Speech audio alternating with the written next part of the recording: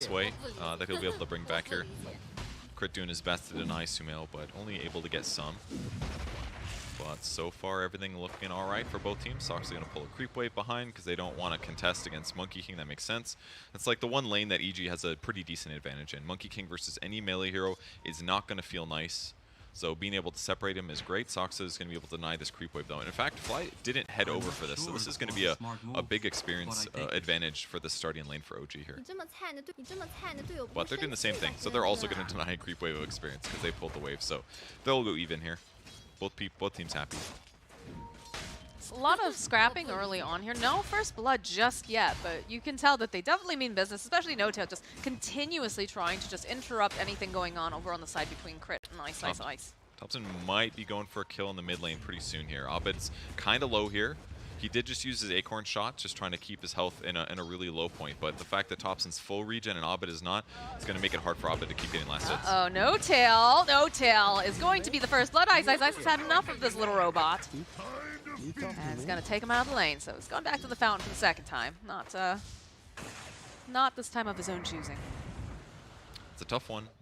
Clockwork does a lot of damage, but he's not the most survivable. Just some good raw HP on him. And Shaman has a lot of damage with his right click, so having to worry about Gush is a big problem. But on the bright side, it's not necessarily massively furthering Ice. He's ferrying out mangoes and things like that just to make his laning stage good right now. And that's kind of what he has to do. I'm surprised that we're not, I guess you kind of need to stay in the lane for now, but would like to see, some of these stacks being made for Ice, just because he has been having a little difficulty in this lane from the amount of harass being dished out to him. I think Sumail just glyphed just to deny a range creep right there. That's how much he cares about little margins. So I'm watching him go for this last hit that he wanted so bad, and he glyphed it right before Ice got it. Gets the deny. There's the spin damage coming in. N0tail trying to get into position, has the battery assault on Crispmill. Moving back though. He's going to continue with these hits. This is great. Really good damage. Oh, this is a little bit spooky right now for Crit. He's going to go hold out the shackles, but so they've worth got it. the healing ward up and running. Because Crit didn't have any more regen, actually. He just brought himself a win lace. So now he's half HP. He's got a nice wand, of course, and there's a Ring of Health on Tide, but they're, again, kind of winning the regen battle in this little trade of dual lanes. So it's going fine for them. 20 last hits now on Sumail, 16 on Tide. Some small marginal advantages, but it's a big deal in some of these matches. It just continues to be the pulling of the wave in that top area. Bottom lane, though, N0tail again with the battery assault. Sumail clicking away, does have the spin, trying to get enough damage over onto Ice, but still not able to go. Oh, there it is. There's the cogs. This is a very dead Tide Hunter. And that's going to go over to N0tail. It was close. He almost jukes his spin there, but they're able to catch up with the battery assault, get the great cogs with both of them stuck inside, so Ice goes down. 1k advantage to OG right now, which is pretty severe. It might be on that edge, so maybe it looks a little bit more extreme than normal, but good start for them in this lane. It's been a pretty quiet time over in this mid lane, though. Everyone just busy working on getting their levels, getting their last hits. Right now we're looking at Thompson 27 and 9, and Invoker Abed 20 and 5, so fairly even. I'm interested though to see are we going to see a situation? Oh, Fly's Courier gets sniped here. Are we going to see these rotations coming out fairly early? Do you think, or is it going to just be the Invoker just sticks in the lane the entire time? And Hoodwink tries to, they try to send someone over for like a gank. Yeah, a lot of the games we've watched recently, there hasn't been too many rotations, but this is a good game for it, I think. Another spin going on Ice in the bot lane. Just, it's a level 3 actually, so pretty good amount of damage here. N0tail's going to change it up.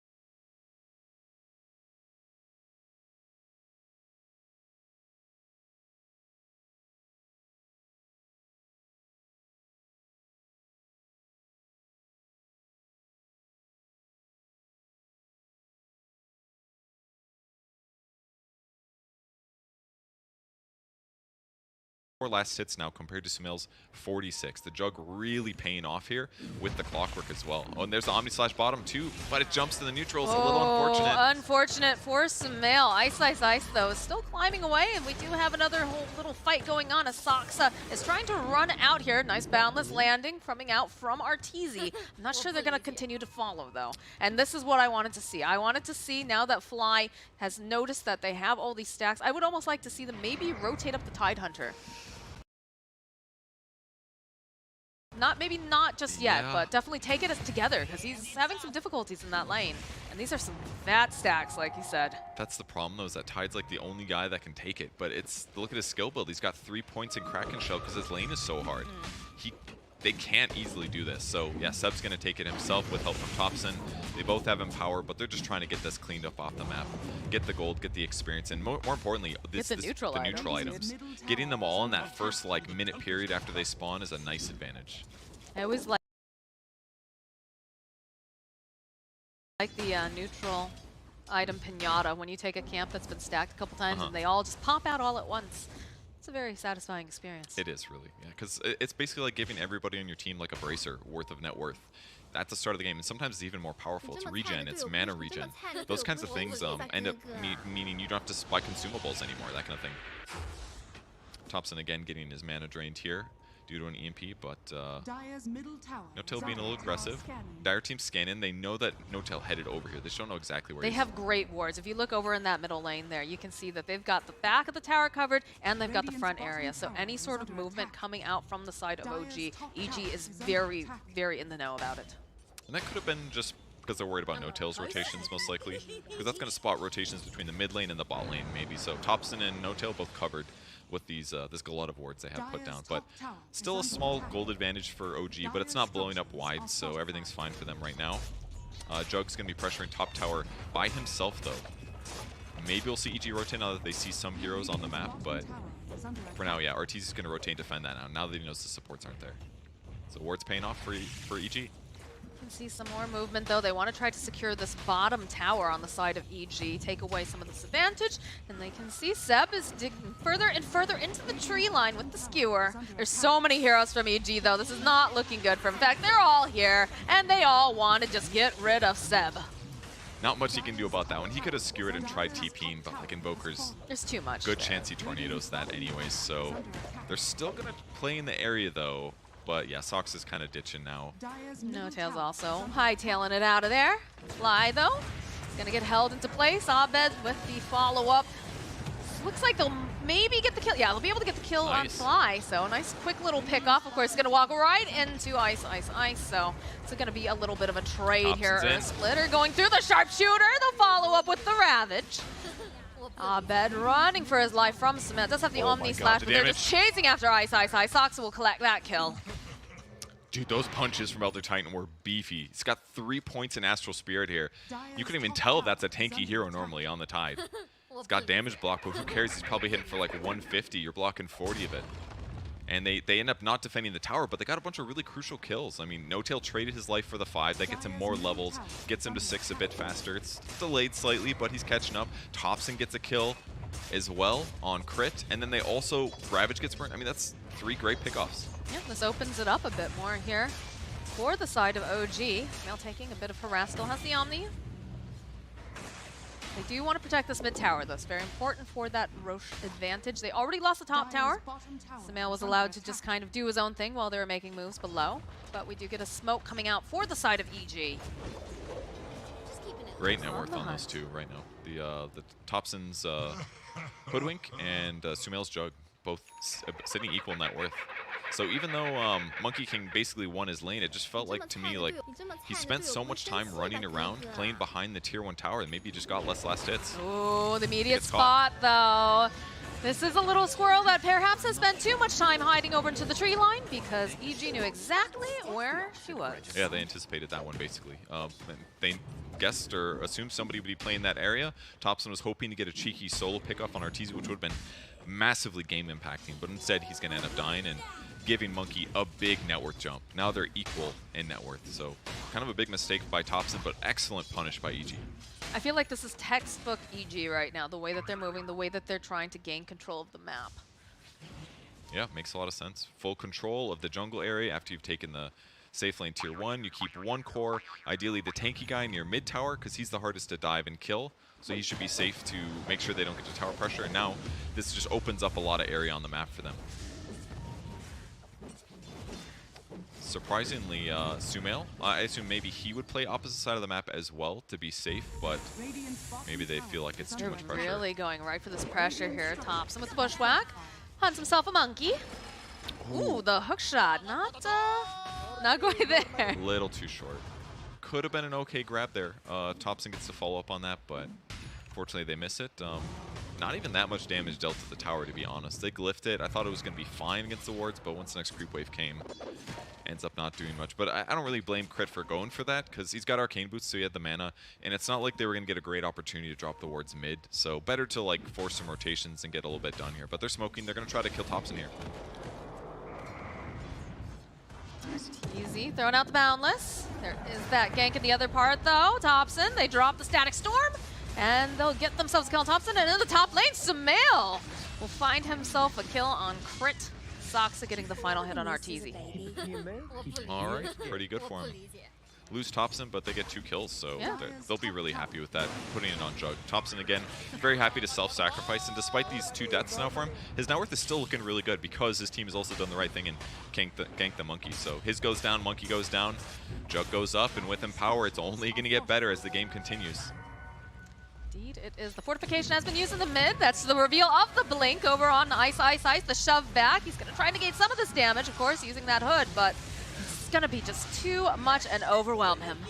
And they're not set up, so they get an easy grab due to the skewer back. Blink finished for Seb, and that's the power of Magnus. Just pulls people out of position, and now the pressure continues. Diffusal Blade's finished for Jug. He's queuing up Manta. He's already got 900 gold towards the last 2 pieces, so his trajectory is sitting so good here. He's not being greedy at all. He's not just skilling stats. That's in some ways not greedy, I guess. What he's doing is slightly greedy, but he's so far ahead in net worth, he absolutely just wants to get maximum damage here. Doesn't care as much about slight HP increase. It definitely feels like the way that OG is playing. You know, I asked that question earlier. Are they going to be like sticking together and just, you know, having all these like kind of scraps, or are they going to just send Sumail off by himself? And it feels like Sumail's been very active so far. He has, yeah. He's been farming a lot, but now his team's rotating to him to fight. And EG's just been waiting for Thompson to show in the bot lane again. This is like 30 seconds for both of them. Fly's going to spot him, though. Yeah, they just go. Drag him right back with Shockwave. And it's a quick and easy kill. Yeah, and that's what EG wants. That's why Fly started moving there, because he was trying to anticipate a gank that would come over and possibly counter him. He gets killed, Abed's fine. That's exactly the move they want to make. But for once, Thompson read their play effectively and doesn't go in the danger zone. So and now the gank goes on the other side of the map. If they were bottom, they're probably TPing away. And now he's going to run into Crit. Oh, definitely sees Crit already throwing out the Hex. Got the Sharpshooter in place. That combo is going to do so much damage because Natural Order is going to lower their magic resistance even further. So it's like this nuke that already is monster magic damage is going to be even higher. It's a good combo. And he's going straight for Atos into Gleipnir on Hoodwink. So pretty easy disable setups. It's Abed baiting. No tail a bit here. They throw out the cogs. They've got the meatball. Cold snap. Spear missile charge. Goes for the hook shot. He's going to try to see if he can stay alive, or maybe at least just make some space. And he's looking pretty good right here. Nope, but the tornado will hit its mark. And in the bottom lane, we lose Seb as well. Ooh, that's a big one, bottom. Yeah, Arteezy helping out with that. Fly committing ulti as well. They're smoke because they're trying to get the next fight happening. They've got 1 Boundless Strike hit left with Jingu Mastery, so if they can get there and start a fight like right now, trying. It They're could be huge. beelining it over there. They see Soxa. They want this Elder Titan. They'll drop the Serpent Wards. And it looks like OG not keen on trying to defend this at this time. Yeah, it's impossible. No glyph. Still 2 heroes respawning, so Tier 1 tower does fall. But 5k gold advantage for OG, man, they are getting ahead. Now, there are some periods of the game that could be scary for OG, even if this net worth continues creeping up. Talking Cataclysm stuff, Invoker's got to get a lot of levels. He doesn't buy Midas, though, so his overall levels is going to be weaker. So transitioning from Quaswex to Exort is going to take longer, and finishing his Ags is going to take longer, too. So not the best position for EG to be in, if that is one of their win conditions, but at least Arteezy's net worth is sitting pretty decent. And look at this, so Sumail's just starting Roche. Yeah, he just walks right into it. But they do not have the RP available, though. But it doesn't seem like PG's really keen on knowing what's going on. They're just focusing on the side camps over here. So this could just be a very free Roche for them. Yeah, maybe a little greedy for them, but hey, they've got massive damage on Juggernaut. There's a Sunstrike. Sunstrike, they know what's happening in the pit immediately. It's too late, though. Following up with the healing ward, and like you said, it is definitely too late. Smail's going to grab himself the Aegis.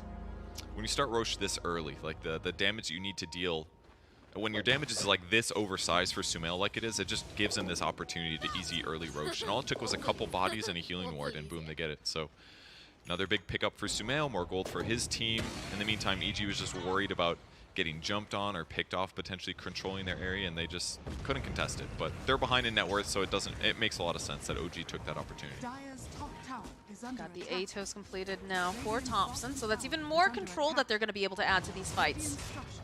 That one's going to hurt Monkey a lot, primarily, because he needs to move around and fights a lot, so if you can guarantee disable on him before he gets BKB, it's a big advantage. Either him or Invoker. Those are the heroes to nail with your combo. I mean, Thompson has just been very, very good at realizing which tree that the Monkey King is generally going to be hiding in if he shows in that lane. So it's already... I think that's another reason they picked Hoodwink, because you can get some nice flying vision with Acorn Shot. Bushwhack is going to catch people stuck to trees anyways, so Monkey King's more likely to be there. And now OG's just going to pressure the top racks while EG tries to play for this tier 2 that has frankly barely been touched. They drop another Serpent Ward to get some damage in it. Go home. And yeah, EG's going to maybe get this tier 2, but look what they're losing in exchange for it. A lot of HP at a tier 3 tower at 19 minutes. I'm not too sure about this. Look at the damage. It's just going to die. They're moving over to setup. I mean, they're throwing out the deafening blast, but Smail, yeah, just spins to win over here. Still has that Aegis. It still haven't taken the tier 2 bottom just yet. Ice trying to get into this position. The hookshot does not connect. Okay, could be better for EG to initiate now, knowing Clock can't get a disruption fight here. But you're like, look at the positioning of Smail and everybody else. They're sitting so far back. They're just letting him, you know, be the brave guy up front. He's got the Aegis, the Hex, of course, right forward again, but they'll get a shackle. Crit just lets go. He's like, well, guys, I don't know what else I'm supposed to do here. I need someone else to come in with me. I need the rest of the team because we don't want to just blow some of these big team fight ultimates on just Smail, again, who has that Aegis. They're just literally watching him cut apart the base. Over on the side, oh, that's just a very dead disruptor. Smail seeing this opening now, going to start rolling around or over onto Crit. The Hex comes out, ice, trying to get into position. Zeb going in for the RP, but it's a beautiful tornado. Crit, oh, they'll take down Arteezy. Ice now, having to move away. Zeb sitting a bit low, No Tail throwing out the cogs. They have the Gleipnir over on the 2 supports on the side of OG. What an advantage now, and with some buybacks as well, the net worth goes insane. 12k advantage for OG at this point in the game. It's so difficult for EG to initiate on them, but with Thompson getting that pick off, now the rest of the game is looking pretty straightforward. OG's not going to stop. They've got 2 whole minutes left on this Aegis. Getting Aegis and then opening this up just completely changed the game. They haven't been able to touch Smail. You saw, like, Crit, at one point he gets the shackle off, and then it just throws his hands up in the air like, well, guys, what am I supposed to do? I can't do anything else. They have a 98% win rate, hope. Oh, gosh, right into the backlines, right onto Crit. They know that he is a big part of that. They'll follow up with the Ravage, but where's the rest of the damage? Where's the rest of the team? Arteezy joining back in, does get the kill on No Tail, follow up with the Boundless. They've already got Soxon just running after Arteezy. Look at that damage! Oh my god, there was an Arteezy there, but they just give up. I'm not surprised. I mean, he had to get BKB because they've got to take this fight, but they've got an Elder Titan that's got Ags. He's got 4 points in natural order. So Monkey King walks in, 0 armor. It does not matter that you have lifesteal if you do not have any armor, because you're never going to win that trade. You're never going to be able to take that fight. So OG just opened the map. Like they got way too much net worth on Sumail. He had an excellent game. He's got a Magnus, so it got accelerated even faster. Monkey King was supposed to win his lane. He did okay. I don't think he got that many kills, if any. Probably 1 or 2 that I missed. The supports kind of tried to get some stuff done, but No Tail shut down a lot of that. Like, a lot of this comes down to their safe lane going well, Thompson winning mid more than he was supposed to by just a little bit, and then they just pressured the map so effectively. Got those some crucial kills. Thompson died a few times, but just didn't matter in the end. He basically created space with some pressure, and everyone else played so perfect that OG just said, Aegis advantage, let's go. pressure the racks, and they did it. No, it's interesting because we discussed earlier how OG tend to be the agents of chaos. You're not quite sure what they're doing, but this time, very clean, very, you know, just tempered in all of their movements, very disciplined. And I guess in some ways that is the agents of chaos, right? They did the unexpected, and it clearly paid off because they are able to take this first game in the BO2 series right now. So we are going to take a short break. When we come back, we will have game number 2.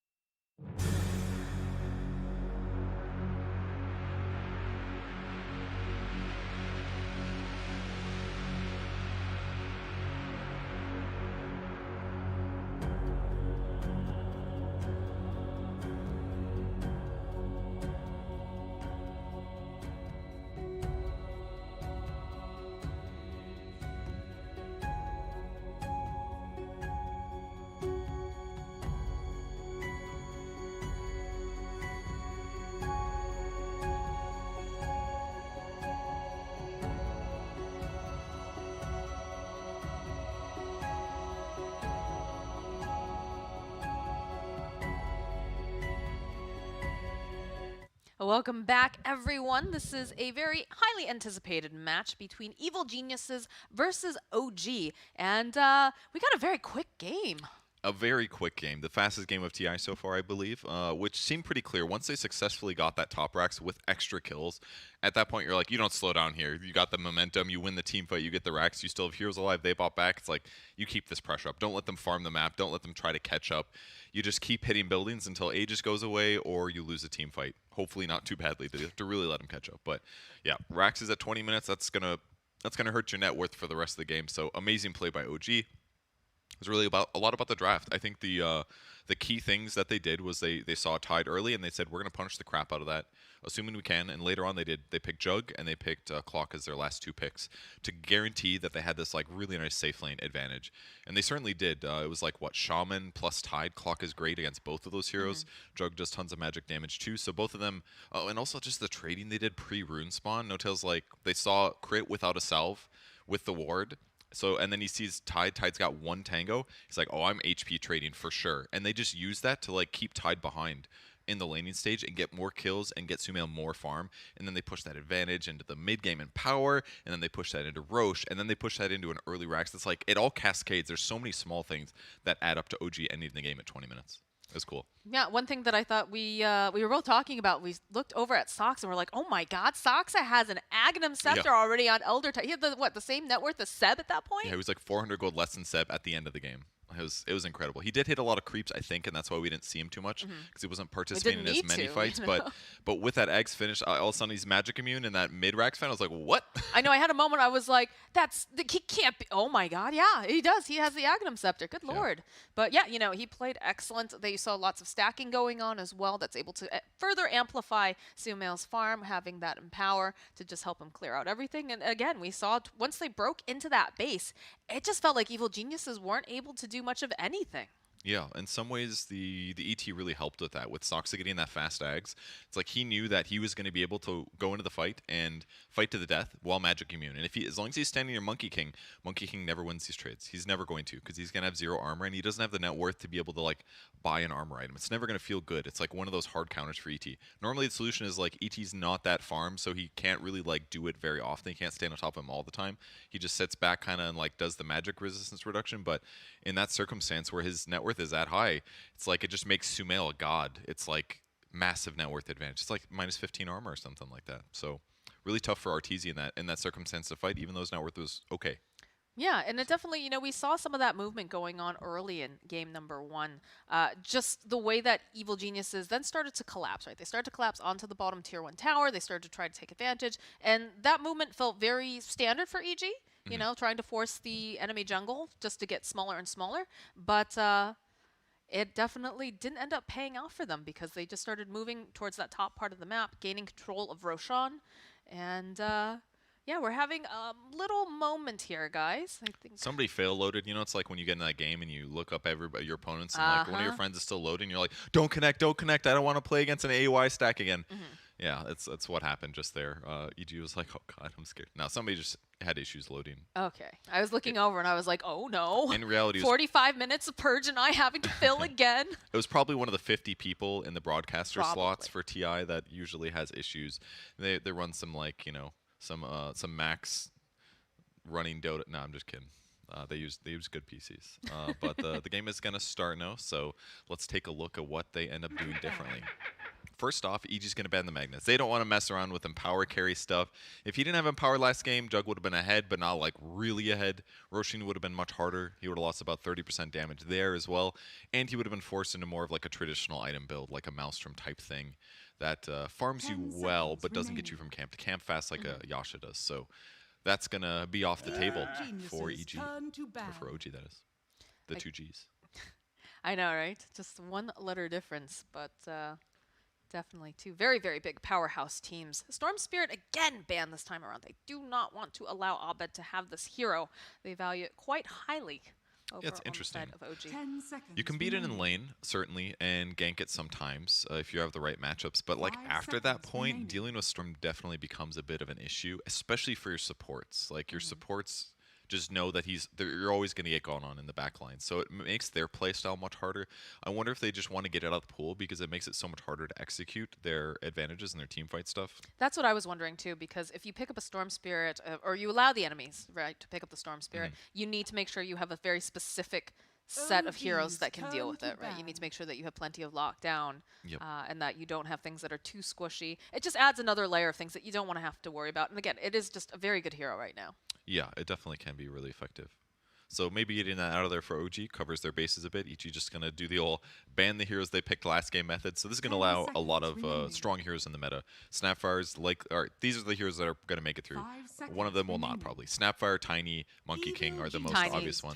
Tiny ends up getting banned as the solution. So EG gets first pick. Will they go for the Monkey again? Or will they grab a different hero, like the Snapfire? But do you give the Monkey to OG, I guess is the other thing. Do you give them their spirit animal, That's basically? true. Because that's a Thompson special right there. We've seen Sub play it. It's just so versatile. Yeah, they don't want to let it go into the hands of OG. It's still flexible in the draft. OG could easily go for the Snaptide dual lane, lots of minus armor, very effective as a dual lane. That's what I feel like I've seen other teams open up in this circumstance, but maybe they have something else in mind. Maybe some other mad scientist drafts that they've prepared for this approximate game circumstance. I mean, it feels like forever since we've seen both of these teams, really, right? I mean, it's just been a long year. It has, yeah. Period. But definitely feels OG, they've been taking some time off. They've been working on, redeveloping themselves. And this time they're going to go for the IO. Of course, the other hero we did not mention, the IO. So they're going to go for an IO strat. A lot of the times I've seen IOs, it's always like the first pick, typically when it squeezes through. So we'll see if they do their pairing. Almost every team that I've seen who opened up IO first, they would go Storm second with it. So they do IO plus Storm because it's a great combo. Unfortunately for OG, they pick Storm. Maybe this is why EG was like, Monkey's going to feel better because the IO Storm combo is solid. Or they could pick their IO pairing, or they could just be more flexible. It seems like most of the teams that we saw yesterday, especially the Chinese teams, they did not put a priority on picking up the pairing right off the bat. Yeah, it kind of forces, evil geniuses to reconsider the hero pool. Like, okay, they have an IO, and IO has to pair with something, and then you have to immediately now decide what is something that I don't want to see. And luckily, we talked about Storm being taken out, the Tiny as well, and they just go straight up for the Treant Protector. All heals and saves, all heals all day, baby. Treant obviously has great lane pressure. If he wants to as a 4, he can work as a 5 as well. So, but very similar principles here. Healing your allies, healing your towers, saving them generally. And they're going to go for some tower push with the Lycans. Great common pairing that we've been seeing from the beginning of TI. Everybody knows Lycan is good since last patch. He's a little bit weaker now, but still very effective in this tournament when paired with these melee carries that already are going to have a good time. Because you go Helm of the Overlord, then you buy the Ags, and then you turn your already strong melee carry into a Wolf melee carry who has max movement speed and a 40% damage increase with some chance to lifesteal back and forth with Lycan. It's a good strat, and it's going to be effective no matter what the rest of the draft looks like. It's absolutely wild, too, when you're seeing the Wolf Monkey just jumping from tree to tree, and then all of a sudden, surprise, there you are. But a pretty classic ban when you have an all-heal kind of strat going on. They ban out the Ancient Apparition. There's still other things that can definitely be effective against the all-heal. One of those, Scotty's very, very popular, Spirit Vessel, things like that. But another thing, too, to keep in mind, since they do look like they're going a little bit harder for the push this time on Evil Geniuses, you have that tree armor. And that tree armor is going to make it where you have to fully commit, generally speaking, to taking a tower, or else it's just going to be right back up to full. Yeah. With that said, though, they're going to have really strong push with the Lycans. So, and a lot of it is just like clearing creep waves. So if you can clear the creep waves, especially safely, like Lycan can just push waves with his summons, basically. Push the creep waves, let the creeps get on the tower. Tower will be pressurable or die. But it is nice to have the tree armor to be able to offset that without having to fully commit, because that's what's so strong about like Lycan and other summon based split push heroes, is that you can summon somewhere to do your dirty bidding while you still can kind of play with your team if you want to. So having tree to offset that isn't going to feel the worst for OG, I don't think. But the one negative about their support duo right now is typically the case with them is that they don't pressure the lane very well. You can definitely pressure Lycan with tree. I think that part's going to be okay, because Tree does have some good offensive potential. But usually, a lot of the Lycan lanes we end up seeing, they just put some like blah hero with it, and then the other lane's like, well, we don't have to worry too much. We'll also put a blah hero here, and then just nothing. They both just farm a lot. So if they can pressure him out of lane and maybe slow him down a bit, it could be nice. But from what we've seen so far, with no team really aiming for that, my assumption is it's just a little bit too hard to truly shut down the Lycan. So he'll probably just get in his farm like normal.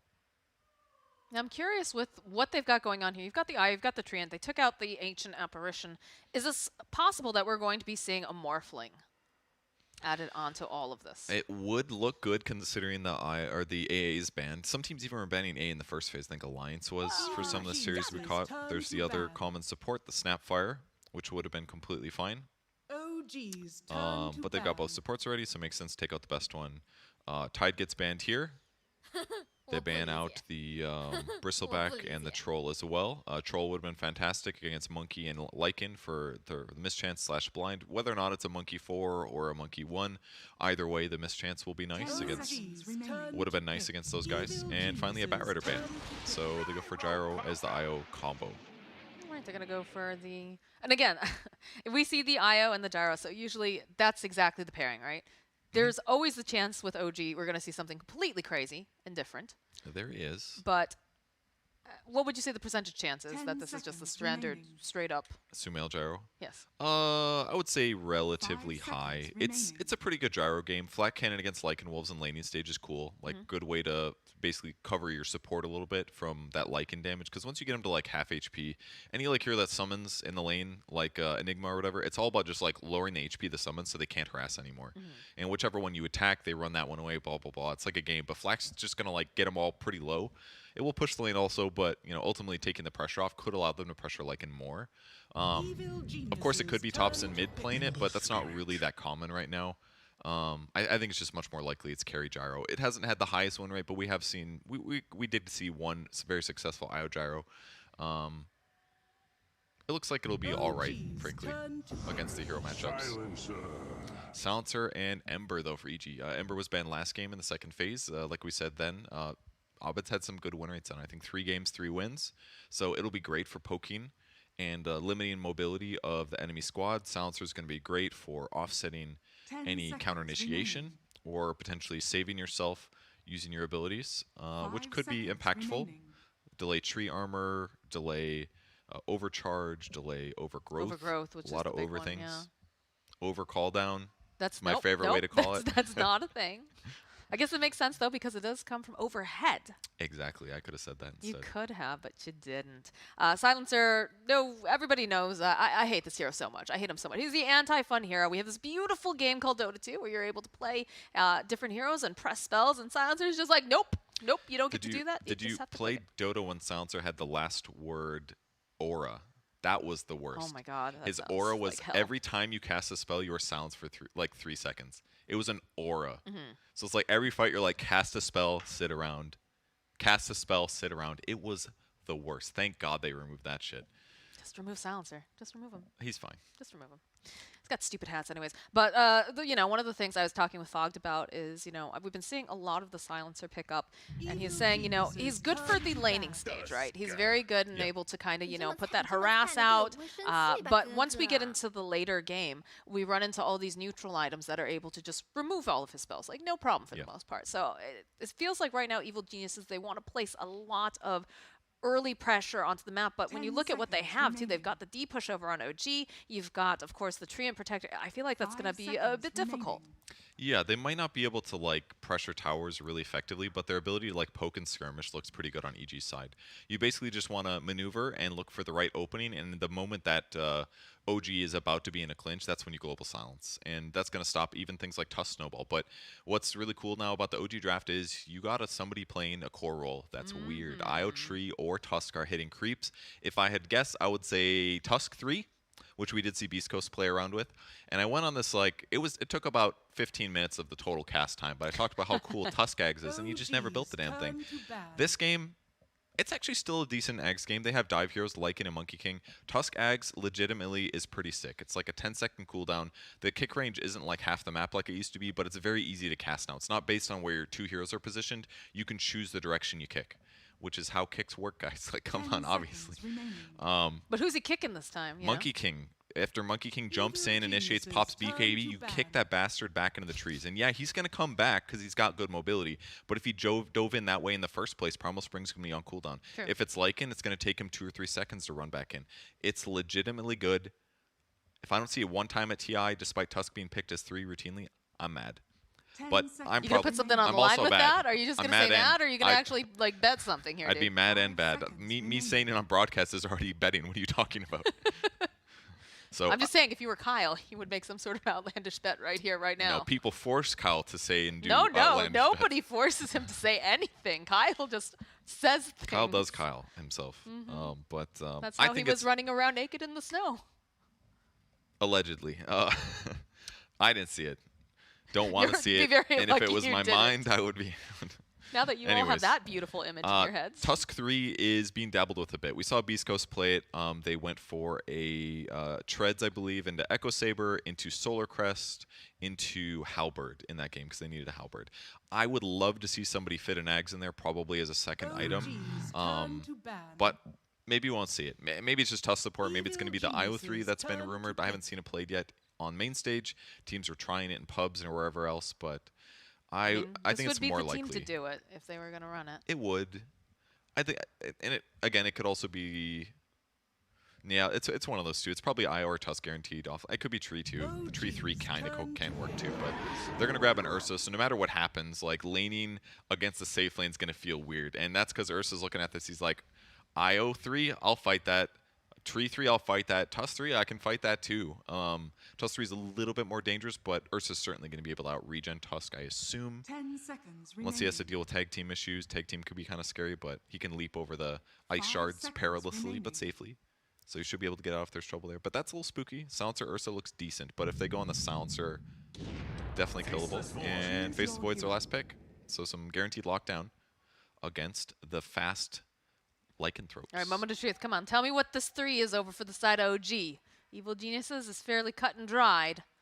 What's it going to be? They do Monkey 4, by the way, so with the Ursa being picked, clearly it's going to be a bear Lycan, a werebear. Good old werebears. A good old werebear. That's pretty terrifying, actually. Crit on a max movement speed Ursa that it also attacks max attack speed. It's like insane. That's really spooky. I haven't seen this combo yet. It's going to be an IO3. Off lane. Sed's Let's playing go. it. So 4 position Tusk. We're not going to see an Ags. I'm glad I brought it up again. And Treant Someday, buddy. Protector It's going to as a happen 5. for you. Eventually, It's going to happen. And then you know what? He's going to kick that IO so far that he's not going to be able to come back to the fight. And you're going to have this moment of, oh, That's thank true. God. There it is, finally. Tree plus Faces Void as a safe lane against the Lycan Monkey. That should give Void some really nice stability between Leech Seed and Armor, depending if they need it. I like that. Tops and mid Gyro, that's a little bit wacky too, but against an Ember Spirit, it's probably going to be fine. He should be able to farm relatively fast, push out the creep waves with Rocket Barrage and Flat Cannon. He's going to have a bottle, so it won't cost him as much mana. Like, he won't feel as mana poor as normal. And then later on, IO can pair whoever he wants. He's going to have save stuff. He's going to be able to get Greaves a lot faster due to being a 3, so he's going to have solutions against Global Silence. If somebody gets gone on, he's always going to be able to relocate. So I think there's some really good things about what OG's lineup can do in the mid game. Lane stuff, I don't want to be IO against an Ursa, frankly, but he does have good base movement speed. It's not necessarily the worst, and Tusk has save potential with both Shards and Snowball, so Soxa should be able to stabilize IO in the laning stage. I don't want to be an IO against an Ursa, and I don't want to be an IO against a Silencer who's just plinking away at me the entire time. Yeah, but you're going to plink him back. And the other nice thing is he's going to tether Tusk. They're going to do tag team to get this bonus right click, and then they're going to overcharge so that both of them have like 50 extra attack speed. So the tag team damage is actually going to be pretty significant, I expect. I think you also want to be careful not to get overly aggressive against an Ursa as well, but perhaps if the Silencer is out of place. You never know. It's possible there. All right, so making their way across the map. Let's see if they get anything weird done here.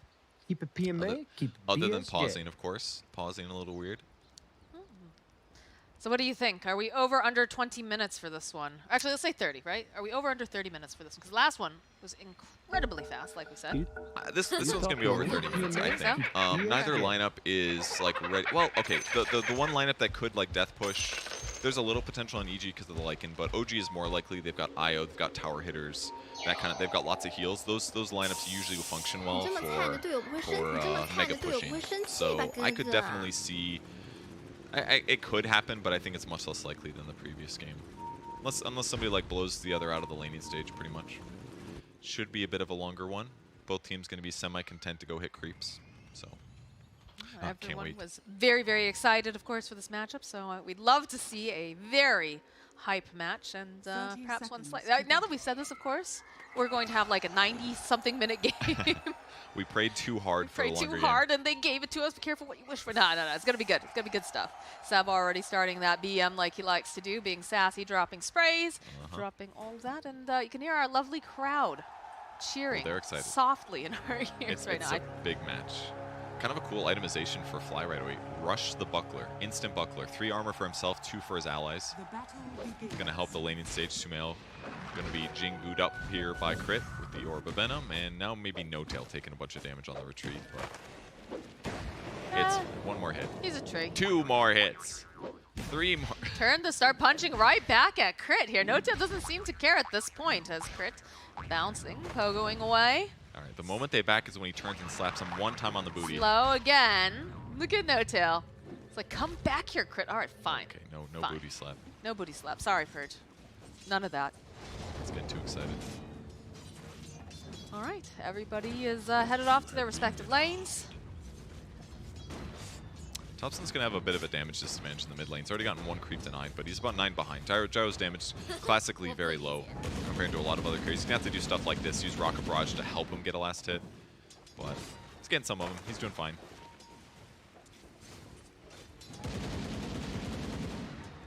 Pretty quiet just off the bat here. Seb just tethered up to one of the creeps. Going to Keep that creep keep living. that distance. Keep the distance too. Crit top lane, putting a lot of just harass out, but immediately getting dished back. I love these lanes. I love because they're like so aggressive. They're just slapping each other back and forth. I love lane fights till somebody dies. It's the best. Arteezy taking quite a bit of damage so far from all those attacks from IO. So far, Fly trying to stabilize him a bit. I think this is why he went for the buckler. Actually, it's because they're a little bit concerned about the tag team damage. Because they are going to attack really fast with Overpower. If he's giving Arteezy more armor, it's kind of similar in the Headdress vein, is that he's just going to help stabilize him. He's got 10% more HP from any regen he gets, basically, and also from any damage he takes. So it's just going to help keep him alive and stabilized in the lane, because Silencer can't really stop them from hitting him. He doesn't have a stun. In some ways, they're slightly countered in this matchup due to that. But if EG does get some space, gets a pick off here, they can definitely get a kill. They're fighting bottom. They are indeed, but again, it's very difficult to get overly aggressive against something like an Ursa because he's very, very powerful during the laning phase. He's going to start getting those stacks up as well, so... Yeah, and he went for really early Overpower here. Yeah. Most Ursas don't do this. They go Earthshock instead because it allows them to secure last hits, but with Overpower being only 30 mana, it kind of guarantees that not only can he get some of these last hits that he slaps a couple times, he spends less time getting ready to last hit, and in these very small skirmishes, like these 1 second, half-second trades, he's doing much better for damage output, because normally you just beat anybody with Ursa, right? You hit him enough, but you don't want to fight for 5 seconds against tag team. It's just way too dangerous. So this build adjustment is really cool. I like it from Arteezy.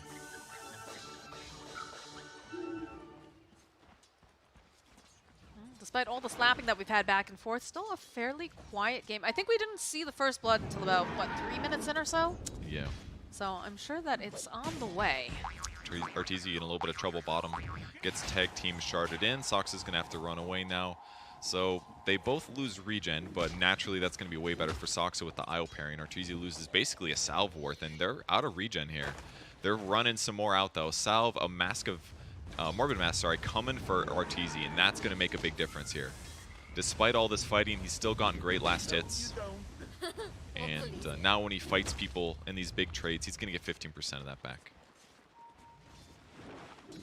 How worried are you if you're OG right now because of the fact that Arteezy is just, you know, despite having this threat, still just farming very, very nicely. And he is going to become a big problem. It's fine. Like, they're still going even in the lane. I wouldn't necessarily say big problem yet. Like, Ursa's obviously a strong hero, but he comes online faster is the one thing that I'm going to be concerned. He definitely can, for sure. But they've got some saves. You know, they've got relocate. They've got heals. They're going to have tree armor probably.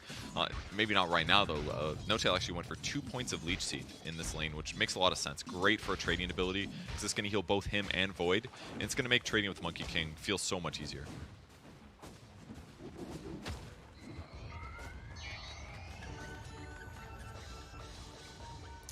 fairly quiet in this middle lane, seeing that Thompson's just backed off. He's going to try to do a little bit of farming off to the side. No-Tail needs to be a little bit careful here. Harass just a tiny bit, but he seems fine. Like, he's got mangoes in the case, ready to do more leech seeds if he needs. Crit isn't going to get this like really nice abuse that Monkey King normally does with Jingu Mastery and Boundless Strikes, so that's all going fine. oh, bottom lane, Fly. It's going to end up being the first blood, but Sax to follow, and Arteezy just doesn't want to bother with Seb. He's just going to continue to hit these creeps. Okay, so they went the other way. Every other fight they were pressuring Arteezy, now going on Silencer instead. Top lane, 2 crit. Oh, there's a bash, and he's trying to negate some of this. Finds Boundless. Crit's going to live. Gets away. Low chance of time lock catching him there, but hey, either way, good pressure. And frankly, if Seb lives for these fights and gets the kills, he's going to feel good about it anyways. And First Blood was on the OG side, so they get a little bit more gold from that engagement. And he's approaching Holy Locket, only about 500. They're trading with Arteezy again. Lost half Pressure. HP. Oh, the shards! Soxa so ready for that perfect placement there, right in front of him when he leaps away. And this dual lane is so scary.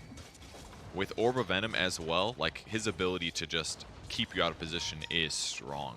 He can't fight it. I have to say, Sox, every time that I watch this guy, I always feel like he's got something where I'm just like, wow, he's such a good player. He is. He's always been really, really solid. A little bit next level, very high MMR. Shards for support again, Seb tethering up here. Put out the spirits over onto Arteezy. Snowball coming in. Are they going to go for this dive? Looks like they're going to try to. It is a little far, that's for sure. Zox is going to take some tower damage. Seb, though, nearby has that tether. We'll just heal him right back up again. Tower hits set him a bit even in that trade, but either way, Arteezy just got back to the lane and he already loses 2/3 of his HP. Dodges the shard, so South keeps going at least. But things are looking okay for OG down here. The amount of pressure they're putting on Arteezy is getting him behind in last hits now. 25 versus 29 of Seb. And the Holy Locket's done at 6 minutes. Holy crap. Is that a new record, do you think? I feel like it's got to be. He's got first blood plus a second kill. That's really quick. On an IO, too. If it's IO3, it's definitely possible, but man, very quick. So now they just have this like insane wand advantage. And the charges come back every 10 seconds. So it's just getting way more wand charges than them, and the heal is going to be insane. Crit top lane. Nature Scrap and the Leech Seed, but More we're going to follow up because Abed makes his way to the top lane. Sees some mail, and that living armor not going to do anything here as he also throws out. They still high five, you know, no hard feelings, but Abed will get himself a double kill. Great rotation there, very successful. It's the one lane they can definitely pressure. And Tree's able to slow this down, but Ember being able to dive all the way on Void makes it too strong. And getting a double kill for Abed is going to accelerate him a lot. Fly, he is trapped in the shards. He's trapped with Soxa and Seb, and it's yet another kill for the offlane IO. Great. QNet mech, level 6 almost for IO now. And it just gets better. Every level, they get another tag team, boom, more damage. It's gone Spirits as well, so that he can farm as well as damage in these exact moments, but we'll see where Arteezy goes. He's still sticking in the lane, and it's better for his teammates to take the damage than him typically, but he's going to go Treads here. Not phase, wants as much attack speed as possible, and this could mean that he's going to spend a lot of time jungling versus laning because the lane is so hard. Treads is just an incredible jungling skill on average, huge DPS compared to phase. And there's a relocate top. There is a relocate top. Ice is not looking so lively, as he will get taken out by Soxa, and you can see Crit just bounces away, says, oh dear, I don't want anything to do with this. And they're just going to go right back down to where they were. That is so powerful, in my opinion. The fact that you can do that, like normally it's like you're bringing your carry somewhere. This is the off lane in the 4 who love to be active anyways, and then they just go on this Lycan who's supposed to be tanky and annoying to kill, and he just shredded like paper. Couldn't even tell the guy had armor. Well, Wolves need no armor, but... Definitely does this game against level 3 tag team. Definitely does. I think I'm worried a little bit when I look at Arteezy. You know, he is sticking in the lane, but I feel like even if he were to leave, right, even if he were to try to go in jungle, they would just continuously hunt him. They certainly can go follow him in jungle. So it's definitely something Soxa is going to want to do, or most likely do, because he's got outs with Snowball and Shards. So yeah, if he does go jungle, they can pressure him. But with that said, we'll safer together maybe. Just continuously bouncing. Abed also with rotation and fly. This is going to be a dead no-tail. Very nice moves moving around here, coming out here from EG. Definitely needed to start putting the pressure. But while they're doing that, Topson will put some pressure on the middle tower. He will just teleport away, go back up top with the rest of the team. The call down, followed by the snowball over onto Ice, Ice, Ice with the tether. Ice, Ice, Ice, he's very, very fast. They need to find a way to contain this wolf, and they do have the missile. It's going to take a while. It doesn't quite manage to outrun it. And there it is, the very satisfying thunk right at the end. Yeah, I just thought it was going to stun him, but he's maxed out homing missile, maxed out rocket barrage, maxed out homing missile. Didn't care about the flat cannon like we talked about because he wasn't in lane against the Lycan. He's just all about casting spells. He's got to be very careful. Crits here, Abed's here, flies here, and pretty soon Smail's not going to be here. See a silence, one more hit, and down he goes. Abed absolutely the one holding the game together for EG because he's getting these great rotations after OG punishes so effectively, and he's got 4 of his team's kills so far. Gets the bottle refilled as well. It's going to keep on the map longer. He's got Maelstrom. And Sumail is just dying a little bit here, unfortunately. But the rotations are very effective. Sumail, the lowest net worth core. But hey, the rest of the map, things are going well for OG. And even if Sumail's a rough game, they've got another carry, baby. Gyro's going to transition. Another high five in the mid lane. That rocket going right for the head. And a little bit of a weirder item on Topson, but Drum. It's an AoE movement speed item. It gives you HP and more mana pool, but most importantly, these charges are so effective. And movement speed is great on Gyro. He does so much damage with his spells that just positioning better is really advantageous, and he's looking for a kill. Oh, he's definitely looking. Finds himself that Centaur. He's got his eyes on some bigger prizes, though. The call down. They've got their vision on Fly. Seb will be able to finish him off. And now Arteezy, though, joining into the fight. Those flash charges, the Ice, Ice, Ice, running away. Nice boundless, though, over on the back line. Followed up with the overgrowth. In comes the Ember Spirit. Ice, Ice, Ice will fall. Arteezy looking to get as much damage as he can. Can they get it? Oh, no, it's the nice Chronosphere coming out from Sumail. They'll be able to hold him right into place. Get the kill on Arteezy. He's alive. And he's still alive. Crit, though, over on the back lines. Running for his life. They'll get the root over onto Tops, and he's somehow still alive. And they're chasing after Abed. They want this kill. Fly jumping in. He's probably just going to die for this, though. They turn right back around again. Get a nice high five off. And eventually, Fly is going to get hit with that missile. It's not even the missile necessary. Oh, the fact that Topson was able to live during that fight was huge. Drum, I'm sure, made a big difference, but Ursa runs in. He pops his ulti, but Tree drops the Nature's Grass, so he lost the majority of that just trying to get into the fight. And Gyro target acquisitioning well, hits the back lines. You casted like 4 rocket barrages there. These things do like 600 magic damage per use. That's a finger of death dealt to heroes. Yeah, we can see the replay over here. The way it opens up, you can see that they're focusing over on Fly. They want to get rid of the silencer. In comes Arteezy, and it's starting to look really good, right? He's starting to get some of these stacks of no-tail. Right in this position, though, waiting so he can get that overgrowth off over onto Ice, Ice, Ice, and everyone else. So Ice, Ice, Ice, gonna get chipped down. Abed coming in, trying to just find his angle. And look at this, Topson right over here on the side. So good. Still manages, though, to stay alive thanks to this IO, thanks to the living armor. What an engagement. They did that so well. Get the chase going. Silencer feels the need to TP to save his friend, and he ends up dying as well. And 2K gold advantage now for OG. EG still in it, certainly, but the fights have been going a little bit rough there, certainly in OG's favor. What exactly is going wrong in these fights for EG? I mean, the main thing for EG was just that it was good that they moved up there, but Silencer died right away, basically got no effective spells off. Teasy. Shards. Oh, relocate as Going well. for the reload. They do the global silence. They do find the kill on Topson. Oh, wow. Big kill. That's a nice find. Walrus punch over onto Arteezy. Seems like he's not quite ready to go into this battle. Wants to continue to farm. And I see him TP in mid, so maybe they can make a move with this, knowing that he can't show up. They could go invade top potentially right now. Would be not bad, but they did lose relocate. They lost Topson. Topson, who it wouldn't be Topson without the Gyro Diffusal Blade, guys. So he's going for it. Drum into Diffusal Blade. Pretty weird, but it's good against a lot of their heroes. They're all like draining Ursa's mana, massive, right? No more overpowers. You can't Earth Shock around the fight. He doesn't have a huge mana pool. Lycan, kind of similar things. No more wolves. Against Ember Spirit, also very good. Don't let him jump around in Remnants too often if you do get a disable off. So that item can certainly be effective here.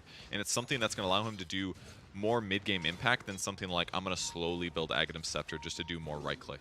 The utility that's going to provide is going to be really effective. All the pings here. They do manage to knock down the tree, so we'll buy some more time.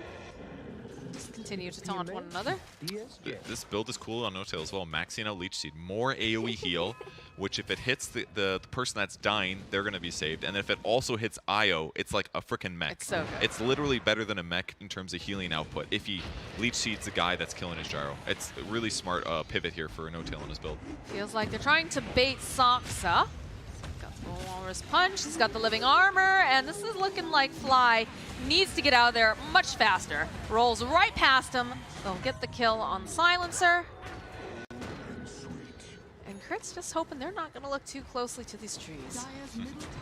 It's good for him to have vision anyways. That way that they can spot to see where what they're doing next after this kill. That's why these wolves are here, for example. But as they spread out, get their D wards done. Going to be looking for another fight. Yep, Diffusal has been delivered now to the gyro. Get the courier here. He wants it. Yeah, he manages to get it. He's going to get two? Chase him. Get him. No. Oh, this little puppy. He's a little too wounded. But they go right into the Roche pit on the side of OG.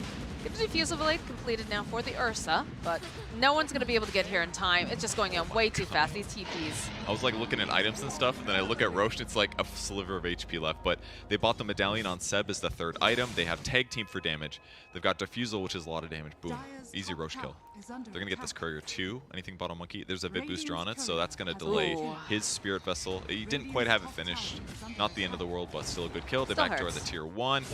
No-Tail's looking a little dead, though. Yeah, No-Tail's not looking healthy, so we'll find themselves an opening.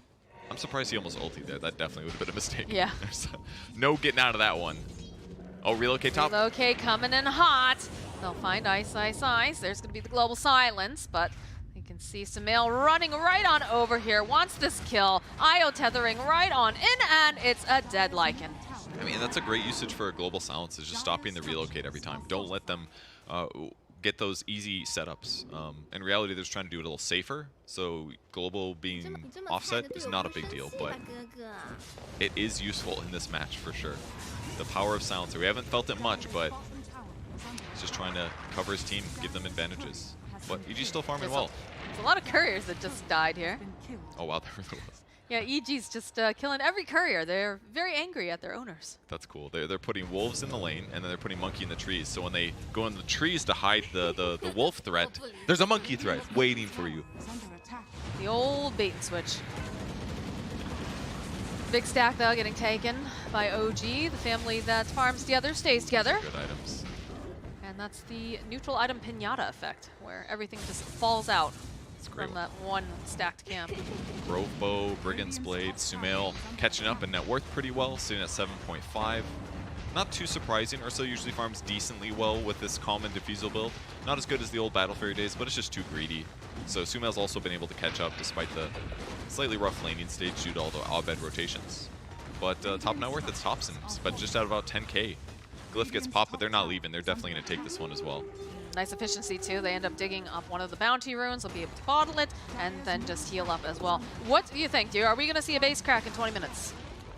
It was kind of looking like it right there, but they want to defend their tier 1 Going back, Soxa, first one to show up. He's going to try to push them off. Get rooted into place. Arteezy wants his kill. Should be, oh no, they've got the snowball. He's going to be able to just roll right back on over, and Sumail's ready with the Chronosphere. Starts whacking away over on this Ember Spear. Does he have enough damage? Oh, with the bashes! He does! Seb toining up there. Now the follow-up. Topson finds Fly. We'll get a kill there.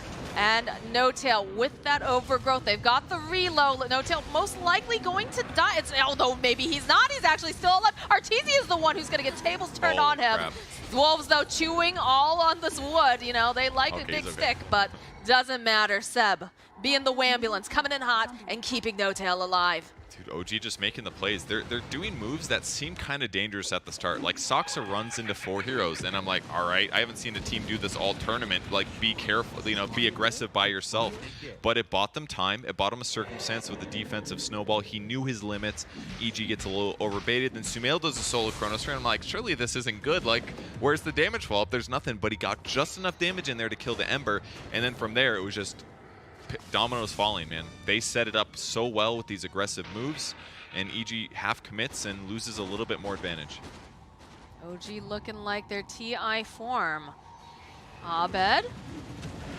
Got two things going. Crit looking in the back line. They want to get rid of Seb. They realize that he's very, very important. There's the silence. They should be able to finally take him out. Thompson putting out some more damage over onto Fly. Has to be careful. There's plenty of EG heroes in this area. Of course, he does have the Aegis, though. He's feeling very, very powerful. Look at the damage he's just outputting. Fly barely able to stand here. One more hit, he's going to get taken down. Sox on the back lines. Gets taken out by Arteezy. The follow-up now, Thompson. This Aegis is going to get popped, my friend, as the rest of EG wait patiently for him to come right back up, and they will give him a big old bear hug, and he's not going to be able to teleport out in time.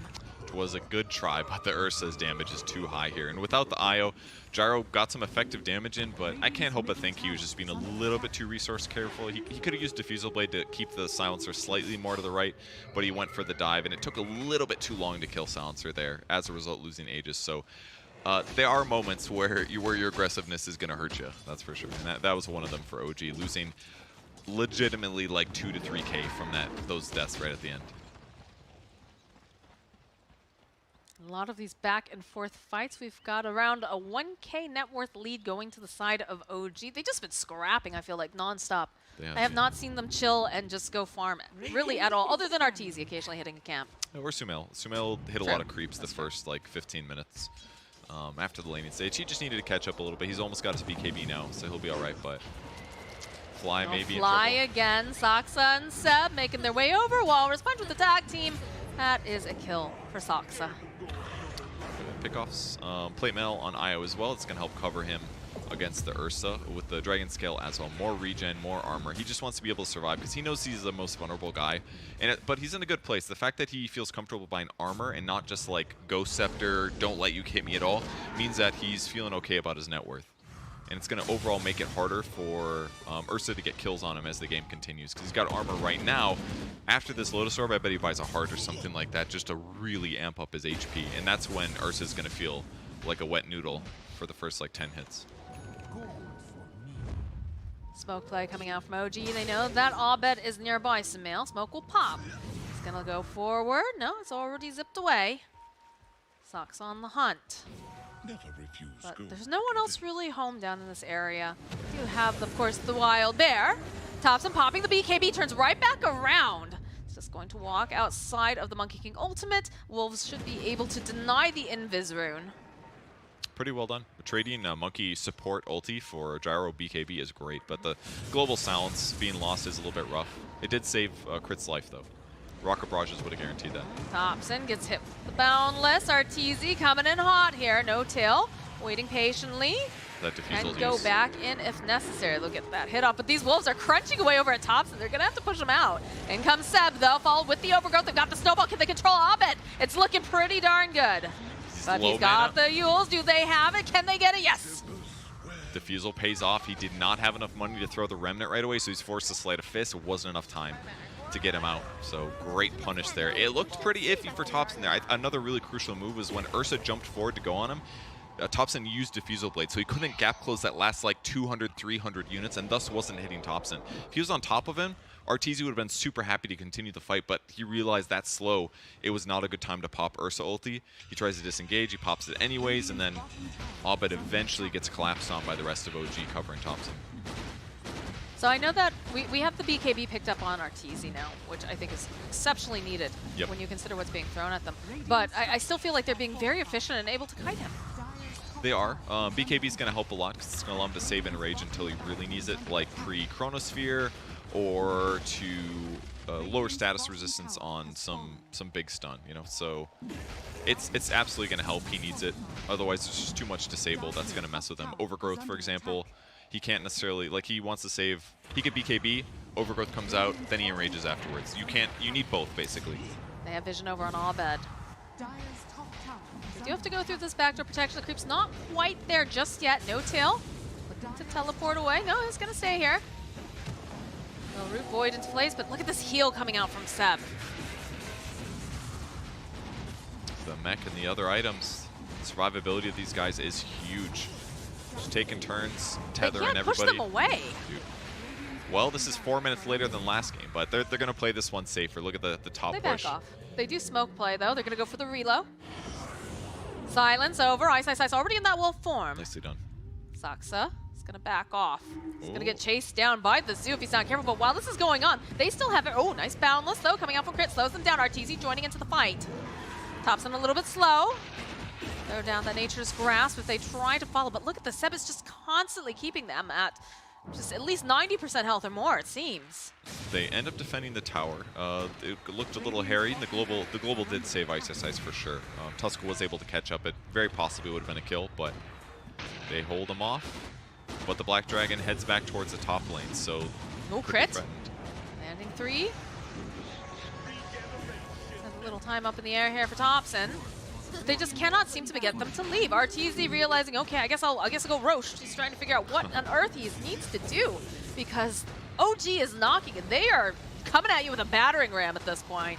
There is no denying them into your base. That's gonna be Rax. They just don't feel comfortable fighting into it. It's too difficult. But they get the Aegis, unfortunately, a little bit later than they would have liked. But it's a good thing to do for Arteezy, honestly. The fact that he can just solo Roche on his hero, perfect for this game circumstance. He would have loved to do it last game, for example. He's like, we're not fighting this, so I might as well get some good objective. And getting Aegis is a good thing. Starts the timer, gets the next one up faster. Lycan's finished Ags now. It's okay for them to lose a Rax at this point. In fact, they are ahead in net worth. So this might look a little reminiscent of last game. It's not the same situation at all. EG's done a great job keeping their net worth on all of their heroes. Those early Abed rotations stopped it from getting out of control, but this one, also going to work. Abed immediately says, absolutely not. But yeah, I would say definitely. They also have, more potential to be able to push out lanes and be very mobile right over on the side of EG. You've got a Lycan that continuously, tapping at the door, and of course you've got Abed on the Ember Spirit. Yeah, he's much safer to push these side lanes for a while, at least until OG gets some disable item. But I'm not sure if they will. They're very much planning for high ground, forced confrontation things. Just toying a little bit with Abed. It's Rudolph over on the side. Arteezy, considering, does have the Blink Dagger. Force forward over onto No-Tail. Global Silence, not going to be enough to save the tree. Oh, Io now, Seb, oh, there it is. There's a Chronosphere coming out from Sumail. Seb going to tether back over to Topson. Gets the flak off. Not quite enough damage, though, to finish off with that Chronosphere. These dogs are just chomping away over at Seb. He's still quite healthy, though. So they're going to back off. Oh, the Monkey King ultimate, slowing them down. Saksa trying to fight through. He cannot do it. Got the living armor over on Seb. Not going to be enough to save him as well. EG coming in fierce, but Topson with the BKB flies, taking so much. So is Arteezy. He is going to pop, as will Fly. He's coming back up again. Abed, though, slicing away over at the side. Will be able to take down Sumail. They'll find another kill over on No-Tail. Saksa is not looking good either. EG's playing this fight Snowball so up, Saksa with the Essence Ring. The jump forward, it's a triple kill now for Arteezy. Topson forced to just immediately teleport away down to the bottom lane. Incredible fight for EG. They just played the poke game so well there. They move in, they put some pressure on the tree who's a little out of position. OG's thinking, we got to save this guy. They put some effort into it, and the moment that Lotus Orb got used on tree to save him from the slow on Ursa runs in, Diffusal Blades him, Lotus gets used, then there's Global Silence. So now it's you can't remove the heal or remove the silence from Io to cover him. There's the clip once again. There's the disable. They're going to stun him. Watch for the Diffusal Blade. That's going to slow him. The Lotus Orb comes out. Instant global silence, so they clean up that kill. Now he can't retether, so he's taking damage. They have to chrono here, but there's not much damage follow-up. And Seb is trying to help Ursa be effective, but they didn't have much catch-up. And again, Seb tethering away. Okay, he's going to be all right here. But a hairy moment here for him. Did relocate briefly to the fountain because they need to get here as soon as possible, but that was just looking for kills, so that'll buy them time for their team to respawn. No chrono just yet, though. But great fight for EG. 7k gold advantage, cost some ages, but that was about it. Let me take a look at this Dota plus win probability. We're looking 59% to 41. It's a big shift here. Yeah, it's looking good for him. The Lycan throw Ursa was really terrifying. Again, the max movement speed is hard to deal with for OG. They're playing with a lot of slows. They have some disables, of course, but Ursa has the solutions to those now with the BKB. He's also got the shard as a result of that last one fight, so more enrages for free on this guy. I think this goes differently if in the last fight, when they landed that Chronosphere, Thompson wasn't sitting at the bottom part of the river. Yeah, that's for sure. But they were a little too spread out. He needed to be there to like DPS from the start, hopefully. But even if he was there, it was probably Ursa that's the guy that's taking the damage. And even if you kill him, he's still there just to respawn. So I don't know if it would have made that big of a difference. The biggest thing is just that Tree died pretty quick. All the things going on in the corner. Saksa just walking past RTZ, gives him a little love tap. Throws out a couple spells because guess who's on his way? It's Sumail. He's looking to get out as much damage as he can. They'll go for the Chronosphere, ends up, holding Saksa into place. Global Silence comes out, though. Abed zipping through. This is not looking good, though. They'll get the kill on Arteezy. Lots of these slides coming out from Abed now. They're holding him into place again. There's going to be a Yules. Seb joining back in. He's going to be able to heal up. So they'll chase after this Ember, but they just can't quite get their hands on him. It's just too difficult. So for Bash, hoping, no, he's not going to be able to get there fast enough. Seb Really will close. go for a reload. That was the return of the reload showing up for that fight. Very helpful, but I'm surprised Sumail was able to do enough damage. I don't even know if they used tag team there. It wasn't on cooldown after the Ursa was dead, so it just kind of seemed like Sumail owning.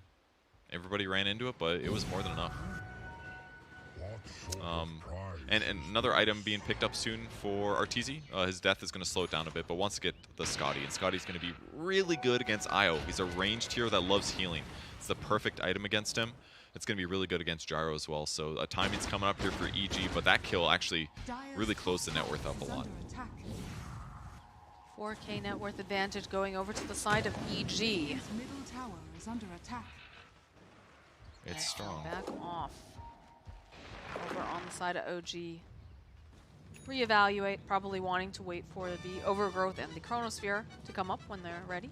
Yeah, But EG, again, they want that Scotty, but they also have a better skirmishing ability if they find someone who's out of place. In fact, they actually go for the smoke play because they understand that these big cooldowns, or sorry, these big ultimates are now on cooldown. So now's the time to strike and take advantage of how just skirmishy they are. Yeah, they've got pretty good grab potential. Almost Nacy and Lycan as well, so great auras, lots of damage output. Look at how they back. They're like, no one is showing on the map here for EG. They've got to be going for the smoke. They go for the scan. Immediately find where they are over in the triangle position. No-Till trying to break smokes, getting ready to force staff high ground in case anybody gets spotted here. But yeah, just got to play it safe. They know they're still, both teams very much still in the game, but in this exact moment, until they see EG, they're going to be scared. And the upside to EG, summons to push. They don't have to know where they are, they just know they're somewhere. And Sumail going to show on the creep wave. Does get pinged out by Crit, spending that time in the tree. Positioning very good from OG, actually standing in front. However, they know now that there is a smoke.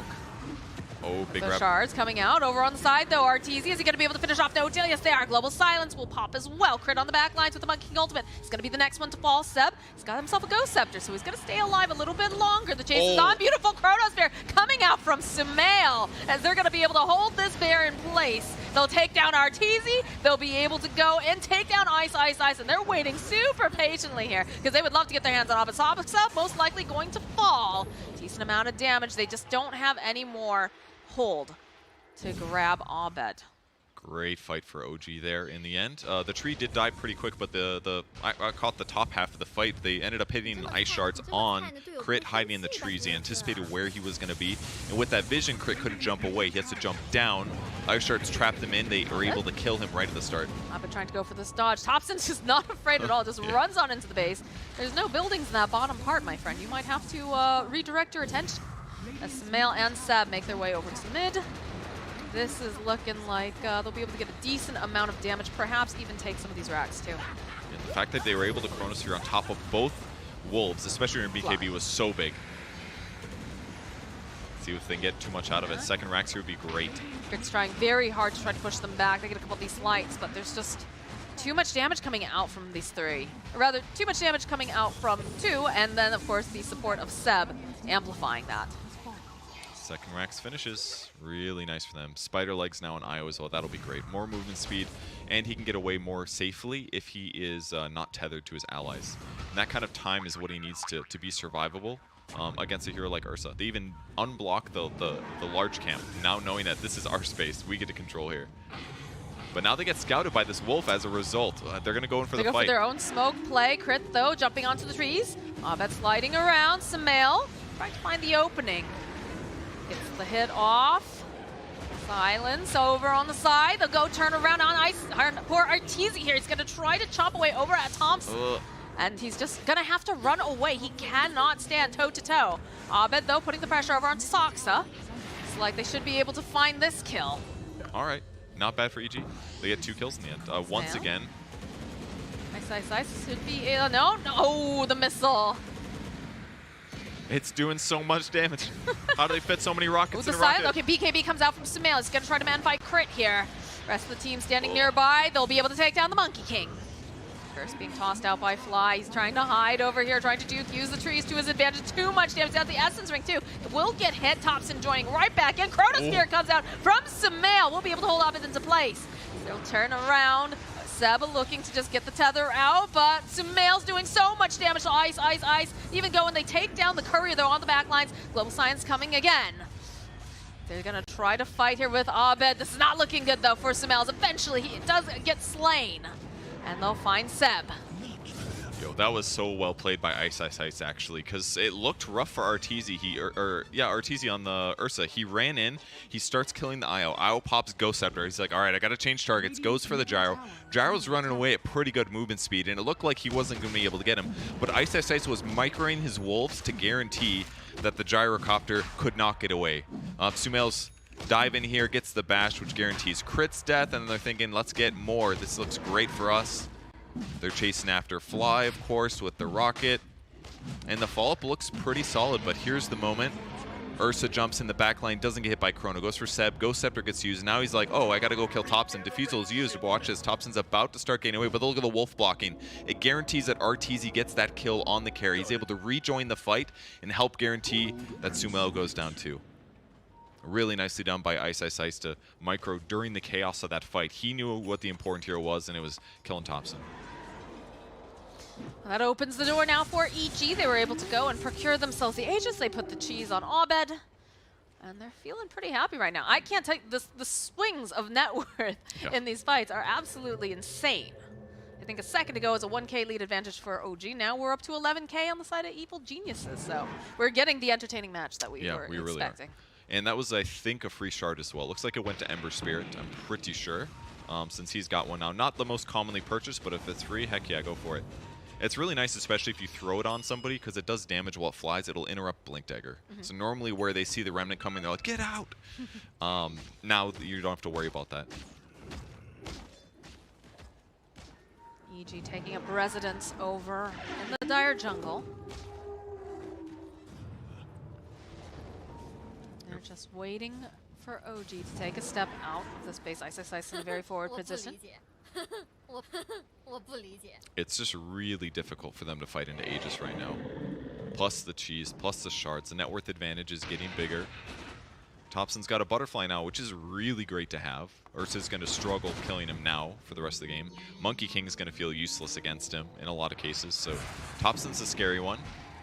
Sumail's not too bad either, though, but Scotty, Maelstrom wants to get Butterfly, but he's got a lot of time till he gets a new item. Great pushing out the side lanes with the summons, but unfortunately there's a big old black dragon that's going to cut this wave anyways, so... But they do have Rax advantage on 2 lanes, so that's going to give them a lot of space here. Some lane shenanigans for sure. EG continuing to farm up over in the jungle, effectively pinning OG into the base, except for when they have the relocate. Thompson, though, taking a glance out. Arteezy running. They've got the defusal. Has to be careful, though. There it is. There's a Chronosphere from Sumail. He was very, very patient. They want to try to burst down this Ember Spirit, and it's looked like they're going to be able to do it. They turn right back around again, too, and they'll find the kill. Abed, though, going right back into the fight. Doesn't want to be left behind. Crit over on the side. They drop the Monkey King ulti, and the 4-step over onto No-Tail. We'll be able to buy him just a bit more time. Thompson, though, left behind over here on the side. He needs the help from Seb. Does Seb have the heals, though? Is he going to be able to keep him alive? No, he's not, as EG just starts charging over at OG. That's so step by just a bit more time, but the slide forward. Seb will fall. No-Tail will fall, too. And Sumail will be forced to run back into his own base, leaving Saksa behind. They reacted so well to the Chronosphere. Instant ulti from Arteezy. Oh my goodness. Arteezy just leapt right onto Sumail. He wants blood. He's hungry. He wants this. He knows. They can pressure, absolutely. It's hard for Sumail to do anything right now. Only 2v5. good luck fighting this one.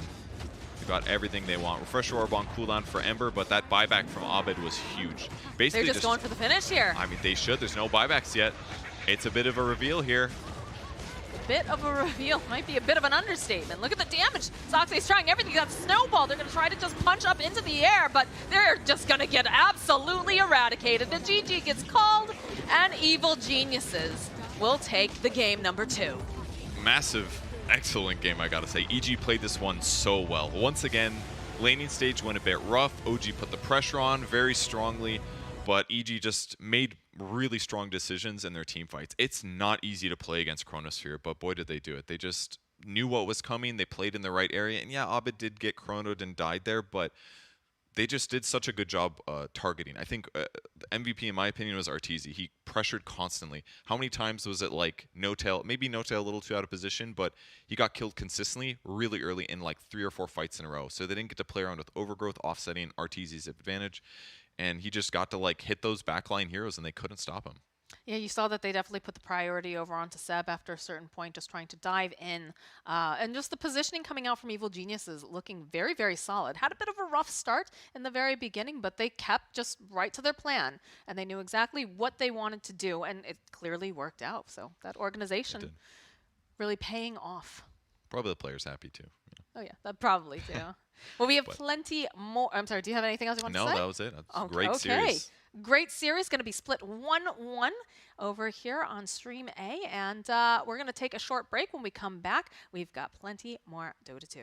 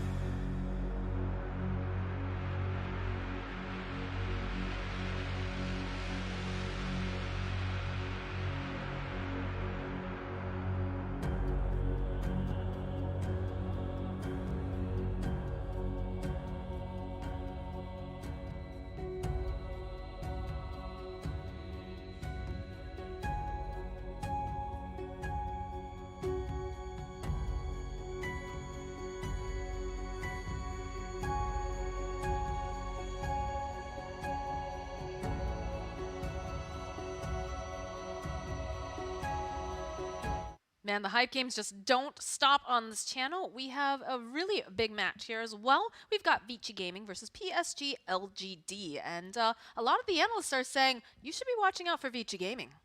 That's definitely the case. After how they did yesterday, they basically just trounced all of their opponents, but this is the match where you get to see two juggernauts fight. In some ways, after how they've both been playing, it's going to be impressive to see who wins this, because it almost feels like the best team of each group is about to play each other, but we're still in the group stage, baby, and this one's going to be really, really good. We saw Vici Gaming yesterday in some of the games we casted. They looked incredible, like extremely clean, and then when we watched LGD games, it was the same thing. Well, all right. From the games we did watch at PSG.LGD, they got behind. I feel like Vici Gaming never did, but LGD was always like one tiny mistake, we punish, we win. So I don't know which was going to be more powerful, but both teams are excellent right now. They have tons of experience playing each other, and I cannot wait to see which way this goes. I'm interested to see. So the whole thing, I've done a lot of research. I was talking to Leon Arthur, actually, and he says that with the Chinese fans, the belief is that Old 11 wins Vici Gaming their games. Okay, this is a guy that you cannot stop. He is just unstoppable. When he wants to dive, when he wants to go, he is going to do it. He's crazy aggressive. And we saw even at one point, I think it was 3 heroes were chasing him. He was on Tidehunter. And most Tidehunters, you know, they would just be like, oh no, and try to run, right? No, he turned back into them, ravaged, didn't have the rest of his team close enough to really make anything out of it. But, like, again, I'm wondering, we talk about PSG.LGD about how, like, very fine all their details are. Like, if you make any sort of a mistake, they will punish you. And I'm almost wondering is Old 11 perhaps too volatile, where PSG.LGD will see this opening and they'll say, okay, we know that he's going to just totally go for it. He's going to go in for dives. We're going to punish that. It's an opportunity if you can find it, but how often is he going to make those mistakes? Is it going to be really overblown? Is he just doing like chaos aggression style Dota where your teammates will come just maybe a little bit later than you expect? But sometimes that's really valuable because, you know, if you go for like safe timings and safe plays, it gives your opponents more seconds to anticipate those and to back or to read how the fights are going. So we'll hop into the draft here and see how things go. And already the IO has been banned. We can see the power of IO, especially in that last game where they ran it in the off lane on Seb. 10 seconds remaining. Power of just keeping PSG everyone alive with the power of a Gaming's holy turn to locket. pick. But not going to see it this game. We're not going to see the Monkey King. Again, very, very flexible. Tiny has just been, man, I'm getting that fantasy prediction point for this one. I said Tiny was going to be the most banned. And the Weaver, Elder Titan, though, seems to be a staple no matter where you're looking. Yeah, currently. A lot of teams have been grabbing ET just because of the damage that he represents. He has strong laning as well. He has amazing Roche control. All of those things are nice advantages that are worth taking, and he's really just safe to open with. There's not really a lot of negatives. The only negatives maybe is that you get dived a little bit easy, but you're pretty tanky. Most ETs have been buying Veil right now just to amplify his and his team's damage by a lot. Works very well with natural order. It's a great way to accelerate your team's damage. But yeah, really safe opening for Vici here.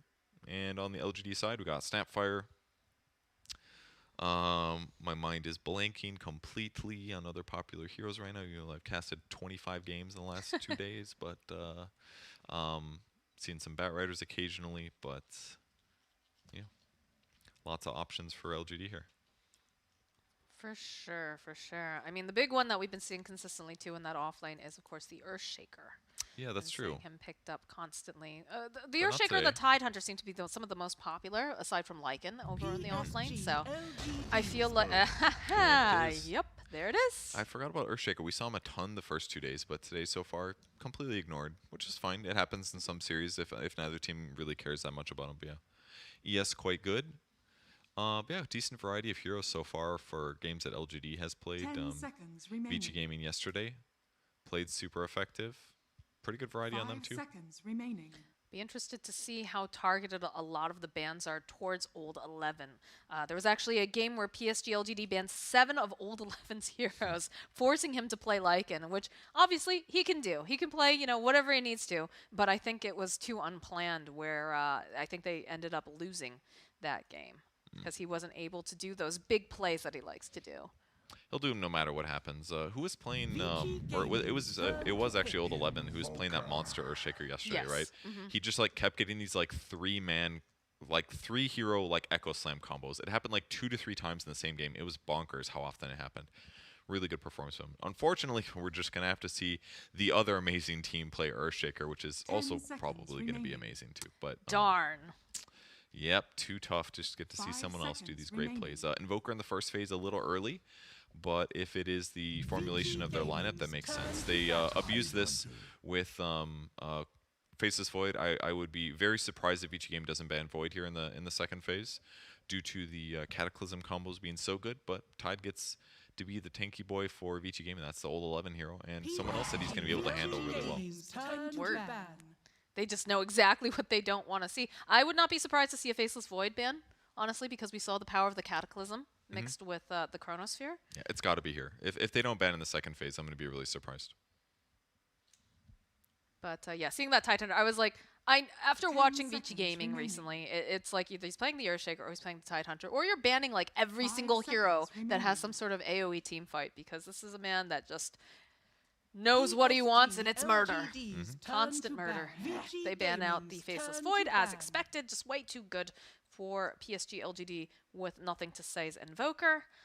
No Templar Assassin for Ori. Yep, classic counter to Invoker in the laning stage. Just a lot of damage. Good last hitting. Doesn't have to worry too much about getting harassed. I guess you get 10 EMP'd, but seconds other than that, remaining. TA solid there. Good at jungling as well. 5 seconds Good at remaining. jumping on Invoker. Once you get to like Blink Deso, Invoker's got to be pretty careful. Doesn't have the best single target disables. It's more like AoE stuff, so protecting yourself from like a single like high damage hero jumping on you is not super easy for Invoker, so it'd be hard. But maybe they banned Snapfire for the last one on LGD. The Snap Tide combo has been pretty common as a 4-5, or sorry, as a 3-4. I could see that being very effective. Plus with Ravage too. Ravage plus Mortimer's Kisses are really good. It'd be pretty good with Elder Titan as well to amplify that damage. I just feel like a Snapfire ban is LGD's last one, but maybe there's something else they're more afraid of, some other core. Vici Gaming side, what are the best combos here with Earthshaker? Could be a Morph. Oh, they already banned Morphling. The Morphling Earthshaker combo. They banned the other That will strong not be carries. happening. TBs have been trending pretty solid. Not every game, but certainly has been felt very effective at a lot of times. We've Just- seen some Medusa that crops up every once in a while. The Spirit Brothers have kind of... Oh, okay. I don't think we've seen an Enchantress, you and I, yet.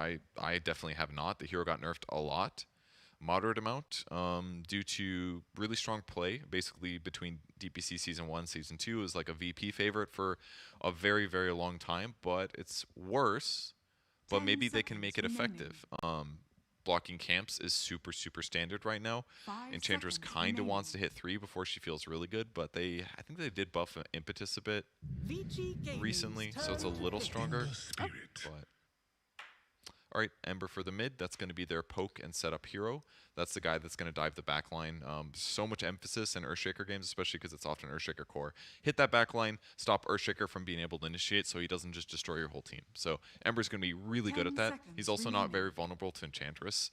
I mean, I guess you can remove his Flame Guard, but like that's not 5 exactly seconds the You're not biggest too- threat. You're not super concerned about. You know what? Something is very, very popular in for VG Gaming pairing. What? The Weaver. But Weaver was banned in the first Weaver was phase. banned in the first phase. Okay, never mind. That's true. It is. But it was very good with Tide, basically. There it is. There's a So Snapfire. they do take the Snapfire as their duel. Okay, pretty expected. And then a Luna for LGD. So is this some kind of a lane pivot to some heavy push? It's possible. All of Seems their like it. heroes are pretty powerful early. Earthshaker 3s pretty typically get their blink timing at a good position. The only scary part is they don't 10 know what the seconds carry is remaining. yet, so his matchup might be a little bit tough. Depending on who it 5 is, but seconds as a remaining. whole, it seems like Earthshaker does just fine in his lanes.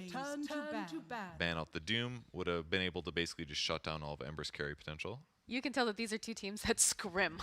Like, Yeah. they know exactly. These bans are just popping off, like, immediately. Like, absolutely not. I don't want to see this, don't want to see this. There is no hesitation for the most part. This last one, though, of course, a little bit tricky. This 10 is the cherry on seconds top of the sundae remaining. if you're not careful. So, definitely considering taking their time. 5 seconds This remaining. makes them, and with the Doom ban, means that they're not too. It could be Earthshaker 4 is what they're saying. They're more concerned about what's going to shut down their heroes. Well, I mean, this is one of the really cool things about PSG.LGD is that you've got Faith Bien, who's playing, you know, typically he plays the off lane, but then you've got Xinkyu. And Xinkyu stood in for Faithbian. He's got a very large hero pool, so he sometimes will flip with Faithbian, or what they'll do is that he could play the 4, but because he's so used to playing as 3, just still have all that, I don't want to say muscle memory, but have a general understanding of how to make it so that way he has the most impact as a 4 Earthshaker, where other players, they might not necessarily have. Yeah, that's a good point. Give him time to get his Blink Dagger, and then from there on, he's going to have a great one for sure. But they're taking some time, spending a lot of time on this last ban here. Is it going to be the Earthshaker 3, or is it going to be someone else? And they're going to go for the Mars bans. They do expect Earthshaker 4 here for LGD. But they can always pivot. They can always pivot. And both of LGD's bans are very tanky carries, so it makes sense. Luna's a bit of a burst hero. A lot of her damage comes from Eclipse.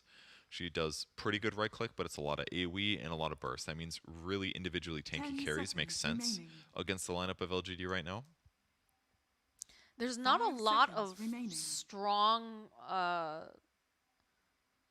stuns or roots, really, on the side of PSG.LGD, right? You've got the mini-stun with Luna, you've got Invoker, who's going to have Cold Snap. You're really relying on the Earthshaker. Yeah, he's a lot of That's a it.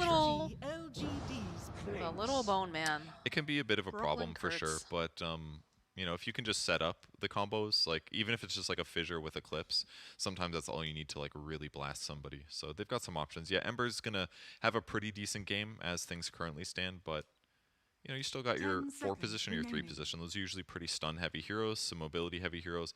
They can still round that out pretty nicely, especially now that they see the Clinks on the board. They get the last pick, and they got a minute to decide.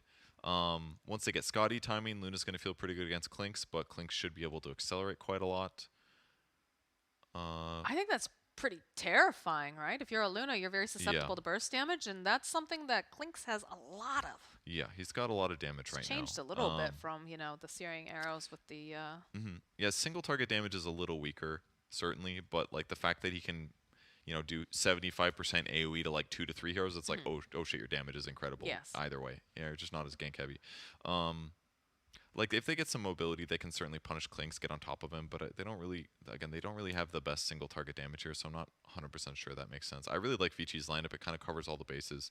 Huge carry potential. They are jungling. They have skirmishes that could be lots of different combinations. Snapfire, Ember, Snapfire Tides, outfit Elder Titan in those same situations.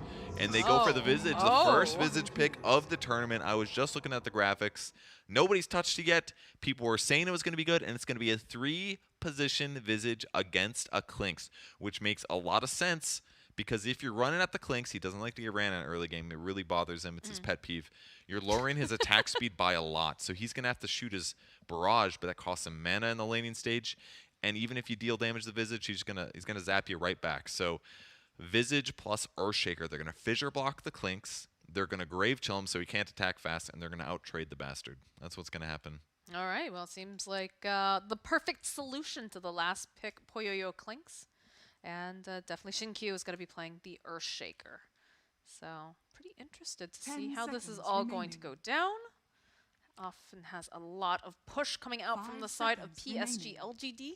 I wonder if they're going to do any kind of like tri-lane stuff to try to guarantee either lane. Because is that worth it though? Because I feel like unless you're being like super aggressive and getting a bunch of kills, like that's going to make it harder for especially like Xinkyu to be able to get items needed to be that big team fight presence. Unless you're just strolling on in, which is also a possibility. I just feel like both of the heroes in that lane have some vulnerabilities. Like Visage has some vulnerabilities potentially because he's not that survivable. It's better than he used to be, but it's a little bit weak. And Clinks could be pressured as well. Enchantress can move around. Maybe they'll just stick to dual lanes. But like a Snapfire plus ET plus Clinks sounds really strong to me. If whether Cookie or Lil Shredder with a minus armor and all the physical damage between ET and Clinks, that sounds pretty powerful. Although ET Aura is very countered by Visage because you just don't have any armor to remove in the first place. So you got that going for you if you're Faith Beyond to grab the Gravekeeper's Cloak to tank up a bit. But in terms of like the rotations in the mid game, Ember Spirit's going to be still pretty safe. We were talking about Disable earlier. They grabbed a Visage. He doesn't have the best unless he grabs an Orchid or something. So I don't know, I still like Vici Gaming's draft, but I think Clinks is the hero that I'm going to keep an eye on most of it just to see how he does in the laning stage. If he has a good laning stage, it's fine. But I could see LGD kind of open up the game a lot by pressuring Clinks and then pressuring the map ideally. So would you say that you're favoring one draft a little bit more than the other, or is it most of it coming down? Because we do have a couple outliers. Like you said, you're interested in seeing what's going to happen with the Clinks, but also this is our first Visage that we've seen actually in this tournament so far. So I would say it's too hard to answer the question because I don't really know. Like, I can say, like, oh, if you have these lane circumstances against your opponents, then clearly you win. But it's like the LGD or whoever else is going to know that as well, and then they're going to do something like, well, we know that's going to happen, so we're going to do X, Y, and Z. Put a ward down, see where the lanes are, swap, or, you know, do things like that. Adjust items. There's a lot of like things they can do to adjust those bad situations that they might encounter. all right, well, wards have been placed. People are getting into position. We'll see if they actually go for any sort of a fight or if they're just going to. Well, they ping this out over here. Oh, wow, they saw that one. Yeah, they got their observer ward down just an inch earlier, and it looks like, yeah, they saw them swing to the right. Great D ward. That's normally a ward that's like, you're never going to catch that one in a normal circumstance. Great place to put a ward early, though. Again, I almost wonder how much of this comes down to the fact that they probably scrim each other quite a bit. I'm sure it matters a lot. I wouldn't be surprised to see them like share some ideas in terms of the drafting battles in those in the group before the group stage starts. So makes sense. But pretty safe on both sides. Double binaries each. DY will go get a visual check here, and Faith Beyond looking towards the mid lane, and he's going to curve back towards the south. So lanes as expected, more or less. Dual lanes. Enchantress going to try to protect the Luna here. It should be a really strong dual lane, frankly, once you get creeps and the bonus damage. And it begins. Faith Beyond just getting smacked around by the older Titan. Can they lane well against the Clinks? We will find out. Is the question. I would say that Nothing to Say definitely having a bit of an advantage here against Ori here in the mid lane. Yeah, it looks pretty nice just by being a range hero versus a melee. The upside for Ori is that he can potentially dodge the EMP, so he has some solutions there. But goes for the EMP kills on those range creeps. Pretty common right now for the Quaswex. And just tosses out the tornado, letting Ori tank some of these creeps as well. Got the big double wave here, so now he's just going to sit under all these creeps and deny these. Not too much that Ori do to reduce this. Stood too close to the tower that time, unfortunately, so it took a bunch of tower hits. Bit rough, but side lanes going okay so far. Nice Centaur pickup. Was able to get that large camp not blocked. It's a big battle for the Enchantresses, is making sure that you have control over those camps. He must have walked somewhere else. Oops, almost pinged on the map. That would have been a big problem. Oh, no. Bad to hold alt and look for things, and instantly dewards the Sentry Ward. PYW had it. That's a big one. Costly right for Y.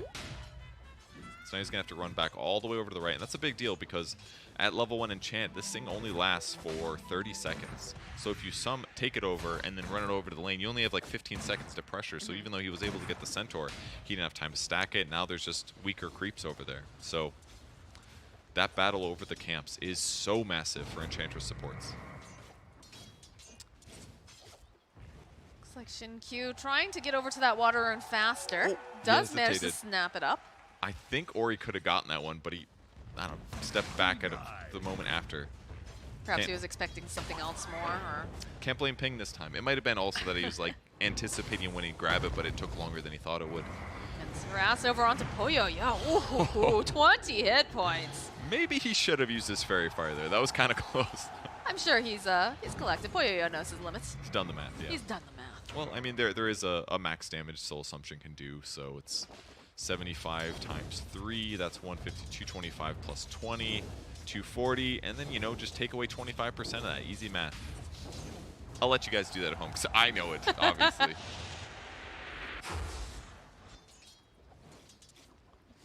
Ooh, Y doing a great job pulling, getting this camp stacked. He finds a Hellbear Smash. This is one of the best ones because it does a lot of damage with its skills. Centaur works, but it's better in the mid game when stuns are more important. He wants damage to harass his opponents, but by the time the tomato gets here, 17 seconds left on this guy. Not the best efficiency for sure. But so what you got to do as much as you can, and it's gonna die. 6 seconds left. good for it. Yeah, but it lived a nice, you know, a nice life. Middle lane, though. Ooh, it's a battle between Nothing to Say and Ori's got the Fairy Fire. Nothing to Say going to back off. Throw out a couple of these hits. He needs one more, though. And he just doesn't have it. 30-something hit points over on Ori. These two very closely matched. Top lane, that's a lot of negative armor on this Luna. She has really high base, though. That's a really nice thing about the Luna in this pick. And this may be part of the reason that they went for her. Just because they were she was gonna be semi-survivable against whatever minus armor pressure came out. But Y almost level 3. There's another tornado mid. Q with the fissure. This is looking a bit dubious now for Ori. Is able to outplay earlier, survive with just a few hit points. Is he gonna be able to get the neutral creep denied? No, he's not. First blood going to Shinkyu. Really nice kill. Took some doing. The boots really helps out there. If they have to run after him normal way, good luck catching up. But yeah, big one. A very worthy rotation. And this is also going to mean that Poyoyo is able to have a little bit of breathing room. But again, it is a Visage who has decent nuking. Yeah, and he just does the trade. Like every time he uses Grave lane. Chill. Uh-oh. 34 less attack speed on the Clink, so he just can't fight back. Normally, you can fight back, throw a stun or something during the Grave Chill. Nah, he's got none of that. The matchup is not looking great there, and this is one of the coolest things about Dota is when you pull out a hero like this, hasn't been touched yet in the group stage, and it has a really good purpose in this game. For the lane, it's going to be able to pressure Clinks pretty consistently.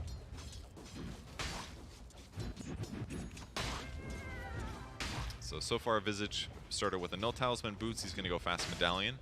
And that's going to be great for offensively dealing damage. Tide taking harass top though. I think that's pretty standard, usually going for that medallion, so nothing too strange about it. Do you think we're seeing any, you know, we talk about how when we don't see heroes that frequently, it's because they're very specialized to the draft. Are we going to see anything different built on this particular hero? No, I think you're right. The medallion is very standard.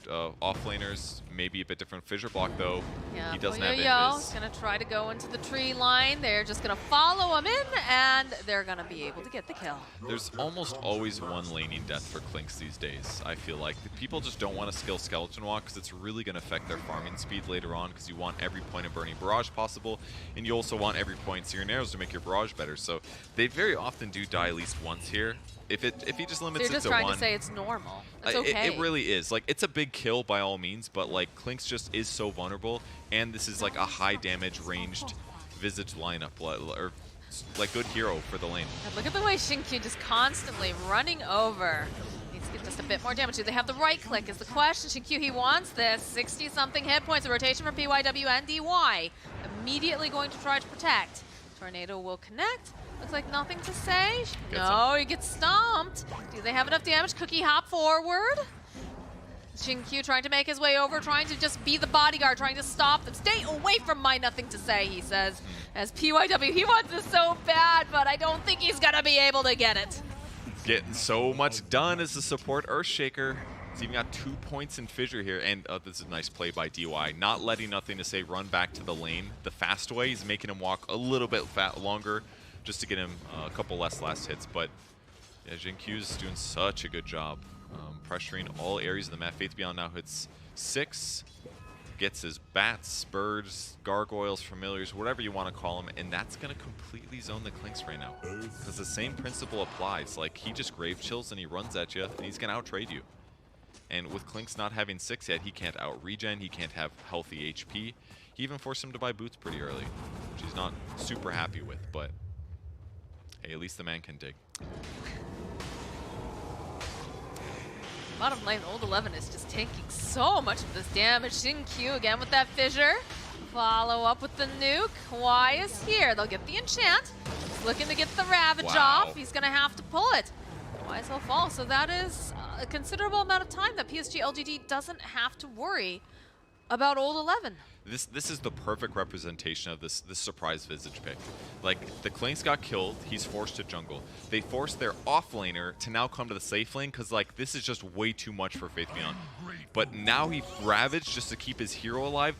The resources they've gotten out of this last pick is insane. 3k gold advantage for LGD, literally because of this Visage against the Clinks. It's so cool. Nothing to Say, finding PYW. Actually just ran right past Poyoyo, who was using the tree to hide. That's how scared he is. 11, they don't have to worry about the Ravage, so they're just going to walk away from this Tidehunter. They're here to pressure. They are, and I would say they're definitely doing it. They should be able to get this kill. Elder Titan can slow down a little bit, but with all this extra damage, the creep, everything, tower should fall. They're going to try to offset this by pressuring the mid lane for Vici Gaming, but really quick tower death. More gold advantage continues. They're going to catch it. Another fissure now from Xin-Q. Faithian making his way over. Big nuke coming out. This, can they get enough damage to follow up? I think with that tornado, it's just enough. Now Old 11 is left all by himself. And he has no mana left as Faithian just continuously harassing. And he doesn't even necessarily guarantee that kill, but again, now Tide's at half HP. He's got to worry about one more hero dropping behind him to put the fissure block down. And they tried to slow this down, but I almost... And they did a bit, but they're still giving him kills, which feels a little bit weird.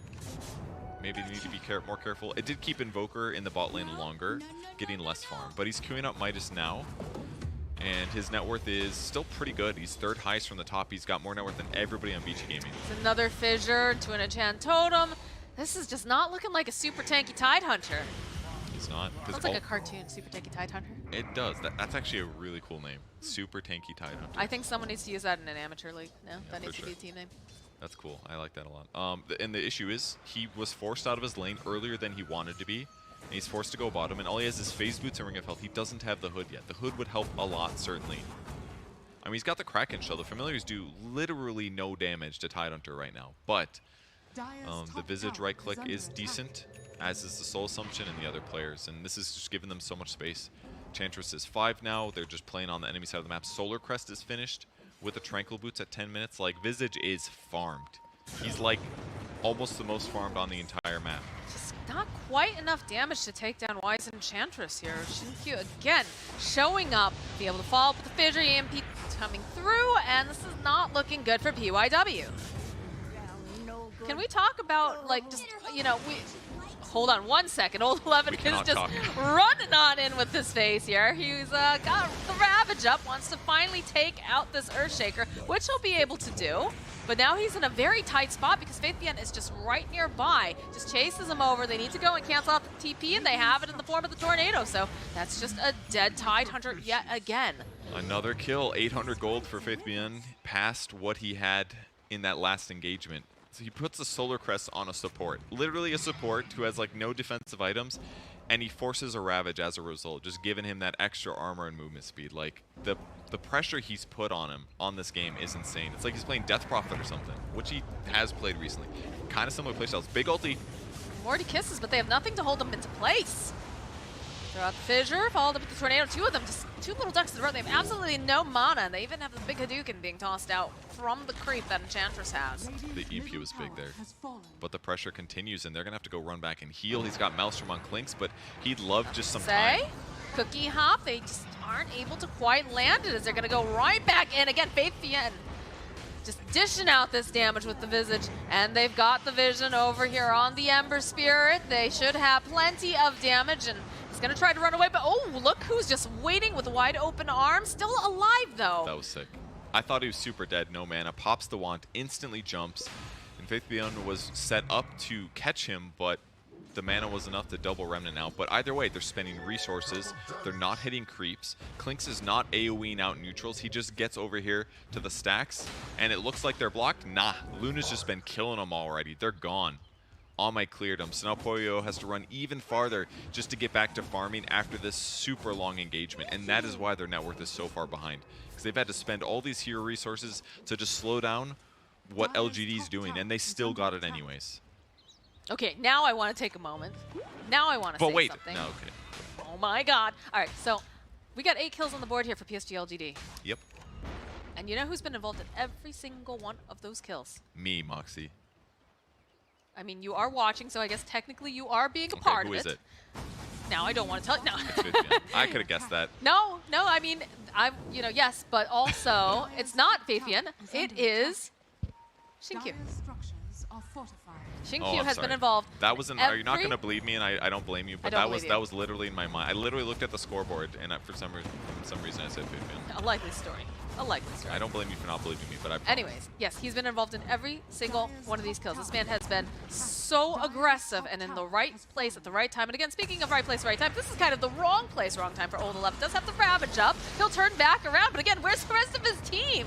Go, try to get the stomp down, follow up with the Earth Splitter. This is looking like they might be able to, no, okay, long range Snapfire Kiss is coming in hot as they finally get it, but they do get the Echo Slam off at the same time, so they'll take down DY. Whole other fight breaking out on the other side here. As Faith Yen wants to get closer here to PYW. And they'll just chase down Grandma yet again, send her back to that nursing home. Their damage is just so high. Like, they're putting all of this effort to kill an Earthshaker 4 because that's all they can do. Like, pressuring Visage, it's not going to work. He's got 4 points in Gravekeeper's Cloak. So the bats are just constantly on top of them, dealing damage and pressuring. There was no threat to Ame in that whole fight as a result. He's just sitting in the back, casting spells, dealing damage. His net worth is massive, 8,000 at this point. All the tier 1s are dead. Tier 2 pressure's coming soon. I would be surprised to see them pivot, take a quick Roche, then continue their lives. This game is moving so incredibly quickly right now that it just feels like VG Gaming cannot gain a foothold. They cannot, and they do start the Roche here. Moving in, Alacrity with the Luna. They've got Grave Chill, they've got Solar Crest, they've got tons of damage here. Roche is going to die in the next 10 seconds. They've got no Ravage. There's no way they can contest this, and the gold advantage just keeps going. Nothing to say, moving out, trying to stop any, like, no, you can't get this bounty rune. We're going to contest everything. 11 does not like having to play like this. That was cool that they put the pressure on him, though, because it made them have to react to it. 2 hero resources. In the meantime, they have 2 others finishing Roche. PYW yet again, just getting clicked down by Nothing to Say. The stun's coming out from Faith Bien's Birds. Got the Impetus, they've got the Dukes, and that's a dead Snapfire. And that kill works because they used the Cookie on the Tide earlier, so he doesn't have Cookie to easily save himself in that circumstance. So these little pokes that are ruses and lies end up working. I like that it's all deception, the ruses and the lies. Just a little light pressure. And they find Poyoyo, they've got the detection, and he's just a non-factor this game. He really is. It feels very bad. What a Visage pick. The one hero, basically one of the heroes that is entirely reliant on his right click to do anything in the laning stage. Doesn't have good escape if he gets ran at. It's just perfect. Grave Chill is the perfect spell for this circumstance.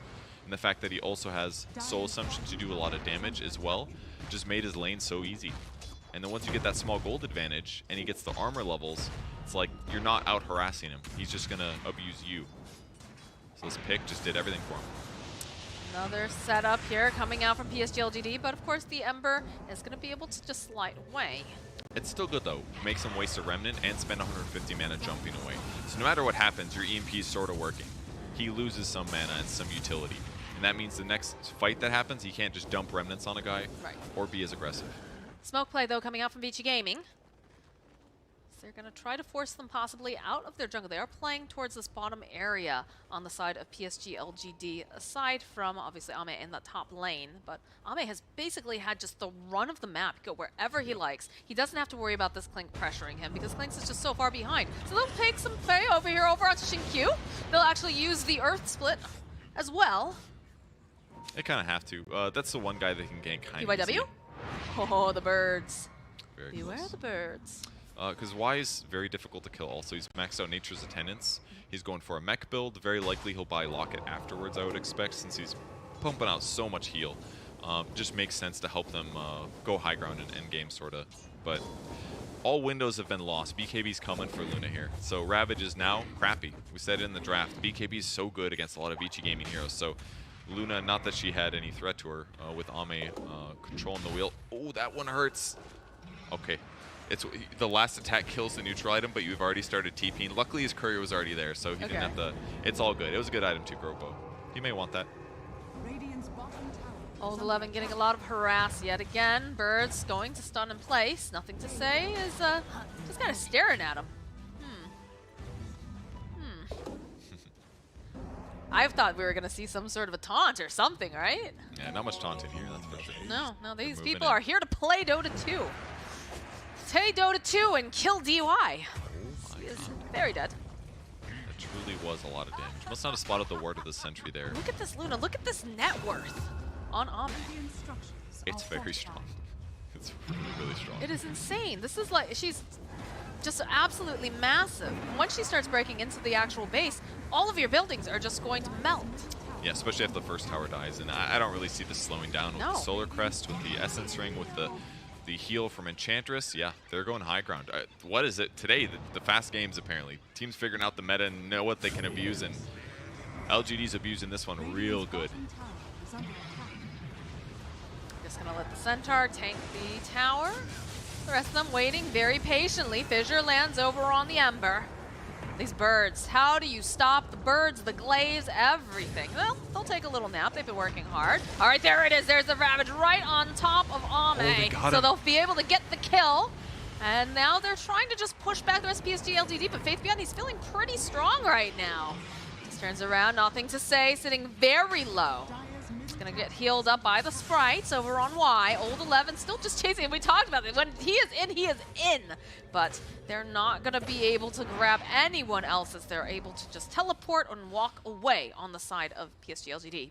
Maybe a little bit too greedy for PSG. I didn't notice until just now, because I'm bad, of course. But they put the Aegis on Visage and not on Luna, like we would expect. So the Ravage combo is really effective for that reason. They land the Stomp, they land the Earth Splitter. It's just enough burst damage to kill him before he gets BKB off. So huge kill, that's going to stop the push, but the fact they didn't get any more kills makes it feel a little bit worse. Aegis will time out though, so it's not all bad for them, but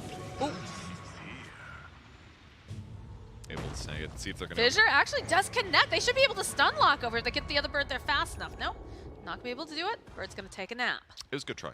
His mana was pretty low. Would have been able to wand and jump, but either way, the pressure continues. And Luna's alive, still has high net worth. Going to spend a little bit of time jungling to grab new tier 2s. Go for Vambrace as the choice, and we'll see if they go... it looks to me, from what it seems like, they might just reset a little bit.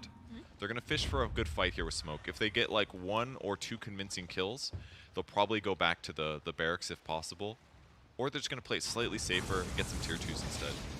Shinkyu again leading the way. Smoke has not broken through bad. The spirit. They know about where it was, yeah, and they're just going to get vision. Control the tri-camp. It's enough to scare away Vici Gaming for the time being. Blessings upon a loyal There's still a couple warrior. of heroes, though, in that top area. And as I say that, they find one of those heroes. It is, of course, PYW, rather.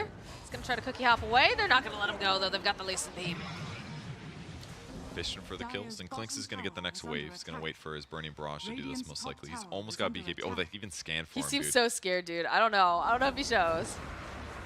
The pressure is on this tier 2. Look at this. It just melts. Yeah, that's insane damage. Oh, of course, the Familiars get the Luna Aura 2. Works on the creeps, so boom, 85 damage per hit for the Familiars. Which is normally what you get when you hit level 18 on Visage. And he's going to be, he's pretty close to Ag, so he's going to have 3 birds here. Siege and build in shortly. Nothing to say. Finding DY. Pretty fast, but they have that EMP, and the final hit from Faith Beyond will seal DY's fate. Yeah, Invoker very good against support Elder Titan there. Like I said, most ETs are buying Veil right now. But a lot of disables don't do like that much disable. Like stuns only last a short period of time, but Cold Snap just keeps on going. So very easy for Invoker to guarantee those kills if he gets to the fight in time. So brief period of farming here. Visage 1,000 gold away from the Ags. Luna wants to go Manta and Shard. Because they lost that earlier push, I like how quickly they changed gears back into like a normal game. It feels like a lot of times those mistakes happen, they cascade. It feels like that's the big one. And while it did limit LGD's momentum, I think they've done like a comfortable amount of like accelerating but playing safe still. This is a big pickup, though, for Poyoyo. He has completed the BKB. Yeah, that's It's big. going to make it so he's able to skirmish a bit more, and we have smoke-on-smoke action. Of course, LGD standing on the high ground. Vici Gaming starting from below. Looks like they might try to make some wrapping motion according to the map.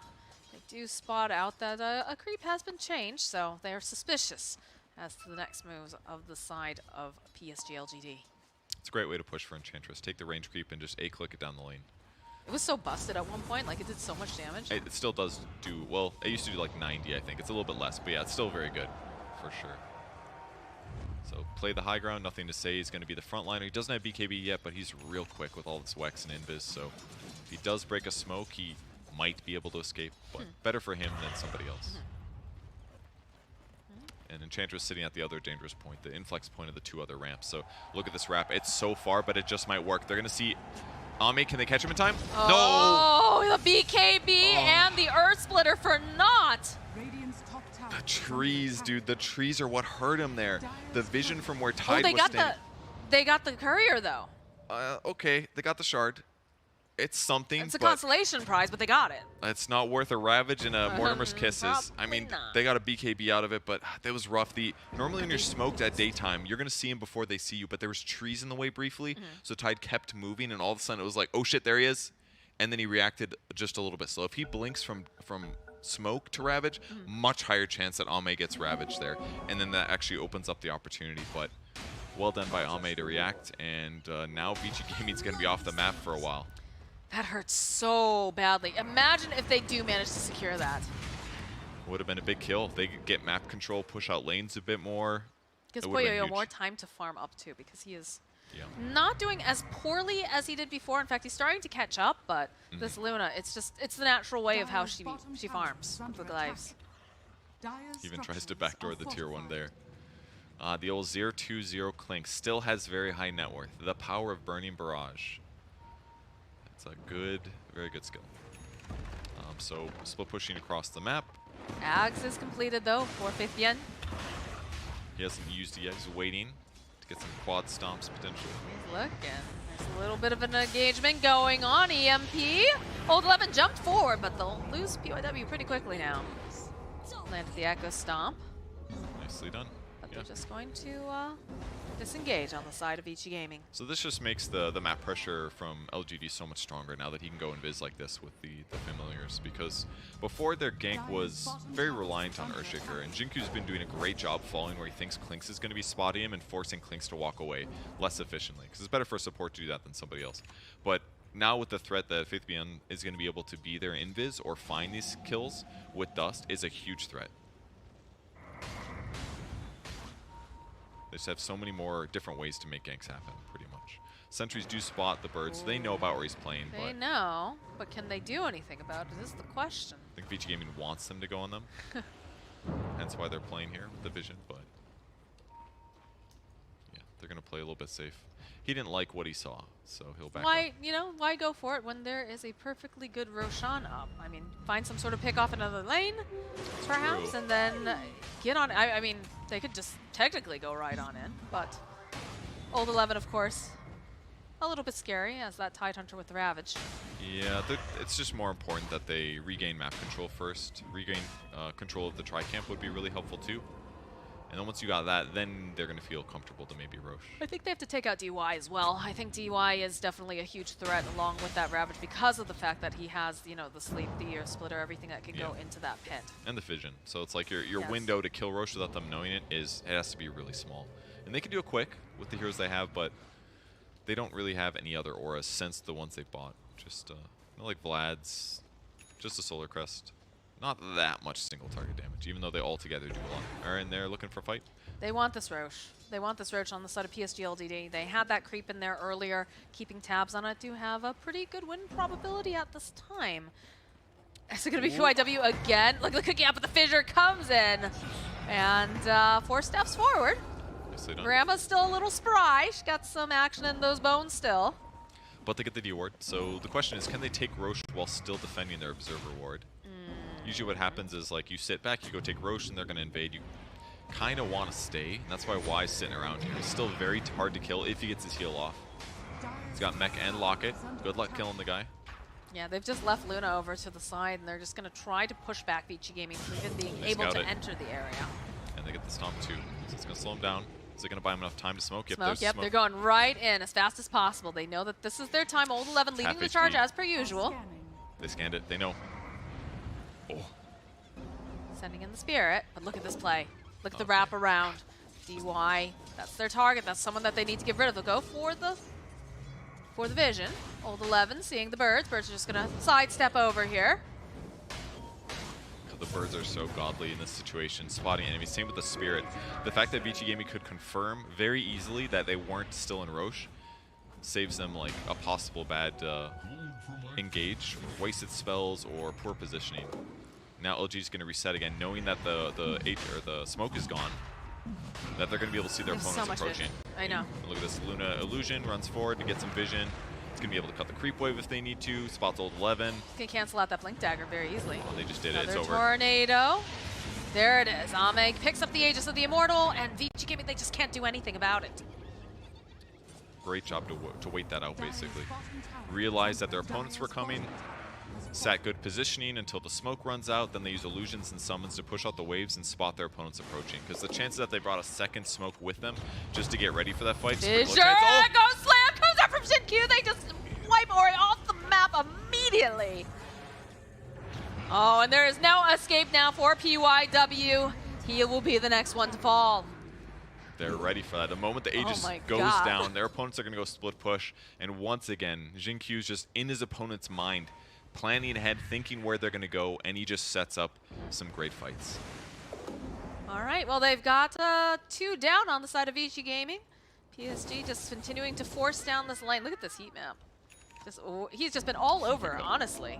Luna really didn't need any help earlier on. He's just been making the plays and putting the pressure down over on Poyoyo. It looked like he was a Radiant hero by that heat map. He was playing all of his time in the save lane, pretty much. Speaking of Poyoyo.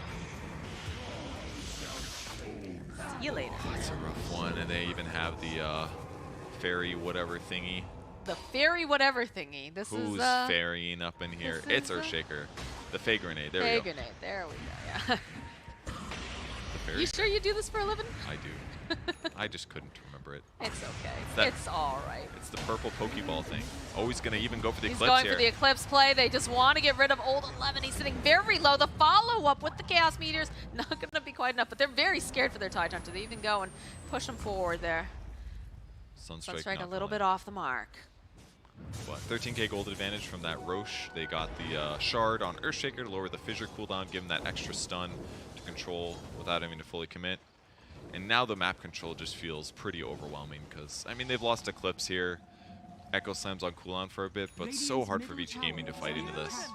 3 deaths now on Klinks. Again, this net worth is still fine. Klinks can farm really quick, but he has to put himself in really dangerous places to do it because of the fact that his opponents or his allies are just really struggling with map control. This Klinks is just not effective at all. He's 0-3-0 right now. Again, but he is hitting creeps. He's hitting creeps, so that is his job, but this is not the way that you typically want to see Klinks being played. Again, things have been changed quite a bit, but he tends to be more of this snowbally kind of hero. Oh, look at the birds. They know what these open. It's also that his team just hasn't had a lot of opportunities to take a real fight. Like, how many weak Ravages have we seen this game? A lot. Lots of defensive Ravages that don't accomplish very much. And he's been forced to do that. So as a result, Klinks isn't there to like Burning Barrage during the Ravage because there just haven't been many opportunities for VG Gaming to take fights. It's been slow, methodical pushing or ganking by LGD. The fight's coming to them. They've got 2 minutes left on this Aegis. They want to just get rid of Ode 11 as fast as possible. He does manage to go and get off the Ravage. This goes right on in here. Oh, Coming so from good. Ori, they go and they get 1 kill right off the bat, getting rid of Shin-Q. That is their big boy. Nothing to say. Next to fall, Ame running for his life. Perfect initiation there by VG Gaming.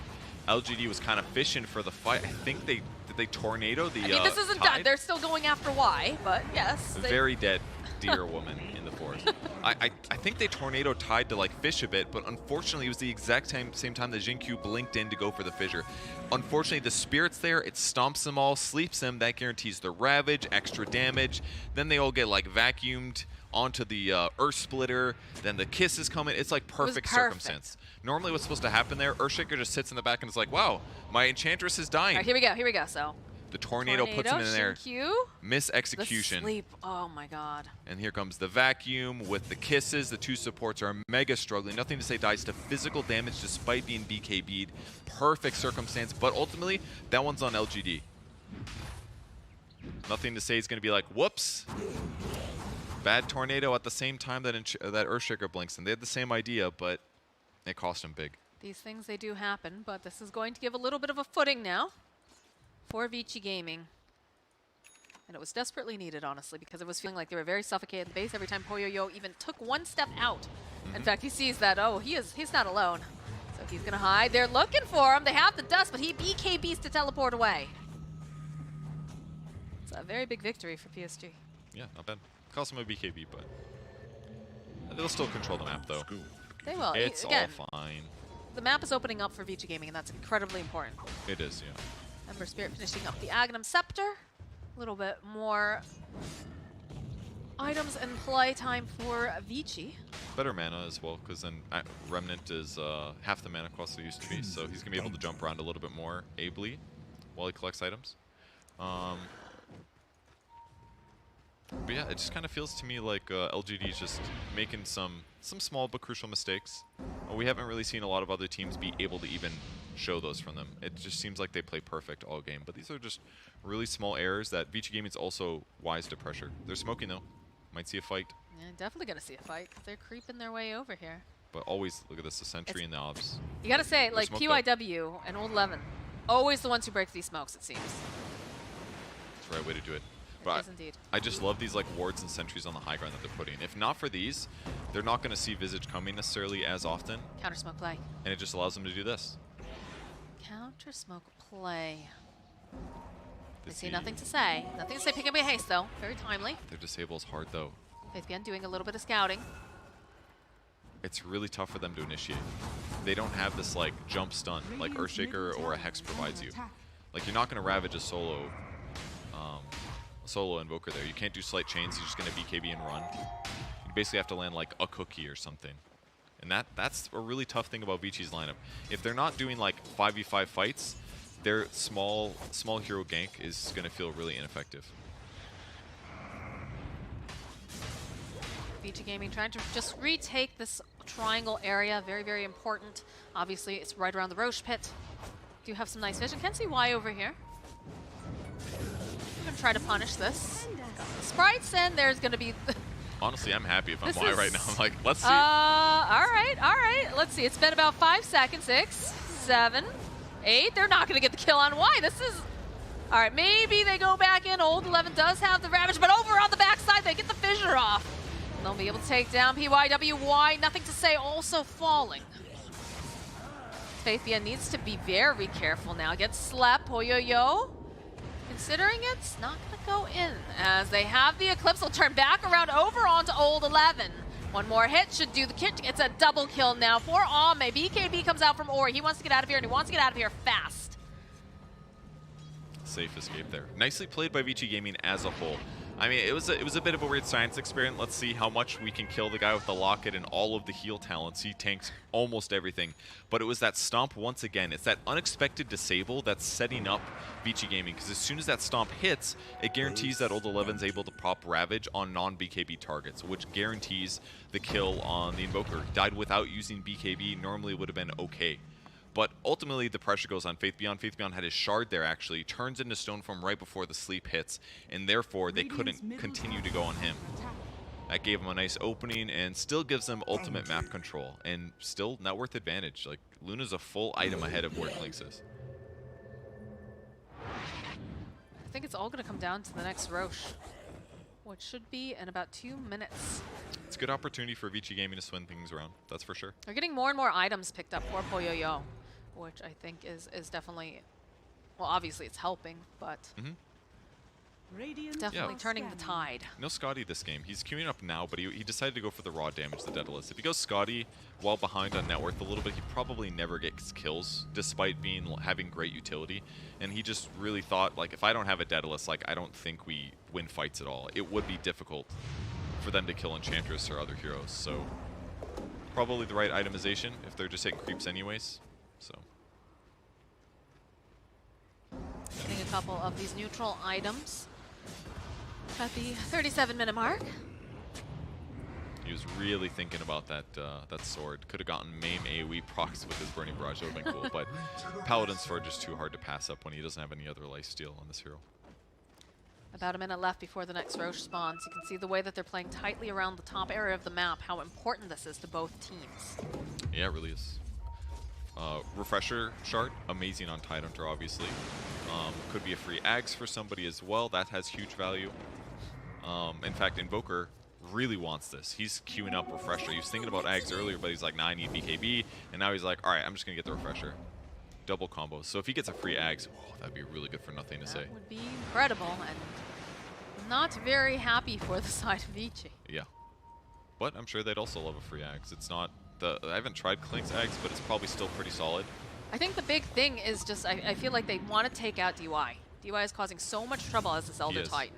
They need to find him, get the pick off, and then perhaps they can go into the Roche pit. Well, they're going to check it now. They realize it's got to be soon. Do you have that creep sitting over in the pit? And the invasion begins. Oh, okay, they managed to find themselves the Ember Spirit. Oh, or no! BKB, though! Is he going to be able to survive? It looks like he is!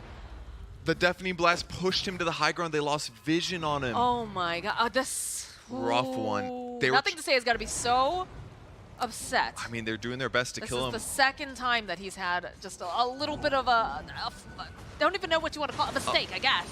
A flop, a slightly flop spell. This one's not nearly as bad as the 21 wasn't like a bad play either. It was just unfortunate. This one a little unfortunate too. Two unfortunate skill usages. Like, he was trying to do max damage. That's the best like single target spell he had in that circumstance to blast him with. But the push to the high ground was just a little bit rough, unfortunately. They didn't have Echo Slam to elongate the disable either. He ends up surviving another BKB charge, but he's down to 6, but they would have loved to get that kill, especially with Roche up. If Ember's dead right now, he has to buy back or they get Roche. Either option is great for LGD, so that one's going to hurt. But either way, they've got Gem on Visage. His ability to deward is insane because he's just got flying vision, so there's that clip once again. Gets stomped, the fissure pushes him up to the high ground. God, gives him just enough time.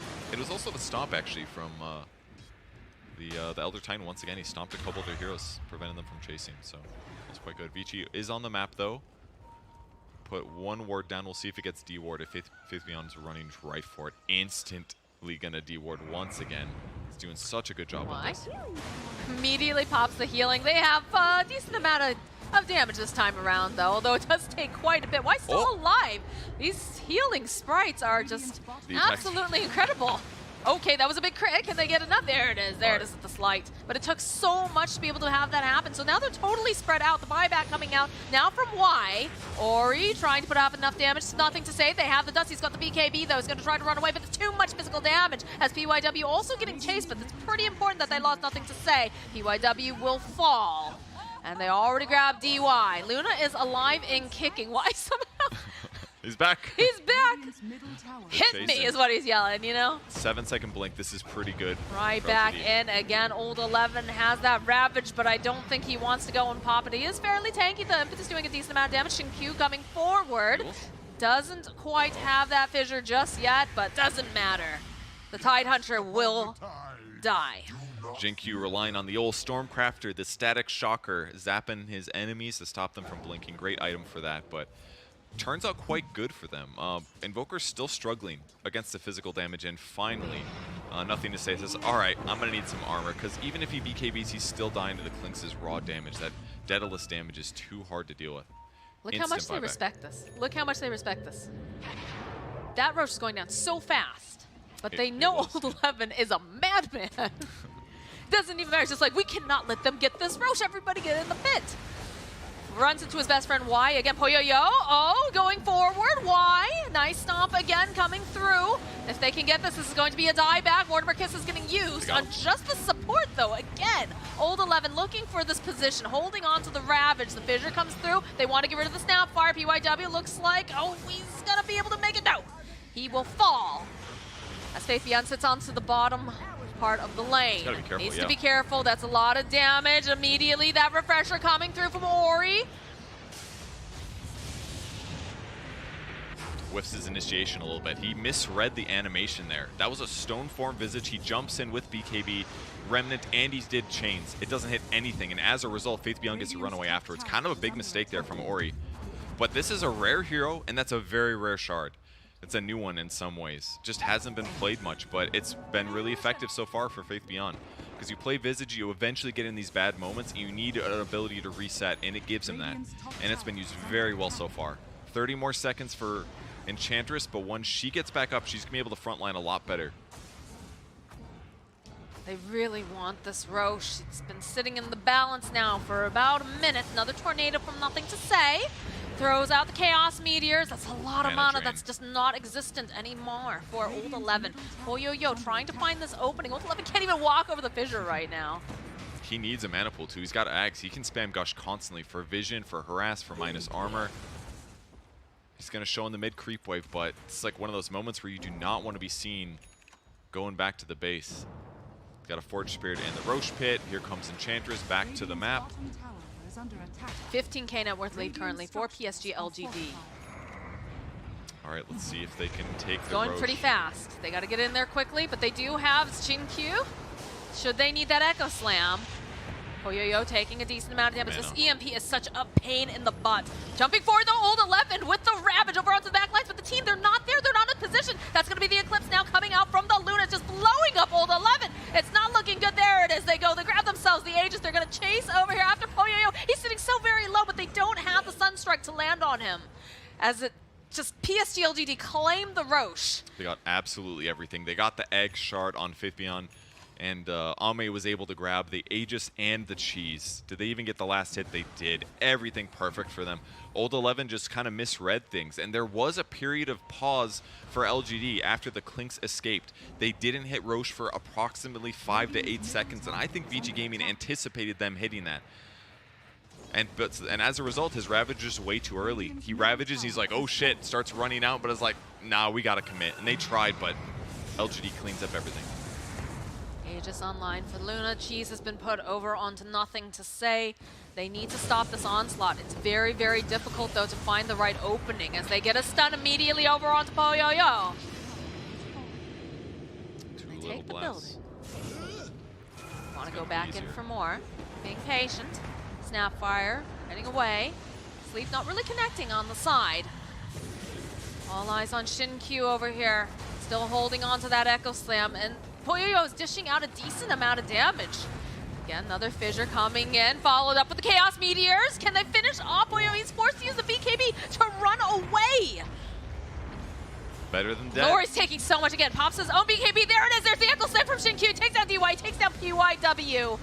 3 down on the side of VG Gaming. They do not have the buyback as now Ori being thrown up into the air, trying to fight his way through. He's got the BKB. Can he do enough damage? That's the question. He's doing it. He manages to go. He pops the Aegis. Good start. 2 remnants left. He can play around a bit more here. Game's not over. It's looking pretty close, though, the way that they are just running at these buildings. Poyoyo doing everything he can. All right, again, we see the Ember Spirit. It doesn't matter. That was the most false thing I've ever said. Wow, the game ended fast. Holy crap. I was like, oh, it's just the tier forwards. They've got a moment. No, they do not. Luna shredding those buildings. It took a lot longer than we expected, considering they were hitting bottom racks at like 24 minutes or something like that, but LGD does pull out the win eventually. All of their little errors were pretty small, but it was like just a lot of like small coordination mistakes on LGD that were very minor, and consistently like VG Gaming being perfectly positioned on the cliff. Don't let them get to the top of the cliff. You got to fight when they're on the low ground. They won a lot of crucial fights. LGD had to play slow, but they did pull out the win in the first game for the Super Hype series.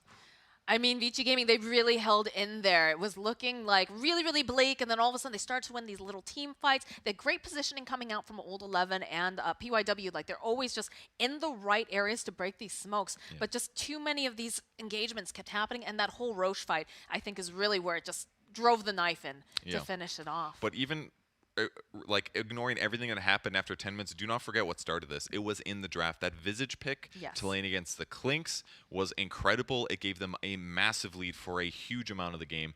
That's what got LGD ahead. It just, they had to work for the actual W, but boy, the draft was perfect to set them up in those win conditions, so they get it. Well, we told you this was going to be a very hype day over here on the stream, and so far I would say it's delivering. We're going to take a short break, and when we come back, we'll have game number 2.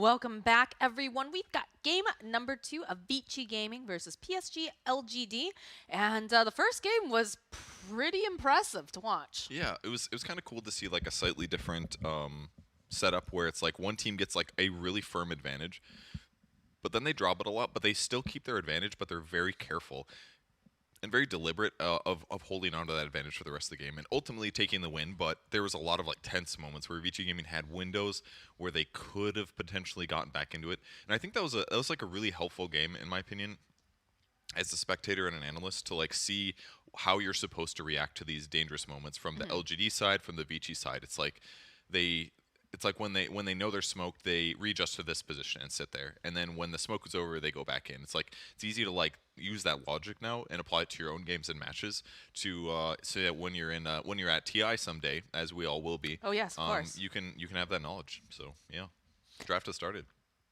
All right, well, we do indeed have a draft, so let's dive right on into it. Let's see, it's fairly similar with the IO banned right off the start, and the Weaver, which was banned, not first banned last time, but definitely was not allowed into the draft. Yeah, it seems like it's the Vici Gaming hero that they really don't want to mess around with. It's strong in the laning stage. It transitions nicely. It gives you a really good save when you eventually buy Ags, whatever time you decide to get it. And you can be really flexible with your items. Spirit Vessel, you can go Rod of Atos, you can go other stuff too. Well, they're going to block out that Elder Titan this time around. I think that makes a lot of sense. It was very annoying DY in the last game. And it's also so hard to fight into the Roche pit. Those stops, though, were excellent. Yeah, the timing was just, like, it just seemed like there was no way they would ever chain stun or burst somebody without them getting BKB off, but they managed it. It's like Fish with the stomp. If you land the good one while something else is busy and happening, then you get the Ravage follow-up and all the other great disables and damage. It was cool. It happens like faster than you can anticipate it, so I can't imagine what it's like to play against. And I'm trying to catch up with everything just casting those team fights. There's so much going on. It's like all of a sudden it's like, oh, Luna's dead. All right. Moving on. LGD has to run now. I thought they were going to Rax, but I guess not. Monkey King pickup over for PSG.LGD. Another very popular thing. I really like, okay, so we're on day number 3 now of groups. We're really starting to see what the meta is. The meta is Monkey King and the meta is Earthshaker, sprinkled with a little bit of Elder Titan and some Snapfire, it seems. And some IO. We've seen, I feel like, a good amount of IO games. Tiny's not allowed to get played. Disruptors become popular as well. Yeah, good for grabbing those Weasel heroes from running away. Those Weasel heroes. Damn Weasel heroes. I assume we're going to see a Lycan here for the pairing, but no, instead, very different. Going to go for an Ogre. We've seen some Ogres, but it's always like very later in the drafting phase, so this one's quite early.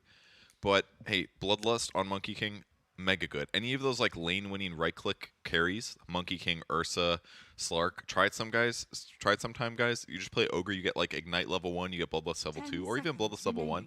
And it's like free boots on your carry. It gives them a huge advantage if they also have like an Orb of Venom. So in terms of what I think maybe they're hoping to do with this Ogre pick is they're saying like, we're just going to dumpster your Earthshaker 3-position hero because we've got built-in regen and lifesteal, or built-in lifesteal on Monkey King. We're going to actually out-trade you on Earthshaker, especially at level 1. Imagine Monkey showing up with Orb of Venom and he's Bloodlusted, and all you have as Earthshaker is like 1 level Enchant Totem or maybe level 1 Fissure. Like, what are you supposed to do, you know? You're going to have to just Fissure him every time he goes on you. So that kind of advantage, you could abuse that, get a gold advantage, maybe use that to get boots itself faster, then you just really beat Earthshaker. Those little kind of advantages that if you can get them in the laning stage, it could blow out the game again for LGD and turn into, hopefully for them, a faster game than the last one. That might not happen, though. Maybe it's Carry Ogre Magi. You never know. I mean... You just got to get that bash talent at 25, then everything is right. Everything before that, who knows? But get to level 25, everything's solved. Yeah, you know, I'm going to go ahead and press doubt on that one. I don't think that this is a Carry Ogre match. I mean, maybe if Thompson was in this game, perhaps. But I think it might be just a little too risky in this game. So that talent's either going to get removed or slowly work down to like level to like your level 10 talent. That's its future. They like really want Ogre Carry to be a thing, but it's hard to manage, hard to make it work. It's a really fun hero to play. Yes. A lot of luck. I mean, skill involved. Whoops. The other way around. Banned so far, Beastmaster for some death push and type stuff. They really favored the Invoker last game. They picked it first phase. It worked completely fine. except for those few times it didn't. But that was not really the fault of the hero. It was just kind of like You're just a little off the mark. Sometimes it happens. Yeah. Sometimes in that pressured moment, you're just, okay, this is just... you both see the same opportunity. Yes. You're trying to help, and just random stuff happens. And that's very much a mid-player thing too, right? It's the idea of you see this opportunity, especially if you're playing something like Storm. The moment it comes up, it's just got to be a reaction. And sometimes it Exactly. just doesn't line up correctly, and Yep. that's what happened in those two cases, unfortunately. You both stun at the same time, stack your stuns. That's bad. Don't do that. First pick out of the second phase, and they're going to go with a Skywrath. Oh. What? I know this has been picked before. OG played it, I think, yesterday when I was spectating a game. They got dumpstered that match, and frankly, I'm not super surprised, but I think the goal here is to, number one, be able to like mega burst heroes, kind of similar to like the Pugna plus, who was it? Earthshaker, I think. There was like a Pugna Earthshaker the other day we saw where it was just like an overwhelming amount of damage due to the magic resistance reduction. I think they're going to use this, hopefully, on VG Gaming to do Earthshaker Sky and just be able to kill Monkey King. So it's like, yeah, he's supposed to like out-trade you and lifesteal you, but if every time you go in, you're getting like silenced, concussive shot, fissure, and Tant Totem, it's like, boom, you just took 400 damage and now you have to run. You can't get to 4 hits because if you do, you're going to die probably first. With that said, though, I'm scared for Sky and Disruptor if they get behind because Monkey is going to eat them absolutely alive. And again, it doesn't have to be Monkey core. We've been talking this whole time like it is because it really looks like it with the Ogre, but they could just be like, you know what? We don't like this. Let's pick some carry that's going to be able to sustain damage well against Sky or Shaker. Like maybe like Spectre Ogre, or I don't really like the Ogre in that circumstance because he doesn't like heal his friend. I'd rather like a Warlock or something. Not that that hero's that great, but yeah, they could completely pivot, but maybe they'll still try to force it. Well, But if they get ahead, it'll be good. It's quite telegraphed of VG Gaming exactly what they want to do with that Earthshaker, because I feel like Old 11's like, we're getting my hero this time. I Yeah. want that Earthshaker. I'm tired of seeing Shinkyu. I could play it better. Give me that hero. But over on the side of PSG.LGD, you have a lot of just freedom, although with the rate that they're drafting, never mind. Okay, that's going to tell us quite a bit about their draft. No freedom to think. Legion Commander, very, very It's also a effective. good team name. Legion Commander. No time to think. Don't you think that makes you sound stupid? No, it means that you're moving so fast. 10 that- seconds remaining. Anyways, yes. Yeah, I guess you're right. Back to I just have no time to think. That's all it is. PSG.LGD. My concern about the Skywrath Mage, though, is that you need to make sure that whoever he is ulting cannot run away. Because it is Yep. the easiest hero to kind of counter that ultimate with just a Force Staff. And you know that they're going to have Force Staffs. And look, they Saves. already drafted one. 10 It's Snapfire. seconds remaining. So Well, that's maybe if they're silenced, though, you know? it doesn't matter because they 5 also have a Legion seconds Commander. remaining. That's True. yeah, you're right. If Snapfire is the guy that gets gone on, yes, you're right. No free Force Staff there. But that Legion Snapfire pick just super sick, in my opinion. They're gonna have strong laning. Little Shredder for whoever gets dueled is great. You can cookie the Legion to help him get duels off. You can press the attack whoever Skywrath goes on. You could press the attack whoever Earthshaker fissures. Once you get Shard, Earthshaker is just 10 not a threat seconds anymore. Before remaining. that, it's okay because like sometimes you'll hit him with that second stun after press the attack lands. But like Sky, as soon as he silences somebody, Legion removes that boom, no problem at all. And it kind of helps to have Ogre in that sense too because it doesn't have to be Legion in the front. He'd rather play as sort of a counter initiator. And then I think for the last, I would really like LGD to have some kind of like, I was thinking like gap closer dive hero, but I guess between Legion and Monkey, they're probably kind of set already. Monkey can play kind of aggressive, Legion can play around for counter initiation, Snapfire can follow up. They're banning out strong carry / disable mids with the Lina. We'll see if they do something similar. And Lina would have been pretty effective against TB too. Tons of burst. You can get away from TB so he can't always sunder you if you go for those kills. But I'm pretty happy having Legion Commander against TB as well. Not the best in lane in terms of trading hits, but your nuke is always going to do 25% of an illusion's HP. So as long as Legion is around, he should be able to just 10 blow up all of seconds TB's remaining. illusions with a zap, which is really powerful in some of these later 5 stages of the game if there's like a seconds slow siege. But maybe there won't be. Maybe it's going to be like Vici getting like 2 pickoffs then pushing, in which case the Legion thing is a little bit overblown, but could be something that matters in some stages of the game. I'm just really concerned that the Skywrath Mage is not going to have a game. Just because of the fact, like, Yeah. the Legion Commander just counters so incredibly well. It does. It's just kind of a goofy support duo. They're both Yeah. they both have silence. They're both countered by BKB. So They do too much of the same thing, almost. It does feel a little bit like that. But I mean, it can work. Like if you win your lane, then it can be fine. But it's the negative of opening Disruptor. Sometimes this happens where like Disruptor has been picked heavily in third and fourth pick from what we've seen so far because it's been good in those games. Or it's been like, oh, it kind of works against some of their heroes. But because they picked it like right away, now you get into a situation where you're like, oh, I think Disruptor's really good. So they start picking it first phase, but then it leaves these openings when they want to go Sky as well. So This is a good draft from PSG.LGD right now. My goodness. You've got Lockdown, you've got Tower Push. Whoa. I English. Good, yes. Tower Push, AoE damage. Dispel, a steroid for your cores. You've got long range team. This is a beautiful draft. When Slash gets BKB, is pretty safe. He could protect himself with Yules as well in the meantime if he's worried about that. They do still have insane damage by all means. Like if they spread LGD out, you know, Fissure into Sky combo, Echo Slam into Sky combo, someone's dying. But if Legion stays a bit out of it, if they've got Force Staffs or Cookie from Snapfire, they can definitely keep playing fights. The one downside of Lesh pick is that TB, when he's meta and BKB'd, he's going to do a lot of physical damage, and Lesh can't fight into that. At least until like the BKB's done and he can like stun to buy himself for some seconds. But I like LGD's draft. VG Gaming has some potential, but I've been pretty... I like Skywrath Mage. He's a fun hero. I've really enjoyed him in the past, but I'm just kind of biased against him in pro games the last couple of years. He just has always felt... He has a purpose, but he has a lot of vulnerabilities. Like, if you start losing, he just feels kind of weak to me. Yeah, I know that they were digging it out for, what was it, Season 2 DPC in China. They were starting to play a bit of the Skywrath Mage. I remember Fog coming into the van one day, and he's like, yo, China's doing some crazy shit right now. They're picking Skywrath Mage, and I don't understand how or why, but it's winning. It's working, and I don't get it.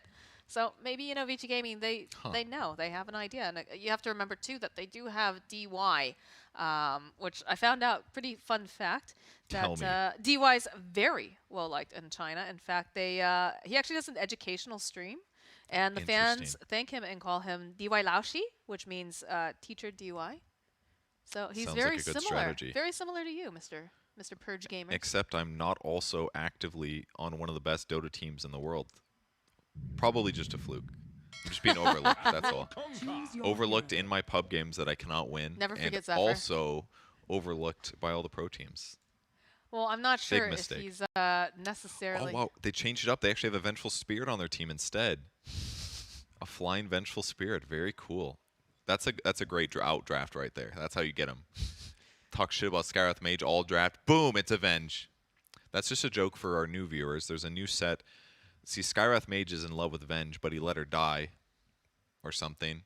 And now there's a set that makes him look like Vengeful Spirit a little bit.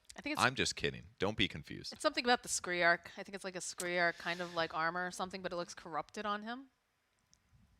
I think he's using it partially corrupted, but not fully. Not fully corrupted. Yes. I don't know. Skywrath Mage is a jerk. Don't let your loved ones die. That's true. Kunkka, a pretty solid pick, actually. It really makes like it feels makes it to me feel like VG Gaming's draft kind of comes together. It's another way to start a fight or disable. Before it was basically just Earthshaker or some weak disables from Sky. Now it's going to be like Kunkka X into combos on people. So it's even more important that they have Glimmers, Force Staffs, and save whoever gets gone on. But now they've got those solutions more readily available. You can't be everywhere at once on the LGD side to protect your cores. Leshrac is looking more vulnerable now to me because he has to worry about X combos as soon as he hits level 6. And his teammates need to be there to back him up. But I also feel like this is a hero that typically wants to buy something like the Yule Scepter and try to dodge a lot of this. So perhaps not as scary as it sounds. Obviously, it's going to be scary until he gets that particular item because Kunkka can very easily punish any sort of bad positioning. He is really good at that for sure. And he's pretty tanky too, so he can kind of frontline as well. It's the perfect circumstance. They just get all the voice lines out at the start and then they forget about them all. It's very efficient though, you know. Get all the things that you want and Tip's getting tossed out. Similar wards as the previous game, at least from the Dire side. I think LGD was Dire last time, but they warded very similar. And they didn't do the other cliff ward like they did over in the bottom portion of the river, but yeah, you know, it's pretty important to be able to see, you know, is there any stacking going on? What's the rune going to be? Because it's the advantage of being just a little bit closer to that top rune, having that information makes a big difference. It does, yeah. Helps a lot. So far, both these teams not super willing to like go do dangerous things. Wise gonna get spotted by Old 11 though. Of course it's Old 11. Yeah, he was trying to get some vision on the. Did he actually have a sentry when he did this? He did actually. Yeah, he was gonna go check to see if they had a ward and then place the sentry. He did block it, but Cookie hop 4 from Faith Yan. This is looking like a bad start for PYW. The body blocks are here, and they're gonna try to let Nothing to Say get the first blood, and he will. So not a great start here for Skywrath Mage, but Nothing to Say is nothing to complain about. not at all. He's got his bottle on the way right now if he so wants it. And there he it does. is. He grabs it. That was before bounty runes as well. He still had the money, but he went the very low cost build. 3 armor branches, 1 fairy fire, so he gets it faster than normal even. Nothing to Say keeps canceling his old animation, trying to force Ori to run in circles, and so far it's kind of succeeding. Once you drop the stun, he gets to make good decisions. A lot of harassing going on in both of these lanes. You can see in the top lane, Poyoyo putting the pressure down onto Faith Yan. Dude, so good to have Legion against Disruptor as well. As soon as he throws the Thunderstrike on you, remove it. Big advantage, and yeah, he's going straight for the Helm of Iron Will. We have seen other Legions go this build before, but it kind of makes sense. It's just like the most stable item you can buy. It's like a souped up Ring of Health for slightly more gold, 6 armor with 1 item. There's completed items that don't do that for you, and that's because it just gives you so much advantage. So he just has to play careful for a bit, and maybe a salve from Jingqiu here or there, and then good luck outlaning him.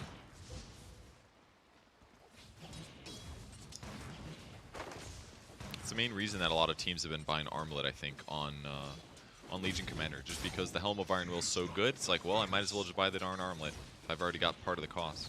Makes sense for efficiency's sake. Yep.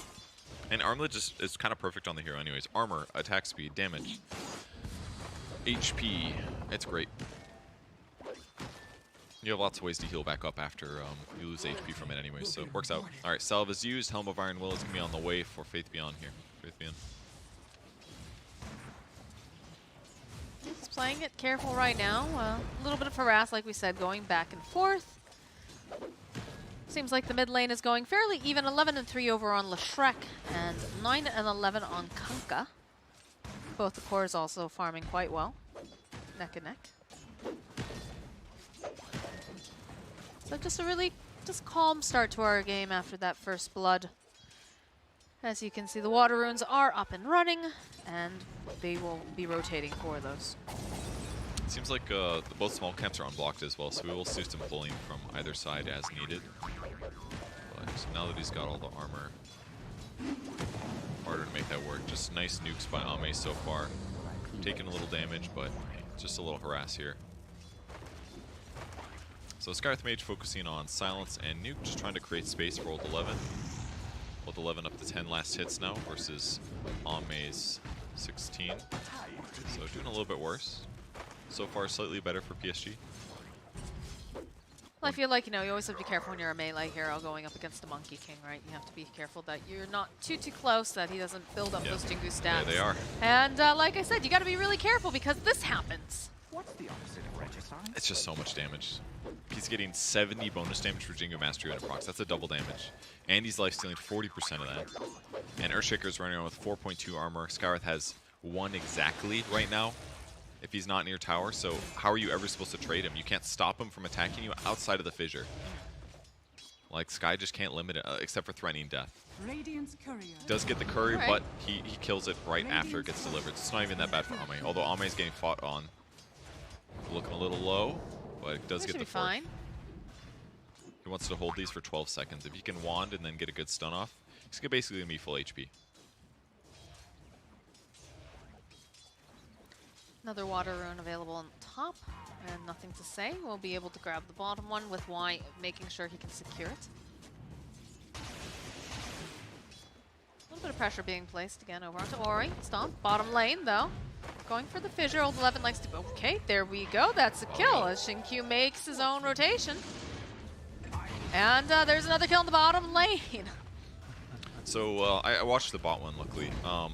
Ame basically waited to get that Jingo off, like I said. He hit it, got the stun, but instantly BG Gaming is ready for that. They knew they were going to stun. The moment that he came out to stun, they threw the slow and basically got a bunch of hits on him. Then they fissure blocked him. They kept fighting. At that point, they were pretty easily able to take the kill there. So it works out, especially with this Basie on the Earthshaker. It's kind of cool. It's just giving a lot more mana regen to Sky so that he can spam more often. And that's kind of what's making this feel a little bit more valuable than normal. Sky just has a lot of mana to throw out the slow and his other spells. I mean, typically, you know, they'd always have, oh, Cookie hop forward. Followed up with the Boundless Strike. Ame closing in over on Old 11. He's not even able to go and wind up for the fissure. It's just so hard, and he's got Orb of Corrosion finished now. So these pretty low armor heroes, minus armor is really effective against lower armor heroes. He's got it finished, skips the boots, but it doesn't matter because, again, they have just kind of a goofy dual lane. And it's not like they couldn't expect this. I can't help but think that LGD just outdrafted laning stage again a bit. Proves to be the case as Xinkyu, they were making a rotation over on Ori in the mid lane, but with Old 11 TPing in, refilling the water bottle, they're going to respect it. Lesh has 44 last hits right now. Yes, he has taken over that lane for sure. That's a lot. He's got 1,000 more net worth than Ori does in this game. Faithian being held in the kinetic field. They've got the Metamorphosis up over on Poyoyo. He's going to try to burst off again, going to get glimpsed away. This is looking pretty difficult, but it's all if Poyoyo wants to. Yeah, he wants his kill. Body blocks coming out from DY. That's a kill. Boots are Bottom finished. lane, trying to make plays over onto Y. They'll turn their attention now over to Old 11. Oh. With the Enchant Totem, get these stacks of Boundless Jingu right out. That's a dead Old 11. Pop, oh my god, LGD, all right, LGD, I see you. They are good at Dota, very, very good at Dota, just constantly putting the pressure on here. I mean, They're nothing not to done, say they're going after PYW too. Ami just walking after this monkey wants some chicken here. He's running around circles, one more little tap. Yikes. All right, how many kills was that in the last 20 seconds? Like 4 or something, I feel like. It was a a lot. couple kills. He's got his boots finished now. Everything going great over there. I mean, when I was talking about nothing to say his last hits, he had Arcane Boots at like 5 minutes, which is insane. He even went for more Split Earth points than his other skills, just solely more radius, more damage from Split Earth. Doesn't care about the towers, he just wants to kill. Faithian maybe overstaying his welcome as they follow up with the kinetic field, and they've got the torrent, plenty of clicks for Faithian, so they will punish him for his insolence. Yeah, despite Ori dying twice this game, he's kind of been doing a good job like he was last game as well. His rotations are where he makes up for their losses. Things are going bad for him in the mid lane, well, now he's going to go make sure that, at the least, they make sure that Legion Commander's less farm. Well, 11 there, just targeting this poor Earthshaker down. That is another death for him. Let him take the Earthshaker if you know you're going to win your lane, and they did it. Yeah. Sky helped a little bit, but again, it's too hard. Their armor's too low. You can't stop him from attacking you, so he just gets his trades off. The Warden. Y just chasing after him along with Ame, Xinkyu. Really just applying this pressure. Cookie hop forward, a little bit off the mark, but the Boundless is not. And PYW thinking he might survive here. It's not looking like he is because Ame is just chasing down everyone and everything that gets in his way. He's a full-on bulldozer. Y finding himself Ori. Does have to be a bit careful. Got the X marks the spot. He's a bit tanky, but of course you do have the Monkey King standing nearby. Cookie hop coming in from Xinkyu will be able to keep him alive here as they'll just turn back around, and this is going to be another kill. No, it's not for Ame. This one belongs to Xinkyu. Honestly, this reminds me a lot of like TI8 OG, just Monkey King getting an advantage and just running around the map, pressuring so hard and making his opponents not be able to play Dota, which is what we're seeing now. He just left the safe lane and was like, yeah, I'm going to go fight over here. And he's like, well, I'm here. I might as well keep fighting. Glimpse back from the Disruptor. Nothing to say. He's just going to stroll away.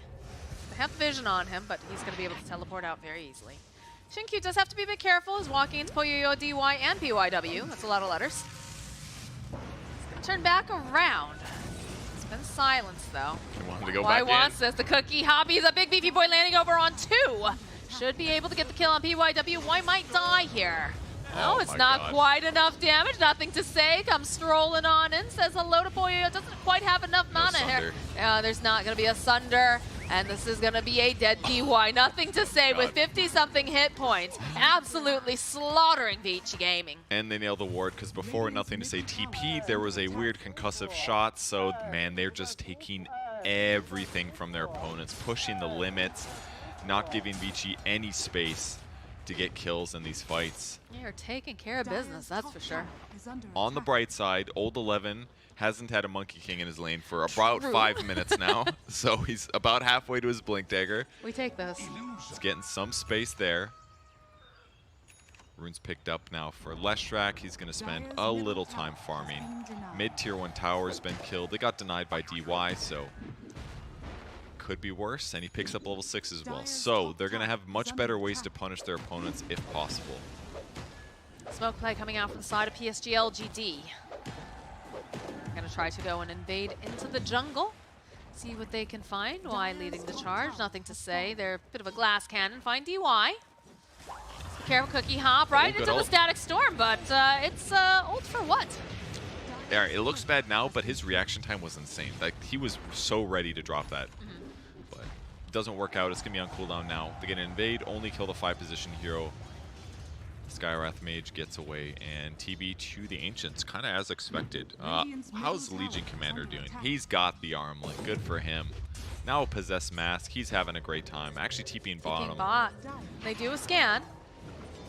Looking. Jump forward, down. Old 11. Trying to get in position. Has the Echo Slam, but he doesn't have quite enough damage as they follow up. They go in for the duel. They've got plenty of damage, and Faithian will collect his first duel damage of the game. It's one of those times you're really happy to have Armlet because your opponent thinks like, oh, he's not that high HP. Let's go kill him. Drop the combo and you're like, oh, that wasn't even close. Skywrath Mage just tickling a little bit over on Faithian. Does sit a little low, but it's gonna be fine. Look at this. They're just not giving Poyo any space. It's very similar to the first game. Still no Sunder. Mortimer kisses, split earth, too much damage. Now Ori has to run for his life because he is all alone. That was very effective. Don't let him get near the tower. He's going to force a juke into trees. Then you just run him down. 16-4. 6k gold advantage now for PSG.LGD. If there's any doubt who is the better team between these two guys, this is like 2 mega convincing early games from PSG.LGD. I mean, that was the big question mark. Like I said, a couple of the analysts were like, man, we've got these like 2 different camps, well, 3 different camps, right? You've got the ones that are saying PSG.LGD gonna win this TI. Hold that thought as Y is silenced. Taking a decent amount of damage. Cookie out forward, though, managing to go and land over onto DY. Can they turn it around? Can they get the kill? They get the kill before Y is going to go down. Fissure coming out from Old 11, getting into position. Nothing to say, sitting very, very low. He's got to kite them. He's got to move very, very quickly here. Can they get the kill? They get the kill over on Ori. He's still alive. They go in for the duel. They get the duel damage as well as Old 11 going to the grave. The Invis rune pop with the bottle and the run. Oh. All from that free force staff from Jinkyu. He just shoots the Ogre forward, buys them an extra second or so, wastes the second half of the Sky ulti. Oh man, the pressure is so overwhelming. Look at this again. Why? He's taking so much damage, right? He takes a bunch of the Mystic Flare, but the Cookie forward, right on top of DY, ensures that he gets the kill.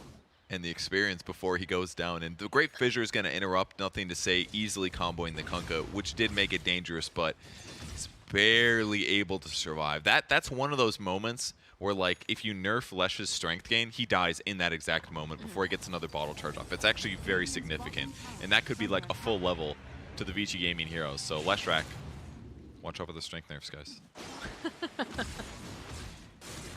Pretty good hero, though. Leshrac is one of those guys that's played a lot in pubs. Isn't picked all the games of TI because he has some new weaknesses, but inherently, he's always going to be powerful just because Direwolf Edict can pressure towers really fast. He farms quickly, he lanes well mid. He's in some ways the better version of Lina right now and has been for a couple months. Pressure on Old 11 here in the top lane. Does finish up his Blink Dagger. It's being delivered. And I have a feeling that PSG.LGD is very much aware of this very, very soon. What's the smoke there? Going top. Ogre's ready, though. Why is just throwing his body at every single person he comes across? They're making this hero look like a first-tier pick, the way Y's playing it. Just It's very impressive. But it's so important that you do this, right? Like, if he just sits behind his cores all the time, then he's not leveraging his relatively high HP and his 10 armor with no items. Like, he's taken this lane advantage, and he's pushed it so extreme in this mid-game. And you gotta know how to do that. It's very important if you're going to make Ogre truly feel fantastic. I mean, there's a reason why his nickname is White Dwee. Or Dwee, I think? White Dwee? Captain Y. This guy, in control, knows what he wants. Faithion getting into position, has the blink. It's in a static storm, but look at the damage. Look at the boundlesses. They just slay it right on thick. Not going to get the dual damage, but they do take down Ori. DY running for his life. They got the little piggy pole. It's making little squealing noises. Come back, DY. Come back, DY. Couple slaps here. Need to just maybe one more. Good vision, though, coming out from old 11. The Mystic Flare, cookie up forward. Not quite enough to get DY this time, though. Overdives for the first time for LGD. This could be a good punish moment if they can get somebody else, but ooh. Look at this, look at the monkey. Oh no, monkey. Dropping he down, misses. he misses though. There's a bit of a whiff. Gonna big one. feel a little bit better if you're on the side of EG Gaming knowing that that's not going to be up. Really well done by old 11. He was kind of expecting it. He cut a different tree down. He didn't get the right one, and it's finally too far. Finally happened. Gonna take a little bit, but they eventually get why. Everyone building armlet this game, actually. Kunka's going for one, too. Wants Just the damage armlet and the armor. kind of day, you know? It's just a lot of physical damage Oh sources. my word, 90% win probability right now. It does look good. Yeah, when Monkey's ahead, it's a rough one. When Legion's ahead, it's a rough one. Leshrac, kind of the same thing. And right now, they have Lesh some is sitting top of the net worth, that's nice for sure. advantage. Yeah, they are. And Terrorblade can catch up, and Terrorblade can play losing games because your ability to farm safely with your illusions, but Skywrath Mage, not the best from behind, like we said. Disruptor can struggle there a little bit too. Disruptor works better if you're running at your opponents, not the other way. Little ward for Y. Understanding the tempo of the game has changed a little bit. He wants slight vision in the jungle area in case they do get a little bit invasive. But as you can tell from all the sentries on the map, LGD wants to play in the VG Gaming jungle. Closer to objectives, they block off Roshan, which puts them in a safer spot.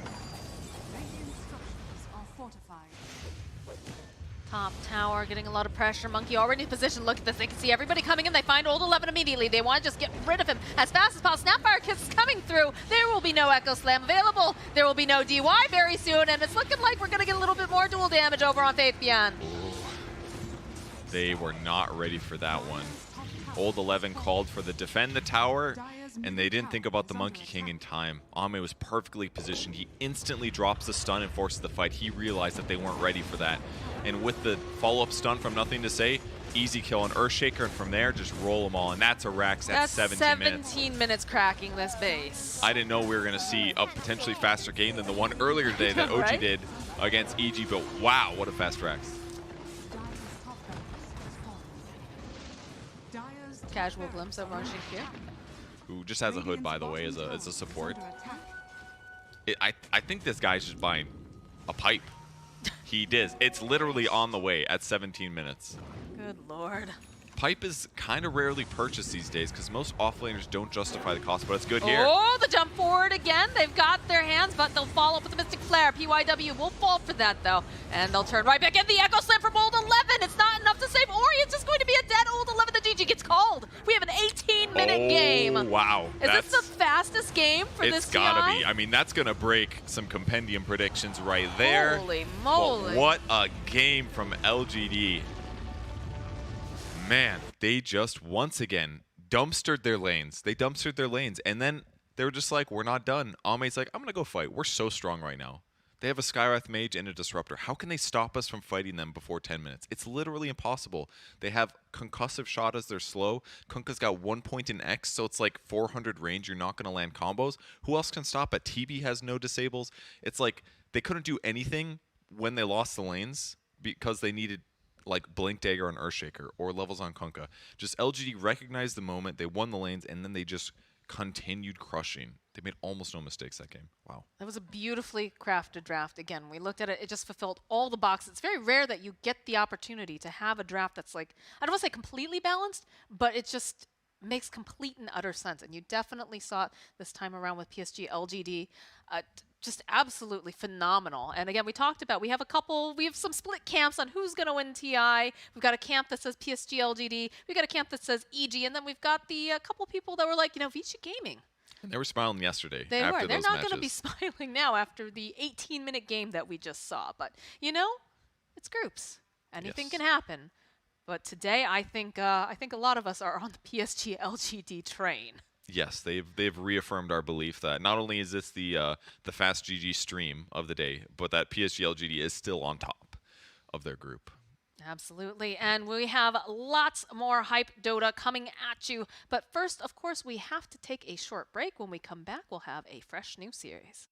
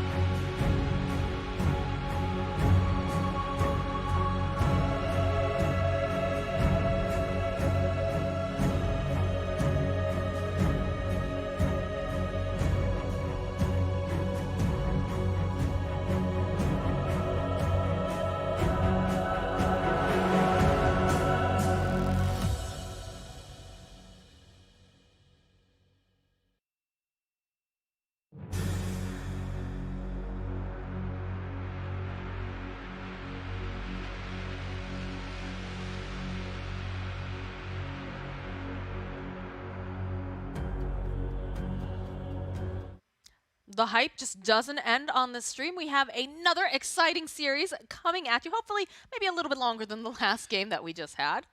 Perhaps, yeah. But it's going to be a really good one. And, when the tournament was starting, I might have been like, oh, Undying OG, it could be good, but we don't really know how it's going to go.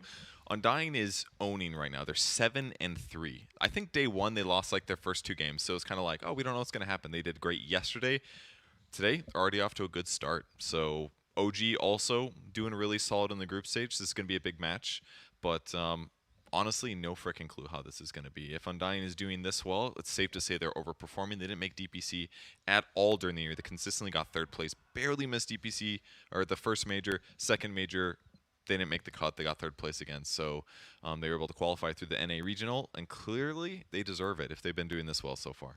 Purge and I were talking earlier as well that, Undying, they were one of those teams that did not have a sponsor, and they were scraping to get enough money so that way they could go and attend their boot camp. But I think at this point, they're pretty much... I can double check. Give me the stats They here, basically, Mr. they Purge. can't get last place now because they're still in the same group as Thunder Predator, and Thunder Predator is 0-10 at the moment. So, yeah, like as long as you don't get last place, I'm pretty sure you get 800K for prize money. So, yeah, that's good for them. Good for them. Very happy for them. They've been struggling a long time. It's tough to make it at times. But, yeah, that's great. Indeed. What are they looking at, like 5th in their group right now? I'm think that's what I checking just saw. money. Oh. I'm sorry. It's 600K. If you don't get last place, you go from 100K to 600K. That's It's money. a big jump. That's That's big. literally $100,000 a person to not get last place in group stage. That's good payout. Very good for them. So happy for Undying doing so well so far. But who will win this series? It's all going to come down to the draft and the play and the ganks and the lack of mistakes and some other Yes, stuff. that's how you play The chat game. wheels. Yes, the chat wheels. That is also a very strong strategy. OG earlier when they were playing against EG, attempting to use Dove's voice against Arteezy. I got to see who put that one in. Shane. So both teams, of course, naturally. Of course. Brile gave him the OG voice line, but now it's back and forth. Battle being dealt in chat as well as in the draft screen. Lena banned in the first phase. That's a Brile hero, classically strong hero. I just saw a stat as well that the highest average kills, Brile's in 2nd, directly behind Sumail. Ooh, the NA boys. Someone's numbers are going to change this game. Because someone's got to win, you know? I guess they could both, like, slaughter the enemy's team and both have good KDAs at the end, but good for Undying. That's definitely possible. But, yeah, OG, everyone is very, very familiar with, but, a lot of people might not be quite as in the know They're really good. with Team Undying. They just keep winning TIs, is what I was going to say. Is that all you're going to say about OG? They're just that good. They suck during the year Okay. or disappoint, and then they just crush TIs. Worried about you. And this could be the 3rd one. You just never know. I mean, they are in their TI form for sure. Yeah, they are. Slightly different roster than last time they won TI, but still a lot of the core players. They've got Sumail. Sumail was the player that joined them after they did amazing TI 8. Do I have that right, or was it after TI 9? It was after TI 9. After they won their second TI. Did he you was work the TI? I can't remember. It all blends together. It's been a long COVID season. But Sumail basically joined them. It didn't go so well. He was kind of teamless for a long time, and then right at the end, they brought him back. They qualified, and now they're crushing. I know way more about OG than Undying. I was really hoping you'd pick me up right there. But it's fine. We can talk about the game. Yeah, so Undying, they have some of these... It's a mix of, like, younger and older veterans, right? So you've got yourself Tomato. He's one of the first... One of the first SA players to kind of get picked up in more of an international scene, right? He's very, very young. I think he was 17 when he first came onto the international scene and had some issues just because, again, young player, lacked some of the discipline, would be a little bit too focused on farming half the time, or he'd go in for dives. You've got Brile, who is very young as well. I believe Saberlight is also on the younger end, but then you also have Moon Meander and, of course, Dubu, who are more of the veterans, been around for quite a while. Moon Meander, of course, a staple in the North American Dota scene. So, yeah, it's a stack that's a mix of young and old that are just trying to prove that NA Dota is still alive and kicking. Yep. Please, God. And Moon Meander, a forming player of OG back when they were Monkey Business. yes, He was on that's their true. team when they... Or was it Monkey Business? Yeah, it was Monkey Business, then they became OG. He was on that team, won a major with them, couple majors. Eventually got kicked. but you know, still always A been a very good grudge player. match. You love to see it. A years in the making grudge match. No, I mean the OG brand is massively like Moon Meander was there, but as was Miracle. But Miracle hasn't. You know, they're like the original OG, Right. but it's been so long The ago. At this point. OGs. The OGs is correct, very much so. First picks though, Elder Titan was the opener for OG. It definitely seems like that's the hero that makes it through first phase. Somebody's picking him because he fits in almost all lineups.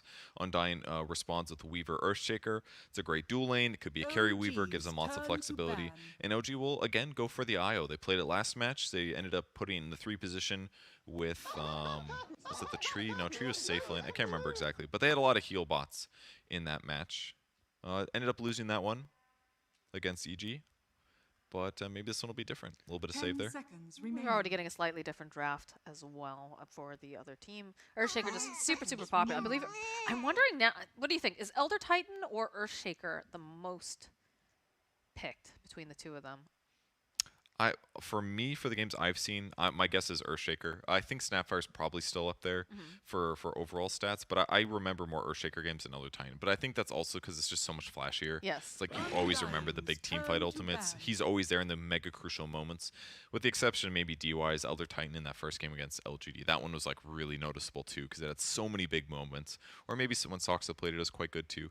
But yeah, that's my guess. One of those two for sure. In terms of the other bans, Morphling gets banned out by OG. Very burst heavy hero, hard to lock down. So kind of punishes IO lineups in a lot of ways. He can usually escape, evading trouble. Also, the Earthshaker pairing, I assume is what you're thinking about. No, I'm actually thinking about the fact that Tomato loves that hero. Oh, okay. But yes, those all make sense as well, for sure. Definitely a comfort pick, though, for Tomato, should they try to run it. It's a Night Stalker ban as well, the guy that's going to be able to spot out the enemy squad, silence them, prevent them from escaping. Very good at diving the IO, preventing relocate, things like that. It can be really effective there. And they ban out a Void. They basically have solutions against Void. IO is arguably the greatest save against Chronosphere with relocate. So if they are countered, if they have it, it's better to not also let your opponents have it. And it's very good against Weaver. I feel like every Weaver game we saw just about, the enemy team almost always picked Void because they're like, hell yeah, Chronosphere against Weaver. It's just going to make things so much easier. I'm curious to see where they're going to run this Weaver in particular, if it's going to be more of the support style, which we've been seeing, or if we're going to see, like, I know the offlane Weaver occasionally crops up. I think with the Earthshaker, though, most likely that's going to be the 3, and Weaver 4 or 5. Yeah, I was doubting about the 5 Weaver a bit earlier, but then FNG played a 1 game, and it's like, it still does the same thing. You just heavily harass your opponent, and he did hit creeps a lot more that game because he was farming more aggressive places, so it wasn't exactly a 5, I suppose, but it can work. You just kind of roll shift, and you start pretty much off in the same fashion in the laning stage, and yeah, it just gives you the ability to like farm places on the map that should just be way harder, or way too dangerous in a normal circumstance. And if it was a carry, yeah, sure, they commit like 2 or 3 heroes, kill that guy, and they're like, oh, this is worth it. But if it's like a 5 or like a 4.5, you're like, okay, it costs us a lot of stunts to do that, and really isn't efficient enough to be worth it. So, yeah, that's another reason Weaver's probably been banned a lot. It does change the game a lot in terms of what you can get away with net worth-wise.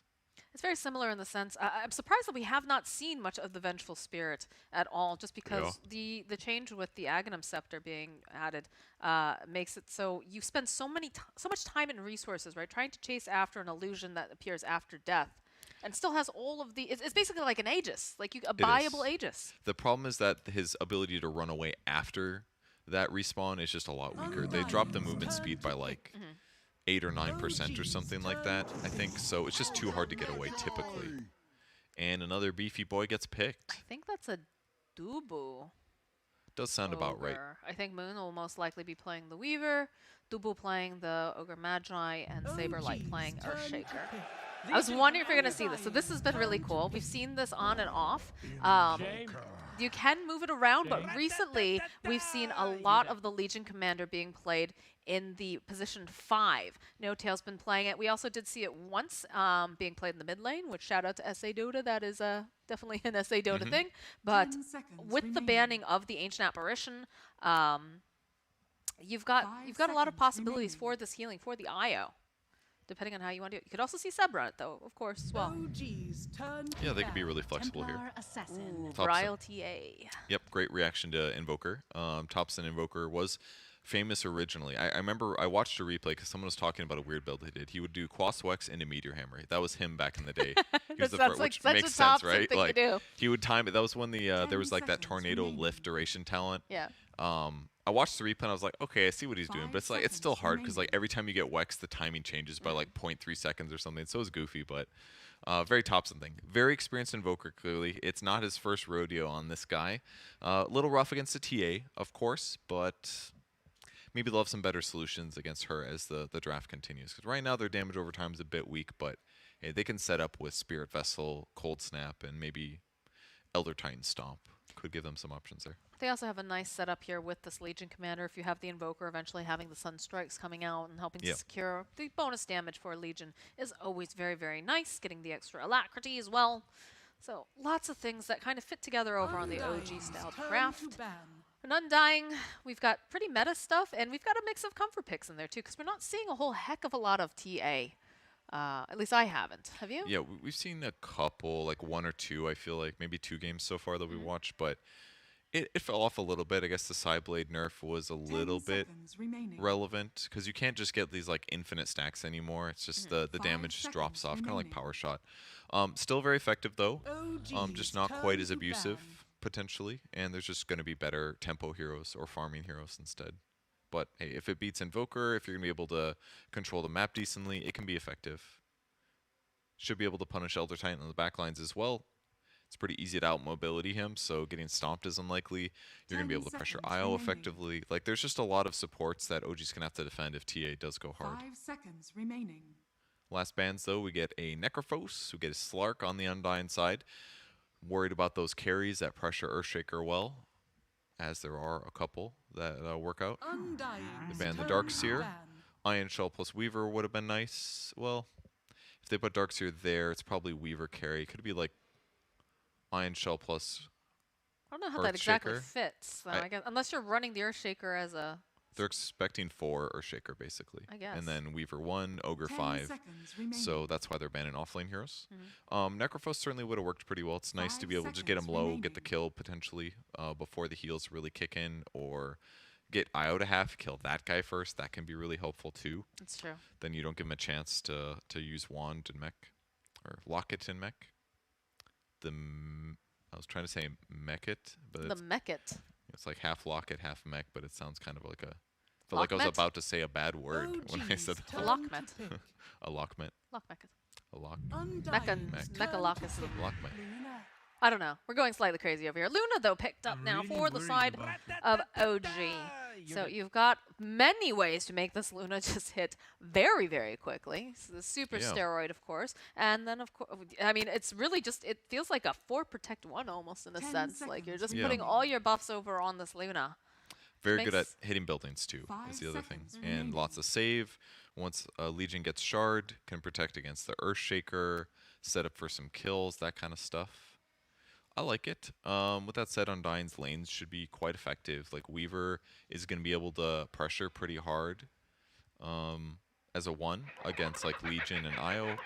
Obviously they can run you down after Sukuchian, so you got to be slightly careful, but You talking to me? maybe they do ET4 to make it feel more effective or something, but Spectre is going to leave their lineup feel a little bit farm heavy, but I think we saw a similar pairing. I think we did see Spec TA played by another team recently, and it kind of felt good because once they did actually get into it, with Spectre having eggs and TA moving around the map, the pressure felt so overwhelming constantly. And it's actually going to be the Legion 5, something that OG has been playing quite a bit already during the tournament. So that's going to be another 3 position for Seb here. Yep, 3 position. IO did quite impressive things. I believe they did not win that game, They though, did not. right? Yes. No. But they definitely made it a huge nuisance, the fact that he was able to provide so much healing. And when you have all these other things to buff up the Luna, it is very much for the 4 protect 1 sort of thing. And even in the laning stage, IO plus Elder Titan sounds really scary. They keep pairing the IO with these like really strong right clickers. Attack speed on Elder Titan is amazing. He's going to have huge damage bonus. He's going to have more movement speed than normal, so he's going to get more hits in. And with his aura, he's going to reduce Spectre's base armor and magic resistance. They're going to out-trade their opponents without a doubt.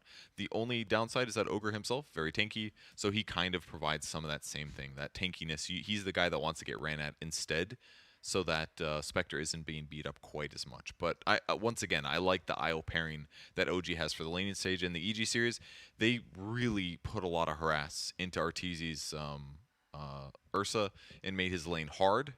And that was part of the reason they got a big advantage for a long time in the game. They eventually dropped it due to nice team fights and play from EG. But if it's anything like that other game, we're going to see Seb and Soxa crush their lane. And I don't know if Spectre's going to be able to catch up as much. So hopefully that doesn't happen for Team Undying. Slightly related, but look at this Ogre. I always feel so bad for this bird thing that he's riding. It clearly looks like it's in pain. A little distressed. Its eyeballs are very distressed. bugging out a little bit, yeah. It's extremely distressed, and he's just like dropping eggs everywhere too. Like it just, I don't know. I'm worried about it. Or in good spirits though, all of the voice lines are getting used. There's gonna be a lot of these. There's gonna be a lot of these, but they're the initial voice line vomiting is just happening right now, as per many of the usual games. Moon Meander just zipping on through here with the Shikuchi. Soxa's just gonna get a little damage here. We do have a Lucent Beam. He's fine. Gives him the damage. Gives him the damage. The fissure though. Ooh, Seb does have the tether. It's gonna be less than half health though. Yeah, that's why they do IO first, because in case he gets blocked off like that against the fissure, it jumps back. So just a little bit of vision collection from both teams here. 30 seconds to battle. And the invasion's still coming out from OG. They're really just trying to do their monkey business, as they sometimes say. Taking down the ward. Nicely done. This is like by far the most aggression that we've seen pre-bounty respawn. Like I said, monkey business. That's such a BM line, Yuno's line. Is it? Yeah, it's like basically like your team must be really mad that you're so bad, basically. Ah, it's that one, yeah. I've seen someone describe it as like, if you speak Mandarin, that's like the best one. I've heard good things about that. All right, let's see where the lanes end up. Luna plus the Legion Commander. Legion Commander, decent armor, especially with this Ring of Protection. Just going to trade hits with the overwhelming odds and the high movement speed. I mean, he's a 330 movement speed hero. This kind of makes sense that you could justify him as a carry, or as a 5-position hero, sorry. They're already staking their claim in the bottom lane with all their signs. Bryle playing up against Thompson. I'm sure these two have played quite a few pub matches against each other since doing their boot camp. See who can come out on top here. Doing good so far. Both of them just beating each other up all the time. It's about what we expected for this particular lane. I mean, TA's only got so much damage advantage over Invoker at level 1, especially when Thompson buys this many stats. He's got +8 int, and he's got a Fairy Fire, so he's actually pretty competitive.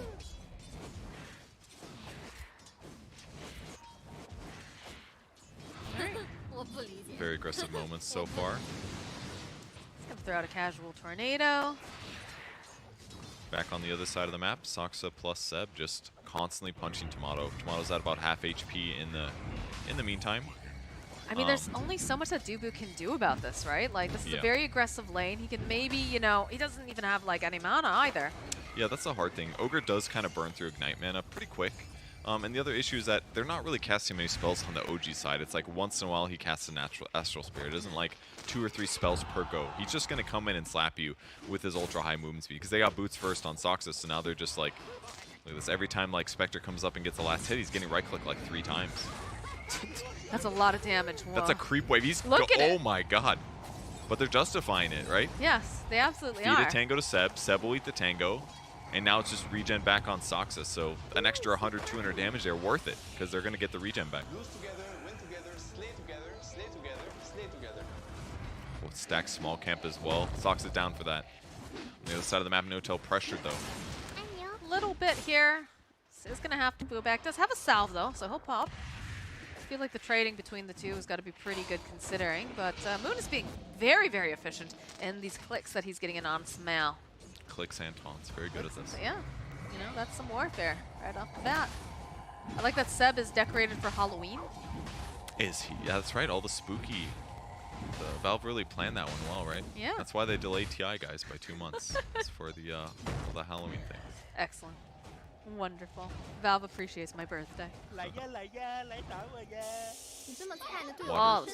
Water Rune not good enough for Thompson here. Doesn't need it. Brawl's doing pretty good, 13-3. It's basically even. Thompson does have 6 more denies actually. You know, this is one of the good things about Thompson as a player is that like even if he has these. Ooh, Saberlight is able to get that first blood. So even if Thompson gets these bad lane matchups, he's still good to go. He experiences it, right? Like OG classically picks heroes that don't necessarily win his lane. It's like, well, we need Thompson to play X hero even if the lane matchup's bad. So he just is gonna have more experience playing these bad matchups. So it begins. Seb gets his first kill in that top lane. Playing very carefully. Fissure landing again over onto No Tail. Like just got back and he's already half health. Oh, there's the regen though, so it's alright. Brought a salve for his Luna. That's what you're saying, Luna. Luna. Yes. From the Dota 2 anime, Dragon's Blood. The Slayer of Elves. Big fan of war crimes, that one. Hey, she was just doing what she was told, following orders. That's what war crimes are, Purge. Doing what you're told that is a in good a way war. it's an easy way to war crime, alright, yeah. This is just so difficult for Tomato up here to do much of anything. Every time that he tries to go anywhere near this creep wave, he's just immediately punched in the face by Saksa, and then Seb's just throwing out more. Bottom lane, too. Samel finding the kill on Saberlight. We are just all over the place. My word. I mean, they have great... It's a pretty cool dual lane. They're both pretty good at right-clicking. They've got bonus 15 damage. No Tail's got 2 points in his overwhelming odds, which is classically a strong nuke. It's just like, for a core, you end up... It feels a little bit rough to level it up sometimes over your press the attack skill, but as a support, it makes perfect sense. Most of the time, he's standing around anyways, so he can just hold it until he needs to nuke 2 heroes. Tomato doing the best that he can, currently sitting at 22-0. No denies are being able to be had, but... He's got more last hits than I expected, to be honest. But a lot of this is just like pumping regen into him to offset all the harass. Earn completed now for Thompson. Very good. Excited to see how that works. Just look at the aggression, though, in this top lane. It's so difficult to play against. Yep. All the money they spend goes towards like these efficient regen items. They don't have to worry about buying the wrong things. Another fissure, No Tails, trying to cut off the bug. They just keep going after Tomato. I want to know how much they've spent on regen in this top lane. Maybe he's offsetting what OG's spending. I know Tails salved himself again down here in the bot lane. So, perhaps. But it's important. You got to keep Sumail ahead. Sumail even skilled 2 points Lucent Beam, a little bit atypical for Lunas right now, but the lane is so active. Like he does need the extra nuke damage. Stacking is starting as well. There we go. There's some crowd noises. Moon Meander.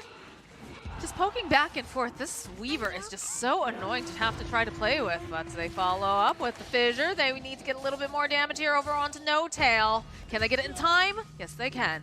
That was really well done by Moon, actually. He was playing near the neutral creep camp. It looked like he was going to run that way, but he pivoted to the left just a moment. No Tail whiffs his overwhelming odds, and that's why he pinged, because he's like, we can get a kill now.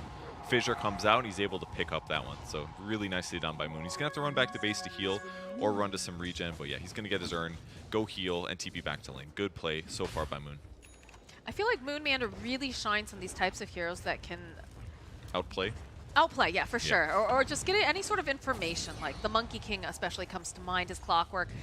These are the kinds of heroes that are able to poke and prod. They dance in, they dance out, but they also just get so much information whenever they do. And I think that's why the Weaver's working so well here. They are going to try to harass Moon Meander, poking away here at Seb. Look at the damage from Sox. Oh my god! Stun from Dubu, buy some time. Moon Meander going right back in again, though. He really wants this. Doesn't quite have enough damage, but good thinking about it. God. Those punches were quite beefy there. Those are some Giga punches.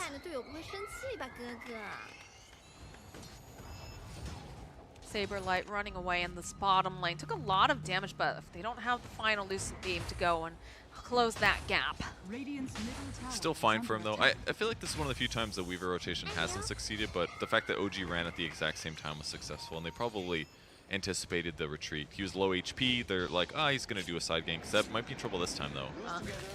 Bugs come out. They ping because Moon did drop a spray. But they will respect the spirit. They'll back off. Everything fine for now. A lot of rotations heading toward top. Some they're going to change. Nice rotation here. No-Tail snapping up that Invis, and Tomato's just getting punched to death. Oh my god. Moon Can Seb Meander, get he out? wants Seb. He can't do it fast enough. It's tough. Only level 2 Scoochie cooldown's too long here. Dubu is in the vicinity, though.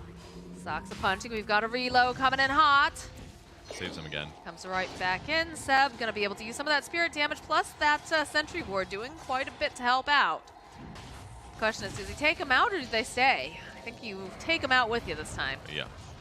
Dubu's ready to go. Saving his spells for in case he needs to jump in, but so far so good. Moon's pressuring really aggressively. It looked a little bit like he overstayed. Braille in trouble, though. Or is it Is he in No-Tail? trouble? I think No-Tail's the one who's in trouble because Saberlight makes his own rotation. Fissure comes in, stuns up No-Tail. He's making so much space, though. Shame. Braille sitting a bit Yeah. low. Okay. He's got the refraction up, and they're just chasing after No-Tail. Again, he's a position 5. One more hit, he'll be Braille who cleans it up. Is under attack. Eventually gets him, but hey, he's halfway towards the base. He blocks the ancient camp. We'll see how long it takes to deward that. But yeah, Moon's been doing a great job so far. The rotations were a little bit slow to be successful, but eventually he gets the kill. Is successful top with help from Dubu. But Tomato dying immediately afterwards, that one hurt. Did you see the player profile of Tomato? I did not. He has beautiful hair right now. Oh yeah, We I've need seen him in Jenkins to person. talk to Tomato and find out what conditioner that he's using Good because idea. Jenkins' hair has been breaking the green screen. Breaks a lot of things. Yeah, but like this one is Itself. That makes sense. Another rotation top. another rotation top. Moon Meander wants Seb very badly here. He's tethered away to the creep.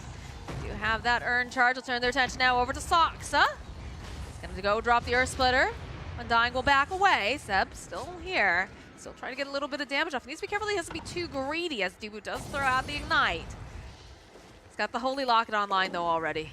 Dire's Yeah, they're doing a great job pressuring, but keeping their HP low, which makes it hard for them to be aggressive. But the amount of heroes they've had to put in this lane is kind of incredible, and this is why they're suffering in net worth a little bit. Because they're putting all this pressure in just to like give the Spectral space. Duel comes. This is going to be a kill for No-Tail.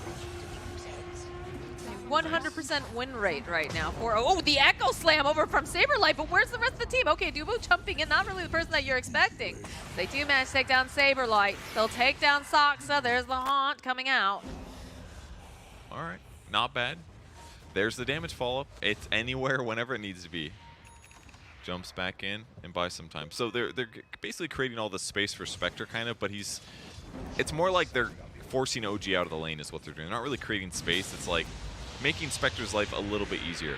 And in the meantime, what's happening is Luna is mega free farm, and TA is jungling too, but it's leading to this gold advantage for OG.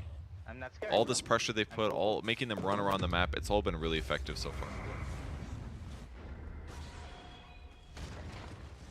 This is a problem when the IO is scaring away the Earthshaker. Yeah, it's a little scary. Saberlight can't get that close anyways. He doesn't have his Echo Slam just yet. Soxa is standing nearby. Moon Meander that wants to get a couple more hits off. Nice fissure. But Seb immediately popping that Holy Locket will turn around over onto Moon Meander. Moon Meander does not have that 6 yet. That's just the big old punches from Soxa. My God. It's plus He's 250 even going for this damage. dive. He wants Saberlight. He's going right underneath the tower. Bottom lane, they go in for another duel. Don't quite manage to get the victory. Bryle will get the kill before eventually falling to Smail. No-Tail's very happy about that one for sure. The space created for Sumail once again. He's going to head to the jungle with Ayasha, and he's just still been hanging out in his lane. He's got 3 kills now. It is not normal for your carry to be able to stick around this much. Definitely not. Immediate stun coming out from Dubu, followed up with the sleep though. Sox in the vicinity. Moon Meander throwing out the bugs. Again, checking their eyes on Seb. Look at this. This is a very fast Tomato going right in on Sox. A beautiful tornado though coming out. Oh, out the Earth Splitter, turning around over onto Tomato. This is not looking good. They need one more hit. They find him over in the trees. Saberlight now is the next one to fall. Thompson's got himself a double kill. And Sox is still looking for anyone that he could step on, anyone he could get that sleep going. Not going to be able to quite grab over here, but he does have eyes on Dubu, dropping down that ward, making sure that he can't try to disappear at all, or that Moon Meander coming in to save him. Dubu taking just punches like a champ, but eventually, Seb's just going to boop. Is that it's taunt? still Soxa. I think that's a taunt. Notel could have dueled that guy. I'm not quite sure why he didn't, but... I don't know, but Moon Meander now has no more mana. He's just gonna be no. right into Sumail special delivery. That's a smart move, but I take it. That was not good. I'm gonna say. He doesn't have his TP available either. There's gonna be a relocate. Echo Slap comes out from Saberlight. though. Can they turn this back around? Can they get the kill on No Tail? Bryle is here. He's going to be able to get the kill on Seb. No Tail left behind. Bryle gets himself a double kill. Soxa running now. Dubu does have the flame piss. Can turn right back around. Needs a little bit more. Fissure comes through. It's a triple kill for Bryle. You know what? That's a great way to tilt your opponents.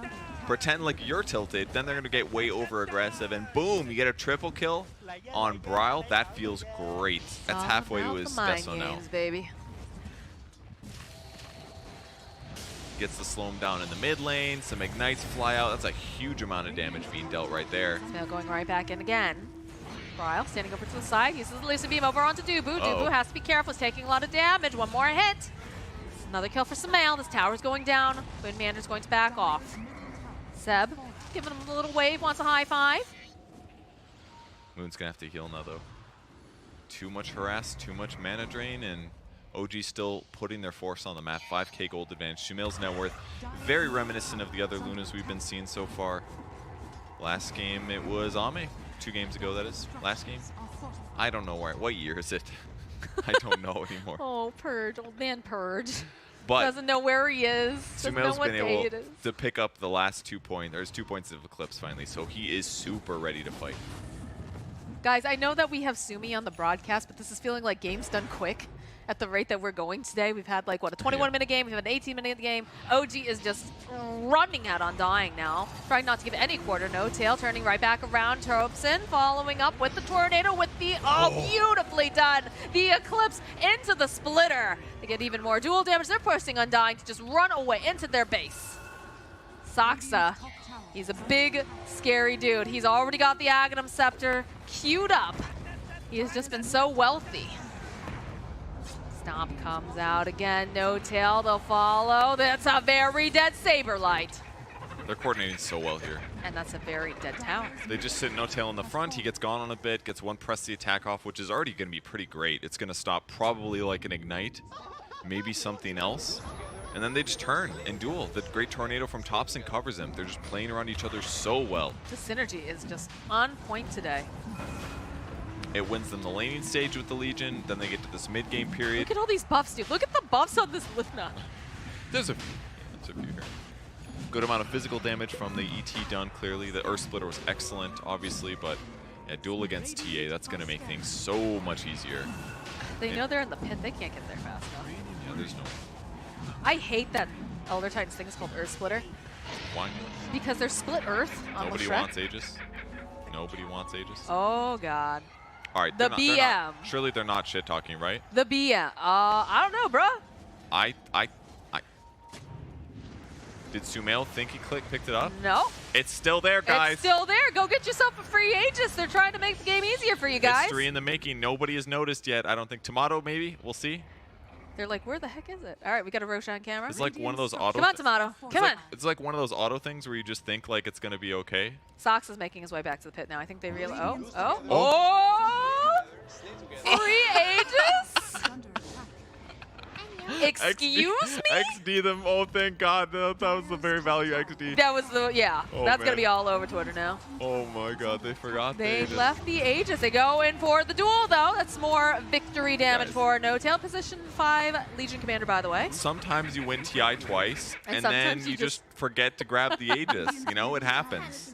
You're just so focused on winning and saving time that you just have no time to think. And do they need it? No, but maybe. we'll see. Our splitter over here on Saberlight. Thompson Echo Slam gets used just on Thompson alone. You can feel the frustration coming out from Undying. Another couple clicks. Thompson is on a mega kill streak. What do you do if you're against OG like that and they don't take Aegis? Do you think they're messing with you? Like, oh, this Yes. is gonna be a trap. Like, Oh yeah. it'd be scary, right? I don't know. They're showing up in lanes. You can see that they're clearly not there. Yeah, I mean, What are that's they all it gonna took. do? If they're off the map, might have been a bit too scary. But hey, that gave Tomato some nice time. Next time they kill him, they're not getting golden experience, and he's coming back. They gotta kill him twice. They're making their way to kill him the first time, right here, right now. Take a nap, Spectre. You've been working hard. He's just fine though. Ag's coming in Very 90 close, gold. actually. Top tower is under attack. So My he's- only concern is once he gets it, who's he gonna jump on? They're always together.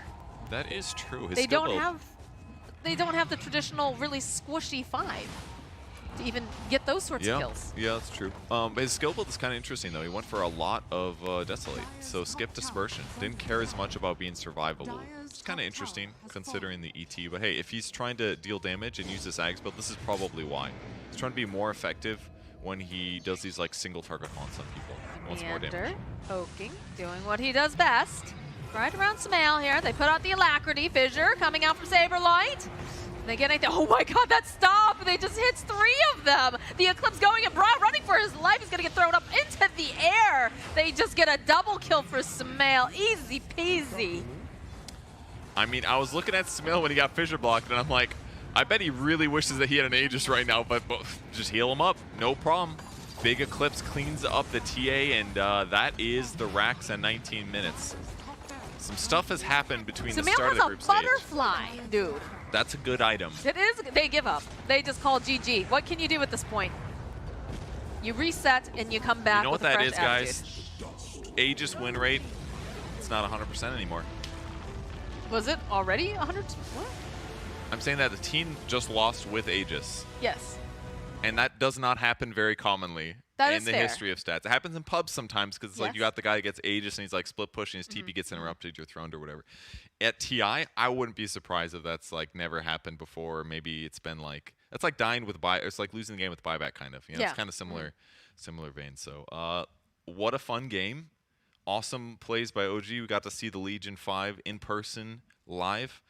And once again, the IO combos, OG's doing something different with it. A lot of other teams, they're picking IO and they're kind of like, hey, we have IO, we're healing our carry. OG's like, we're going to do some sick dual lane with IO +1, super synergistic, and crush our lane.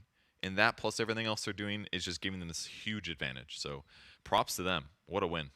Is this a situation where you think IO needs to be banned? Yeah, I mean, this is how you win TI. You abuse heroes way better than other teams. And So you then make the meta. So then you set the meta, and you're forcing teams to ban in first phase, and now there's other heroes that you get to play with that give you more tactical advantages. So in some ways, yes. In other ways, uh-oh, for everybody else. Uh-oh. Yeah. All right, well, OG's going to win this game in convincing fashion, 19 minutes and 33 seconds.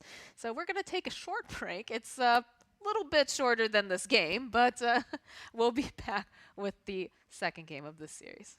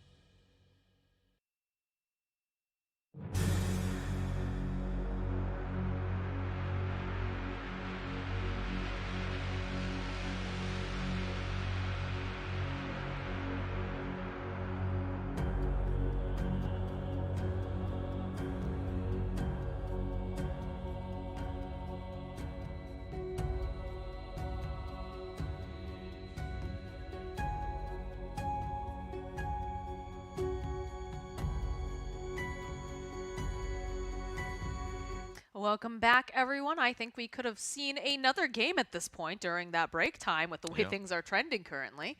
But, of course, we do have game number 2 of Undying versus OG. And OG just bringing the monkey business, honestly. They did, yes. It was a pretty darn one-sided game. They got that IO pairing, different one than before. The fact that they have a couple in the quiver is super effective because then it's harder for your opponents to predict it.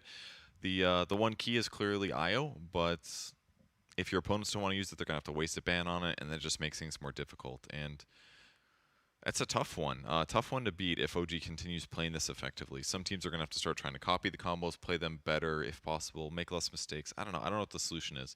Can you get another combo to play against it that won't be as easily exploited? Trying to think about like anti-healing or something like that. You could Well, I mean, do the AA they consistently, but again, it's the AA is only really relevant once you get to the point where they have the ice blast. That's still your laning phase. You have to do some anti-regen in laning stage. The one hero that could do that is Bane with Enfeeble, but the cooldown's really long on Enfeeble. It's like 24, 22 seconds, somewhere in there. So it's not something you can do often. It only stops half the heal. So you could do some stuff, but it sounds difficult. You almost need to play like a semi-carry there instead of a hard carry maybe to be able to out-regen it, or try to offset it by healing yourself instead rather than go on them. But it's like they always have great offense too. They have great defense and they have great offense. That's what's so powerful about it when it's IO core, because it's like he gets the last hits, he gets a really fast locket, and then it's like you definitely can't win then because any heals you're getting are just 35% better. And he's got spirits, and it just seems like a lot to deal with. Something you maybe need to defeat in the draft, I guess. I think you just can't let them have IO. I mean, I know that opens the doors for other possibilities, but this IO just seems way too strong because you could ban the Elder Titan, but you still have the IO, and you can pair so much with it. The Slardar, we've seen a lot of, like, there's so many options. True.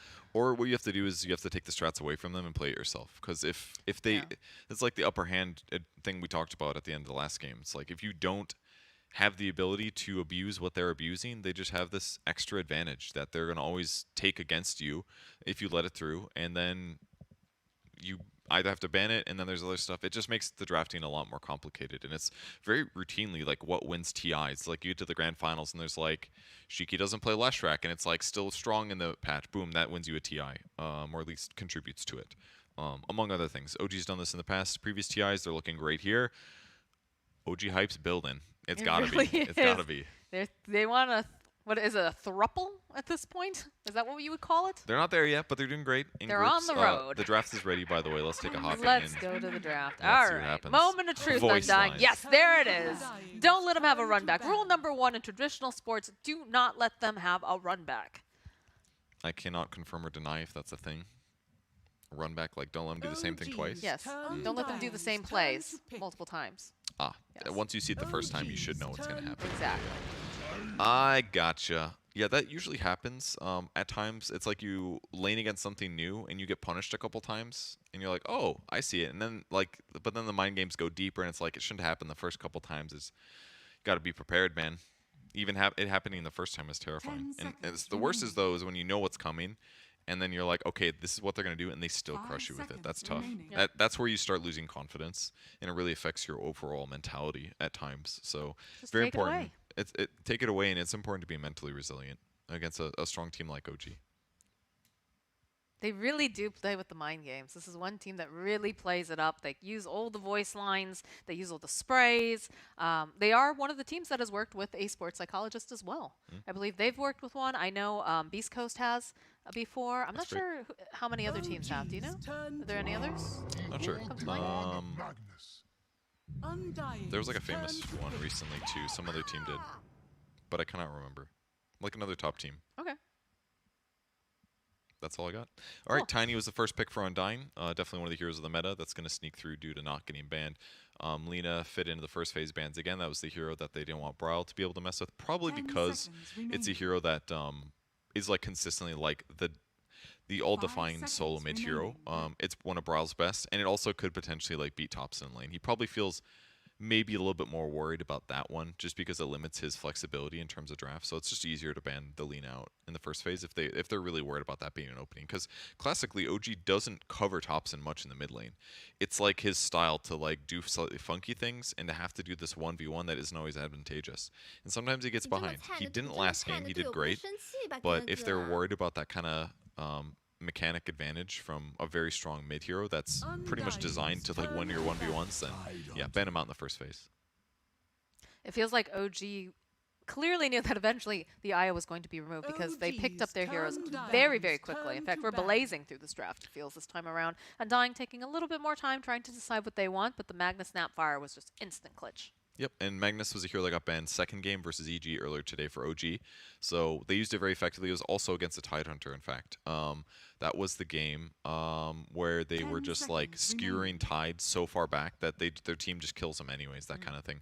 Or anybody else that's playing that middle part. So they're going to have RP plus Snapfire ulti. They're going to have RP and Cookie. They're going to have the ability to Cookie forward and skewer back. They've got great options here for OG right off the bat. Most Snapfires have been 4. You can do it with a 5. A little bit less reliable as a 5, though. Usually you want somebody a little bit more tanky. We'll see what else gets banned, though. Legion Commander still in the pool. Something OG's been grabbing a lot. What else has No Tail been playing? ET primarily. That got banned too. But now seeing the Jug ban, the Hoodwink ban. Basically, the heroes that are going to combo great with Magnus is the stuff that they are going to be a bit worried about. And that's what OG used earlier with Magnus was Juggernaut. So it makes sense that they ban it here. Gives you lane advantage against Tidehunter. That's something they used effectively. And also just scales so well with the Empower.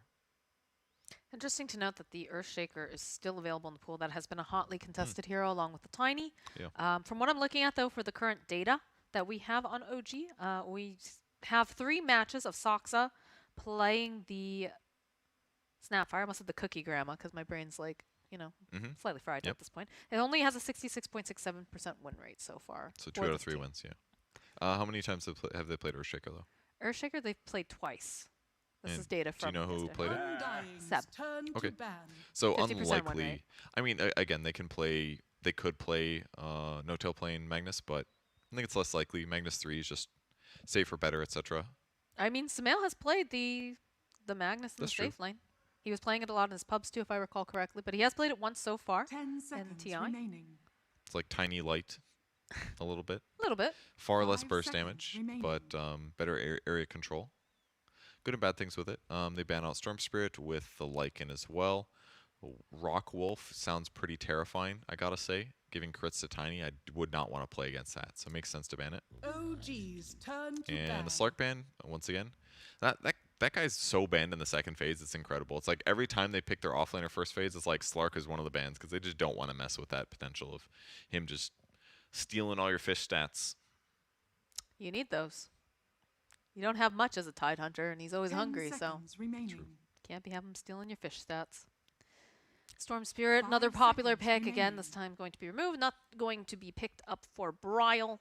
I wouldn't mind, I mean, it depends on the draft, obviously, but I wouldn't mind seeing like a Bryle Queen of Pain at some point.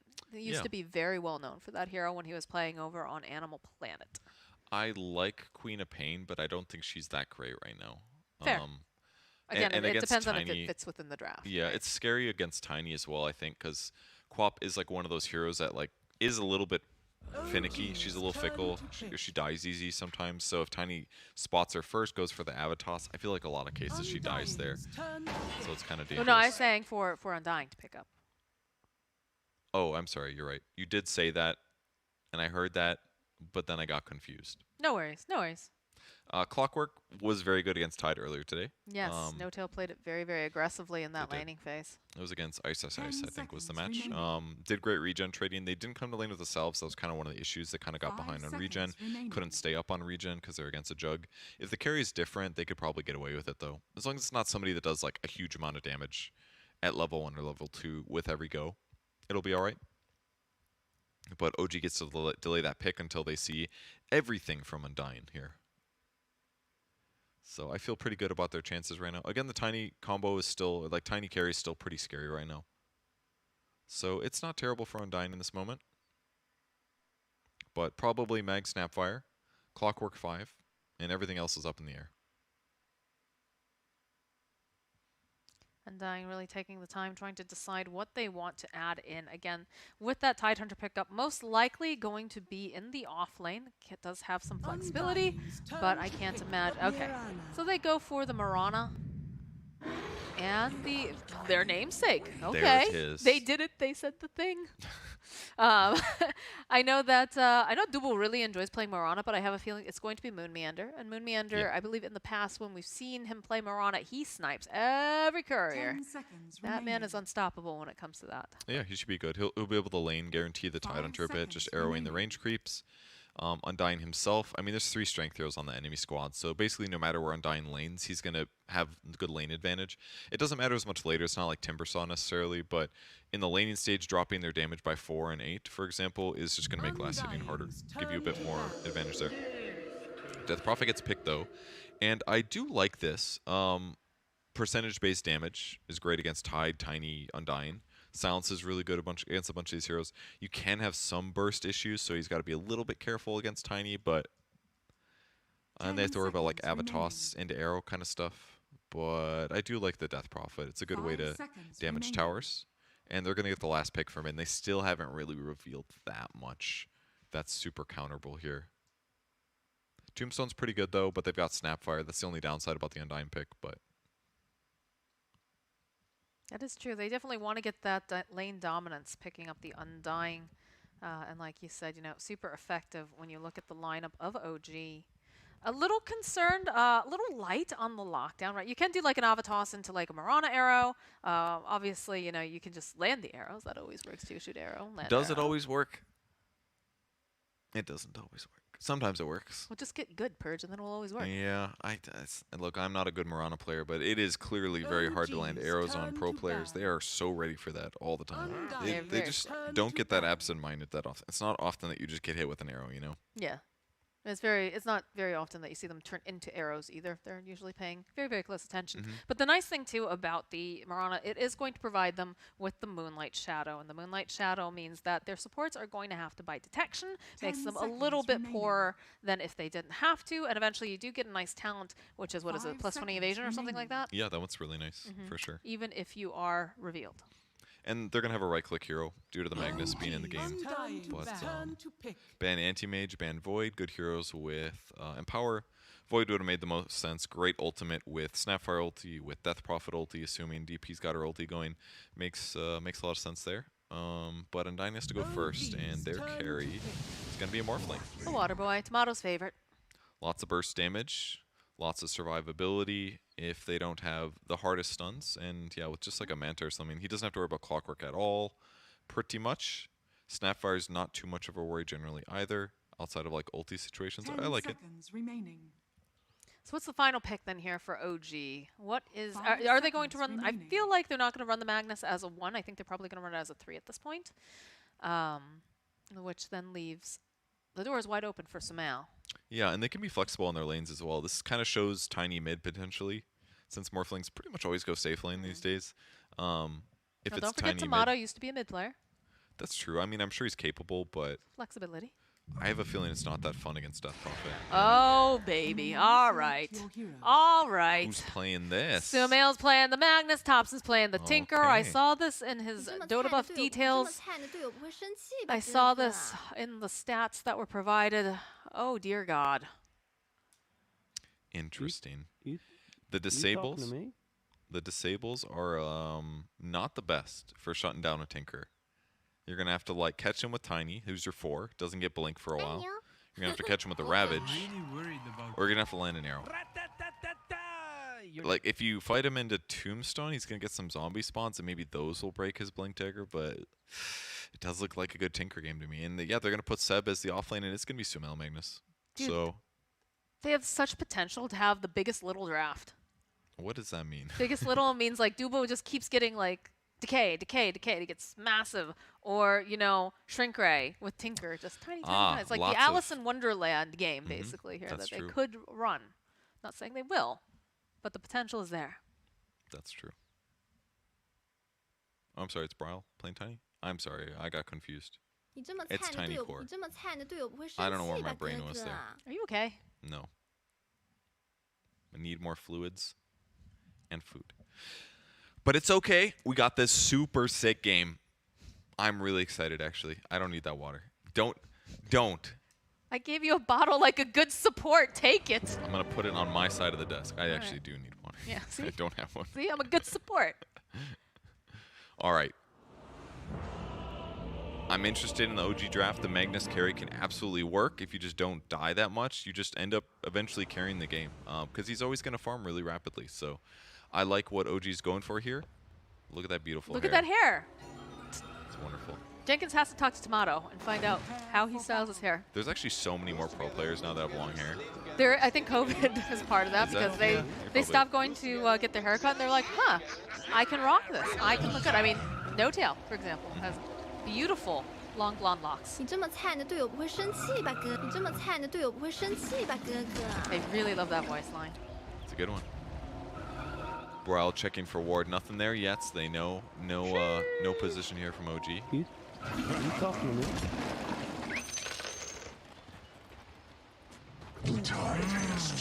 Moving around Sumail, going for a complete safe lane, running right away.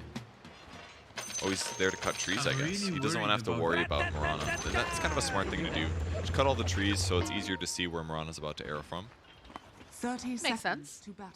Less cover. Good luck with the tongue sticking out face. Well, everybody's in a good mood. You love to see it. Hopefully, you know, we're not going to see any more Aegises being left in the pit. You talking to Unless me? it's on purpose. I think it was on purpose, honestly. You talking to me? Probably. We'll find out later, I'm sure. There's no way OG's going to be able to hold back from talking about it. 你这么菜，你的队友不会生气吧，哥哥？ Ooh, subtle flame sassy purge. I like it. I mean, I don't blame him. People I are going to like it. ask. They're going to answer. Like, They do love talking on Twitter. they do. Yeah. But it's great. Like, I love listening to their interviews. They're willing to, like, share their thoughts and stuff. I think that makes the scene more rich.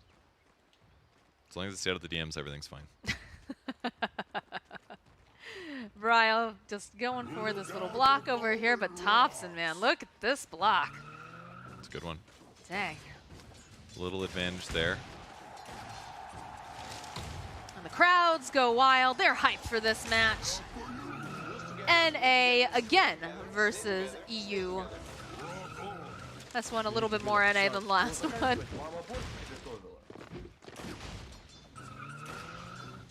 Be Wow. interested to see how many couriers Moonmeander is capable of sniping.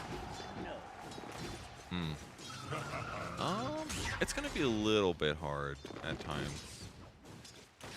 I think Courier snipes are great, but like the wards are just so important. Like that's the nice thing. You can put wards behind towers to spot couriers, but then you're losing out on information on other places on the map, and that sometimes costs you a little bit too much. Because then you're losing heroes, not couriers, you know? true, true. And a lot of times, as long as the courier makes it to you first, it's like, I have a little negative, but not the end of the world. I think it was, no, I know I've watched Moonmeander play like plenty of Mirana with the BTS Pro Series, but I think it was recently too Mira, Miroslav from Spirit, also a very good Mirana and very good at sniping couriers. I'm not sure if I might, I think they both are quite good at it. Yeah, Mirror's really good. I can see that for sure. Quick Blightstone for No Tail, wants to get that minus armor advantage. Seems to be the item that Snapfire's by. But he did pick up Scatter Blast as well, so maybe going to do a mix of Scatter Blast, little Shredder, maybe one Fire Snap. Plenty of options for sure. He's going to immediately try to interrupt this pull. Get some hits over on Saberlight. Wanted to pull the creep wave here, but I mean, this is fine. He can interrupt the small camp pull, no problem. Some Sumail- movement here over in this lane. Leap forward arrow doesn't quite land. Thompson, though, trying his best. They need maybe just a little bit more damage. Are they going to go for a full-on damage? Oh, Thompson, though, gets the kill. And Bryle is forced to bottle through here. Is hoping he could get a hit on Thompson. Not going to be able to find the final hit, though. Dude, Thompson is so clean the way he does this. Like, he was so ready to do that turn and start attacking, but